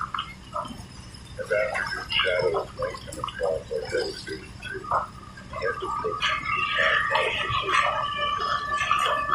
Oliver King's ammunition will run out tonight. Endless waves finally get back to the Eagle Blacks will eventually collapse tomorrow to the weight of countless attackers. My own position was built along structural damage reaches the building. The infection that began as Victor Harlow's revenge against me going on has consumed everything built from 20,000. We lost 9 members and buildings were a great city and proud.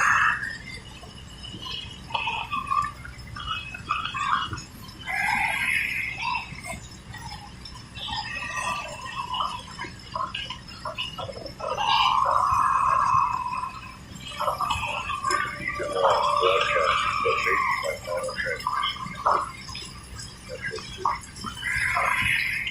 Day 12 of the outbreak and I can hear them fall now, flying and scraping the mindless persistent structural barriers that are protecting the building. My hands shake as I speak the words, not from fear about it, but from exhaustion and the terrible knowledge that I've documented humanity failure against the entity we created by our own ambition. Despite documentation and intercepted encrypted military channels that assume no one remained alive humanitarian conditions. Federal command has designated Metro City as ground zero tactical response, scheduled to dawn in approximately 3 hours. Warheads and testing directly above the financial district, ensuring sterilization of the infected population while providing valuable data on unintended effects against biological threats. Oliver King's final transmission is 27 seconds slow, cutting through static and interference with crystal clarity that makes the voice more heartbreaking to understand. The voice carries the exhaustion of the body with fought in a constant fight across everything that matters. Kane reported that infected creatures had finally broken through the barricade in 30 seconds away. Their relentless pounding, having worn down furniture and street barriers beyond repair over days of continuous assault. The last words were not to be forgotten curses against the fate that awaits the survivors. Instead, King spoke directly to his wife Sarah, who evacuated from her sister's home in Denver weeks before the outbreak began. He told her about their neighbors who had died of infected children, about strangers who became family members, and about ordinary people who discovered extraordinary courage and faith in endless evil. Kane's transmission ended with gunfire and growls, followed by silent executions of rescue. Theodore Black's stronghold fell 6 hours ago. Infected finally overwhelmed defensive positions under sheer numbers and relentless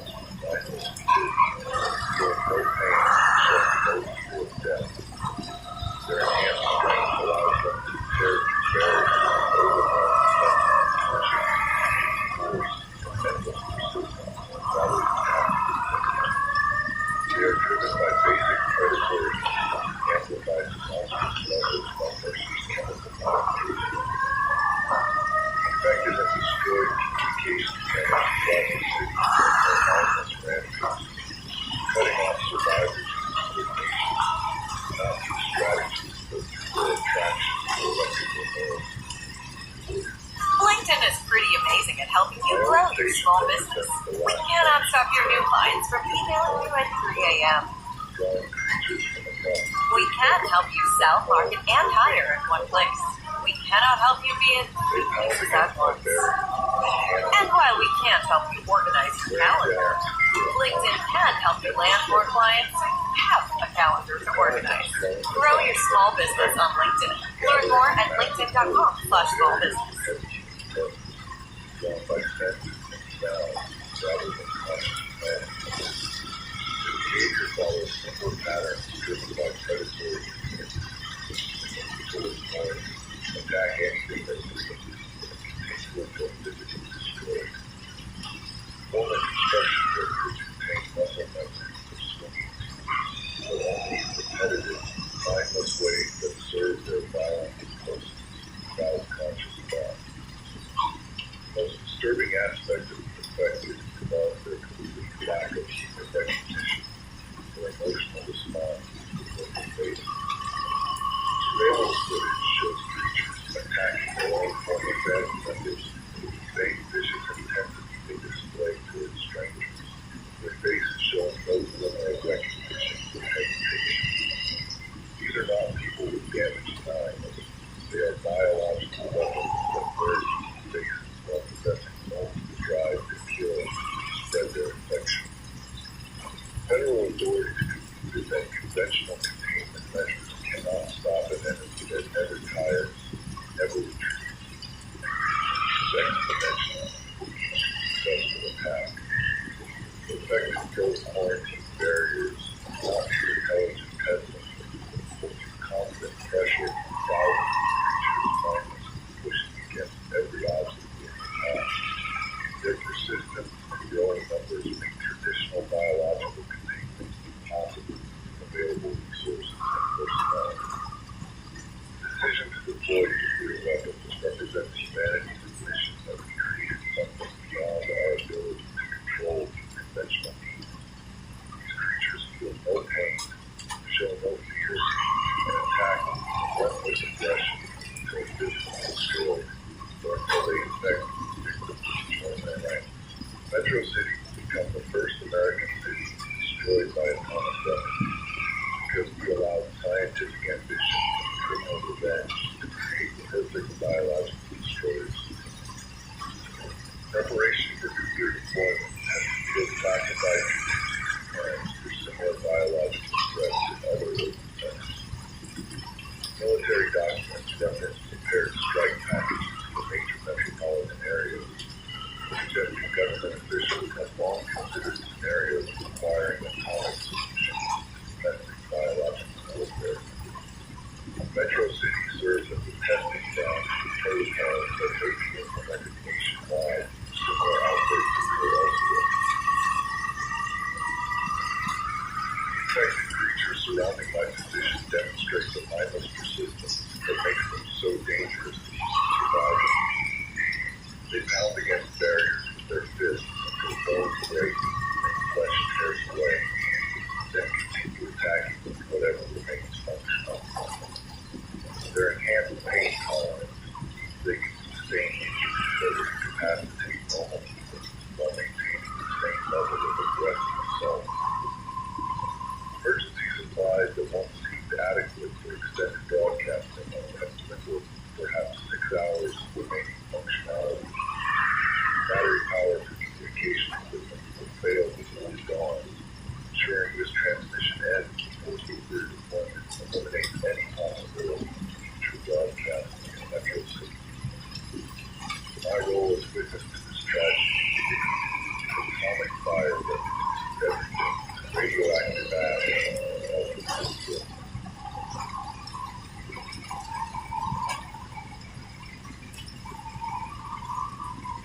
Scratching sounds in the walls have intensified as infected creatures work through structural barriers using nothing but enhanced strength and mindless determination. Motion sensors detect multiple heat signatures approaching the capacity of the tunnel with bare hands, indicating structural damage at these critical levels throughout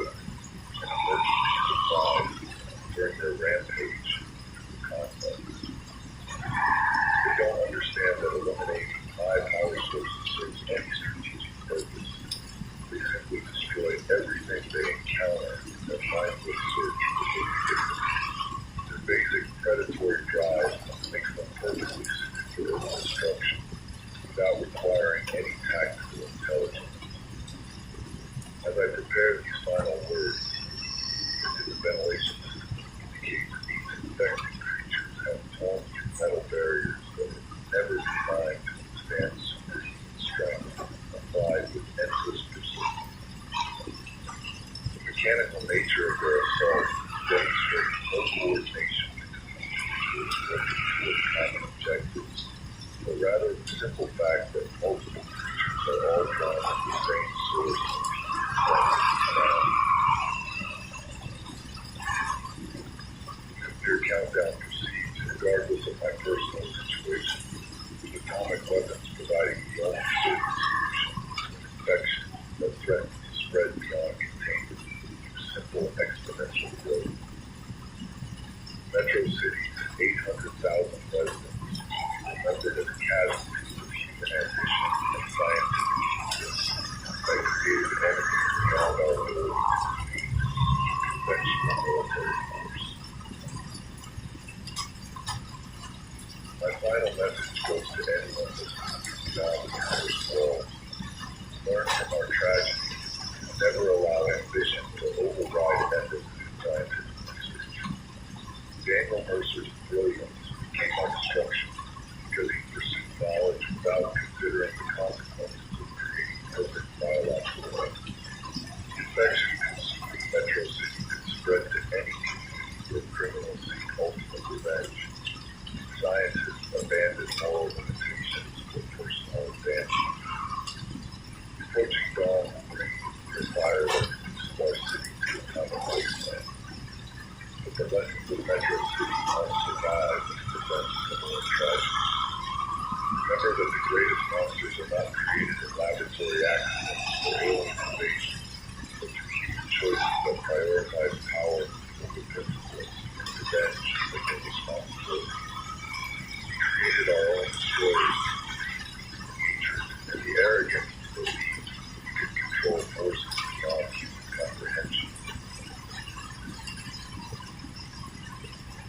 Steel doors in my broadcasting are buckling under sustained assault of creatures who possess the enhanced strength compared to reinforced barriers, and nothing but mindless persistence and superhuman. They have found me at last. These former humans transformed into perfect killing machines. My scientific ambition is for revenge. As their claws tear through metal and their red eyes reflect my emergency lighting, I can hear something that chills me more than my approaching death. They are not just violently attacking my position. In the chaos of their assault, I can hear them responding to something else. Distant sounds that shouldn't exist in a dead city. Vehicle engines, helicopter motors, human voices shouting coordinated command. Either I'm hallucinating exhaustion and terror, or someone else has entered Metro City just hours before the nuclear strike reduces everything to ash.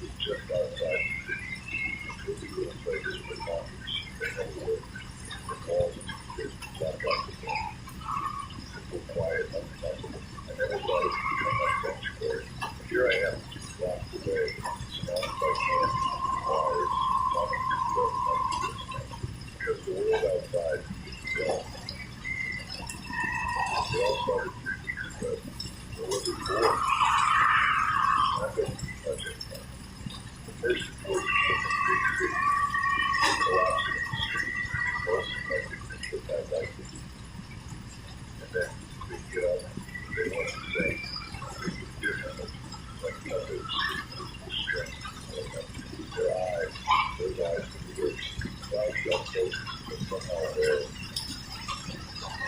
She smelled it an outbreak. She said it was a virus. Something to do with the heart infection. And it spreads faster than the fear itself. I told us to stay calm. They always say that. But calm doesn't stop the tidal wave. I've been monitoring at first it was chaos. Dispatchers overwhelmed with calls to the hospital expecting to survive, crying out for someone to help. I intercepted a call from a father trapped in his car, children screaming in the back while something popped up the first time. The line went dead before I figured what happened. Then there was the nurse pushed into a phone under a hospital bed. Described the way the patients turned one by one, carrying each other up on us. The voice broke and she said the co-worker, the one who just turned, it was her. The last thing I heard was a scream, emphatic. Now the emergency channels are mostly silent. Sometimes I catch fragments of voices, but they're faint, distant, like echoes from the world that's already gone. I piece together where I can. Virus, or whatever it is, starts with a fever, then comes seizures. After that, we'll see what happens next. But maybe you haven't.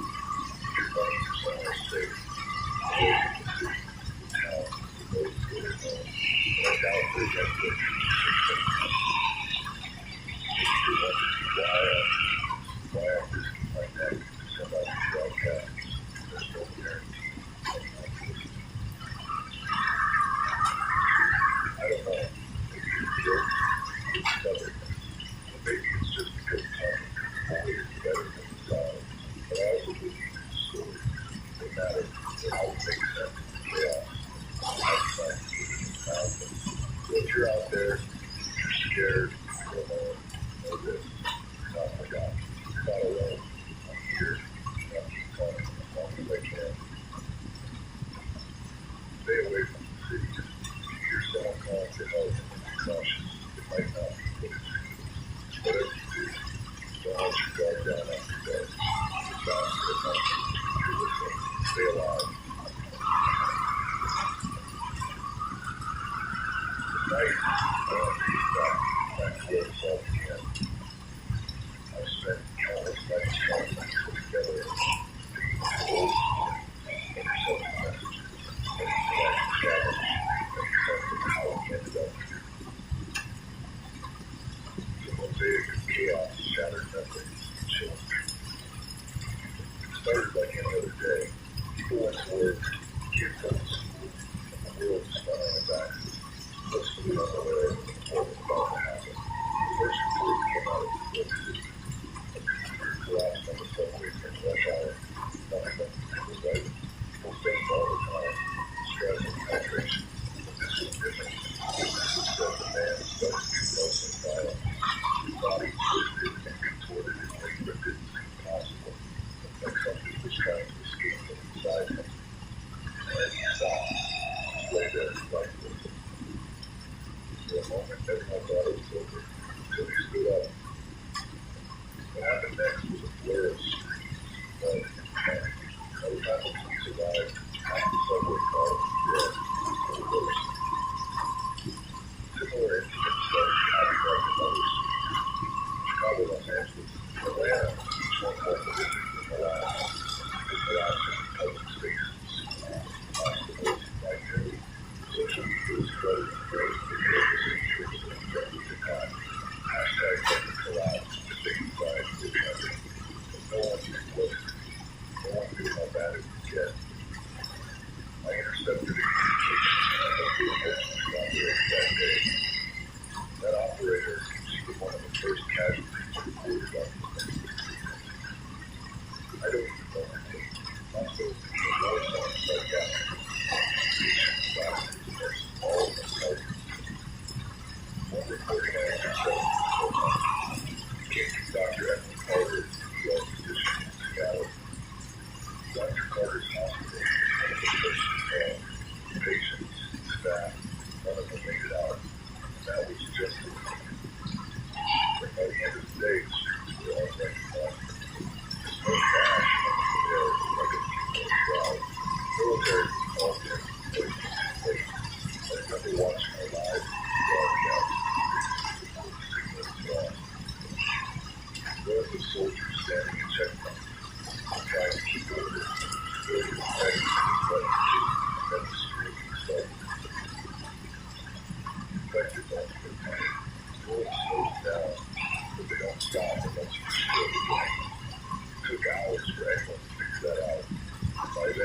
soldiers were already overwhelmed. Israel wasn't just the outbreak. And in the end, the collapse of everything we thought was safe. But here's the thing. More I looked into this, more I realized it wasn't an accident. I intercepted a classified message later that night. Shared levels of unmistakable. Details, deploying protocol red flags. That's when I knew it wasn't just some freak virus or a random disaster. Someone somewhere has let this happen. I don't know why. Not yet. But I promise I'm going to find out. For now, I would know whatever is out there, whatever caused it, not done just yet. Gotta stop, try not to know. You're listening. Stay alive. This is Adam Frost. Tonight, we're back at the night. That's keep my job. As the city star, I wasn't in one of those cities when it happened. I wasn't standing in the chaos, looking at the fires, the pressure of the crowd as it surged and broke. And the radio waves and intercepted transmission, desperate pleas for help. I witnessed it all. Every scream, every explosion, every agonizing second of humanity's downfall played out like a ghostly symphony in my headphones. Los Angeles was one of the first to go. The National Guard set up barricades, cutting off every major artery in and out of the city. I remember hearing one of their transmissions, a frantic voice describing how it infected the entire mark of the highway. I could almost picture it, the endless rows of abandoned cars and smelling gasoline. They said the barricades were open until they weren't. One soldier, a young voice trust in his head, ordered that the infected weren't just coming, they were climbing, scaling cars and fences like animals driven by nothing but hunger. The words were cut off in the sentence. I never heard the voice again. Drug followed shortly after. The city that never sleeps, became the city that was sleeping. Maytown, unreliable tourists and business people, turned into a feeding ground. A satellite feed out of interception described how the infected moved the street began to live behind. Shoulder to shoulder, the hordes of the avenue, relentless and unwilling. One drone operator was still looking for my heart. He described the aerial view of the chaos, the buildings crumbling under the weight of explosion and fire. His voice broke when he mentioned the people. Small, desperate dots scattered in the shadow of the snow. Because they wouldn't make it. The power to stop it. But it wasn't just the big cities. It wasn't just New York or Los Angeles. Everywhere, people were trying to survive, to believe some semblance of hope. That's when I started getting fragments of survivor messages. People broadcasting on short-range frequencies, hoping someone, anyone would listen. One message came from a woman trapped in the mall. She described how she'd gone there for supplies, thinking it would be a safe haven, only to find herself surrounded. She said the infected stood outside the glass storefront, staring intently as she was there, waiting. She spoke about seeing a band that tried to escape and found it too dangerous. Her voice cracked as she admitted she hadn't done anything to help them. I could hear the growth, despair in her words. I could feel my own. I couldn't do anything for her to go. And then there was Karen, or at least that's the name I was given her in my mind. She didn't give her name as much as she was. She was talented. Her story was weird as situation. She was everyone, trying to survive in a world that had turned against us. But the most chilling part of that night wasn't the collapse itself. It wasn't the screams or the silence that followed. It was what I learned after. Late that night, at the last major broadcast of my guard, I picked up a garbled military transmission. It used a phrase I didn't understand at the time. She specialized protocol. It was telling instructing first, hold conscious, and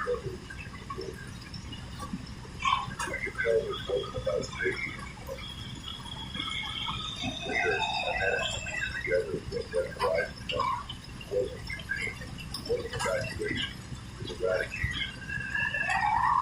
Entire neighborhoods burned to the ground. Firebombs without protection from spreading. All the intercepted intelligence strikes. A name I couldn't catch. Being completely obliterated. What they call the preventative strike. I don't know how many years people would fought those flames, but I know it wasn't just the event. And then there was the scientist. His voice was faint, almost drowned out by the static. He wasn't speaking to me. He wasn't speaking to anyone in particular. More like he was trying to leave a message to something that might outlive him. He said the virus wasn't natural, that it was too perfect, too aggressive to attempt to morale. He spoke of mutations and alterations, that they could change his fate in the lab.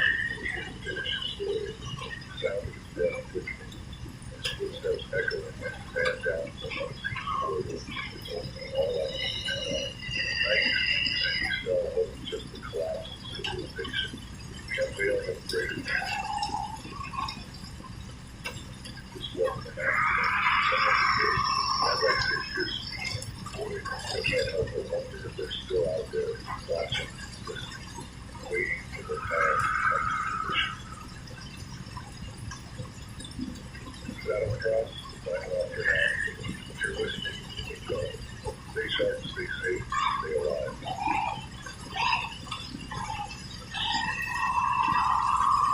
Battle Cross, signing off there. Tonight, I want to tell you about a place, a town, that's more fun on the planet. A place swallowed by silence and secret. This is the story of Echo Ridge, or at least that's what the locals called it before it vanished. The first time I heard about Echo Ridge, it was from a tribal transmission sent out by a servant. A faint signal breaking through the noise. The man's voice was shaking, like he was trying to keep himself together under overwhelming intense heaven. He said his name was Jackson, but I could hear the strain in his tone, like he was unsure whether his name even mattered anymore. Jackson talked about a quarantine. The military had sealed off the town after the first signs of infection appeared. Military soldiers patrolled the streets, keeping everyone indoors. But then the infected came, not from within the town, but from outside it. Soldiers fought hard, and Jackson said he saw them setting up barricades, running patrols, shouting orders at each other. For a while, it seemed like they might actually hold the line.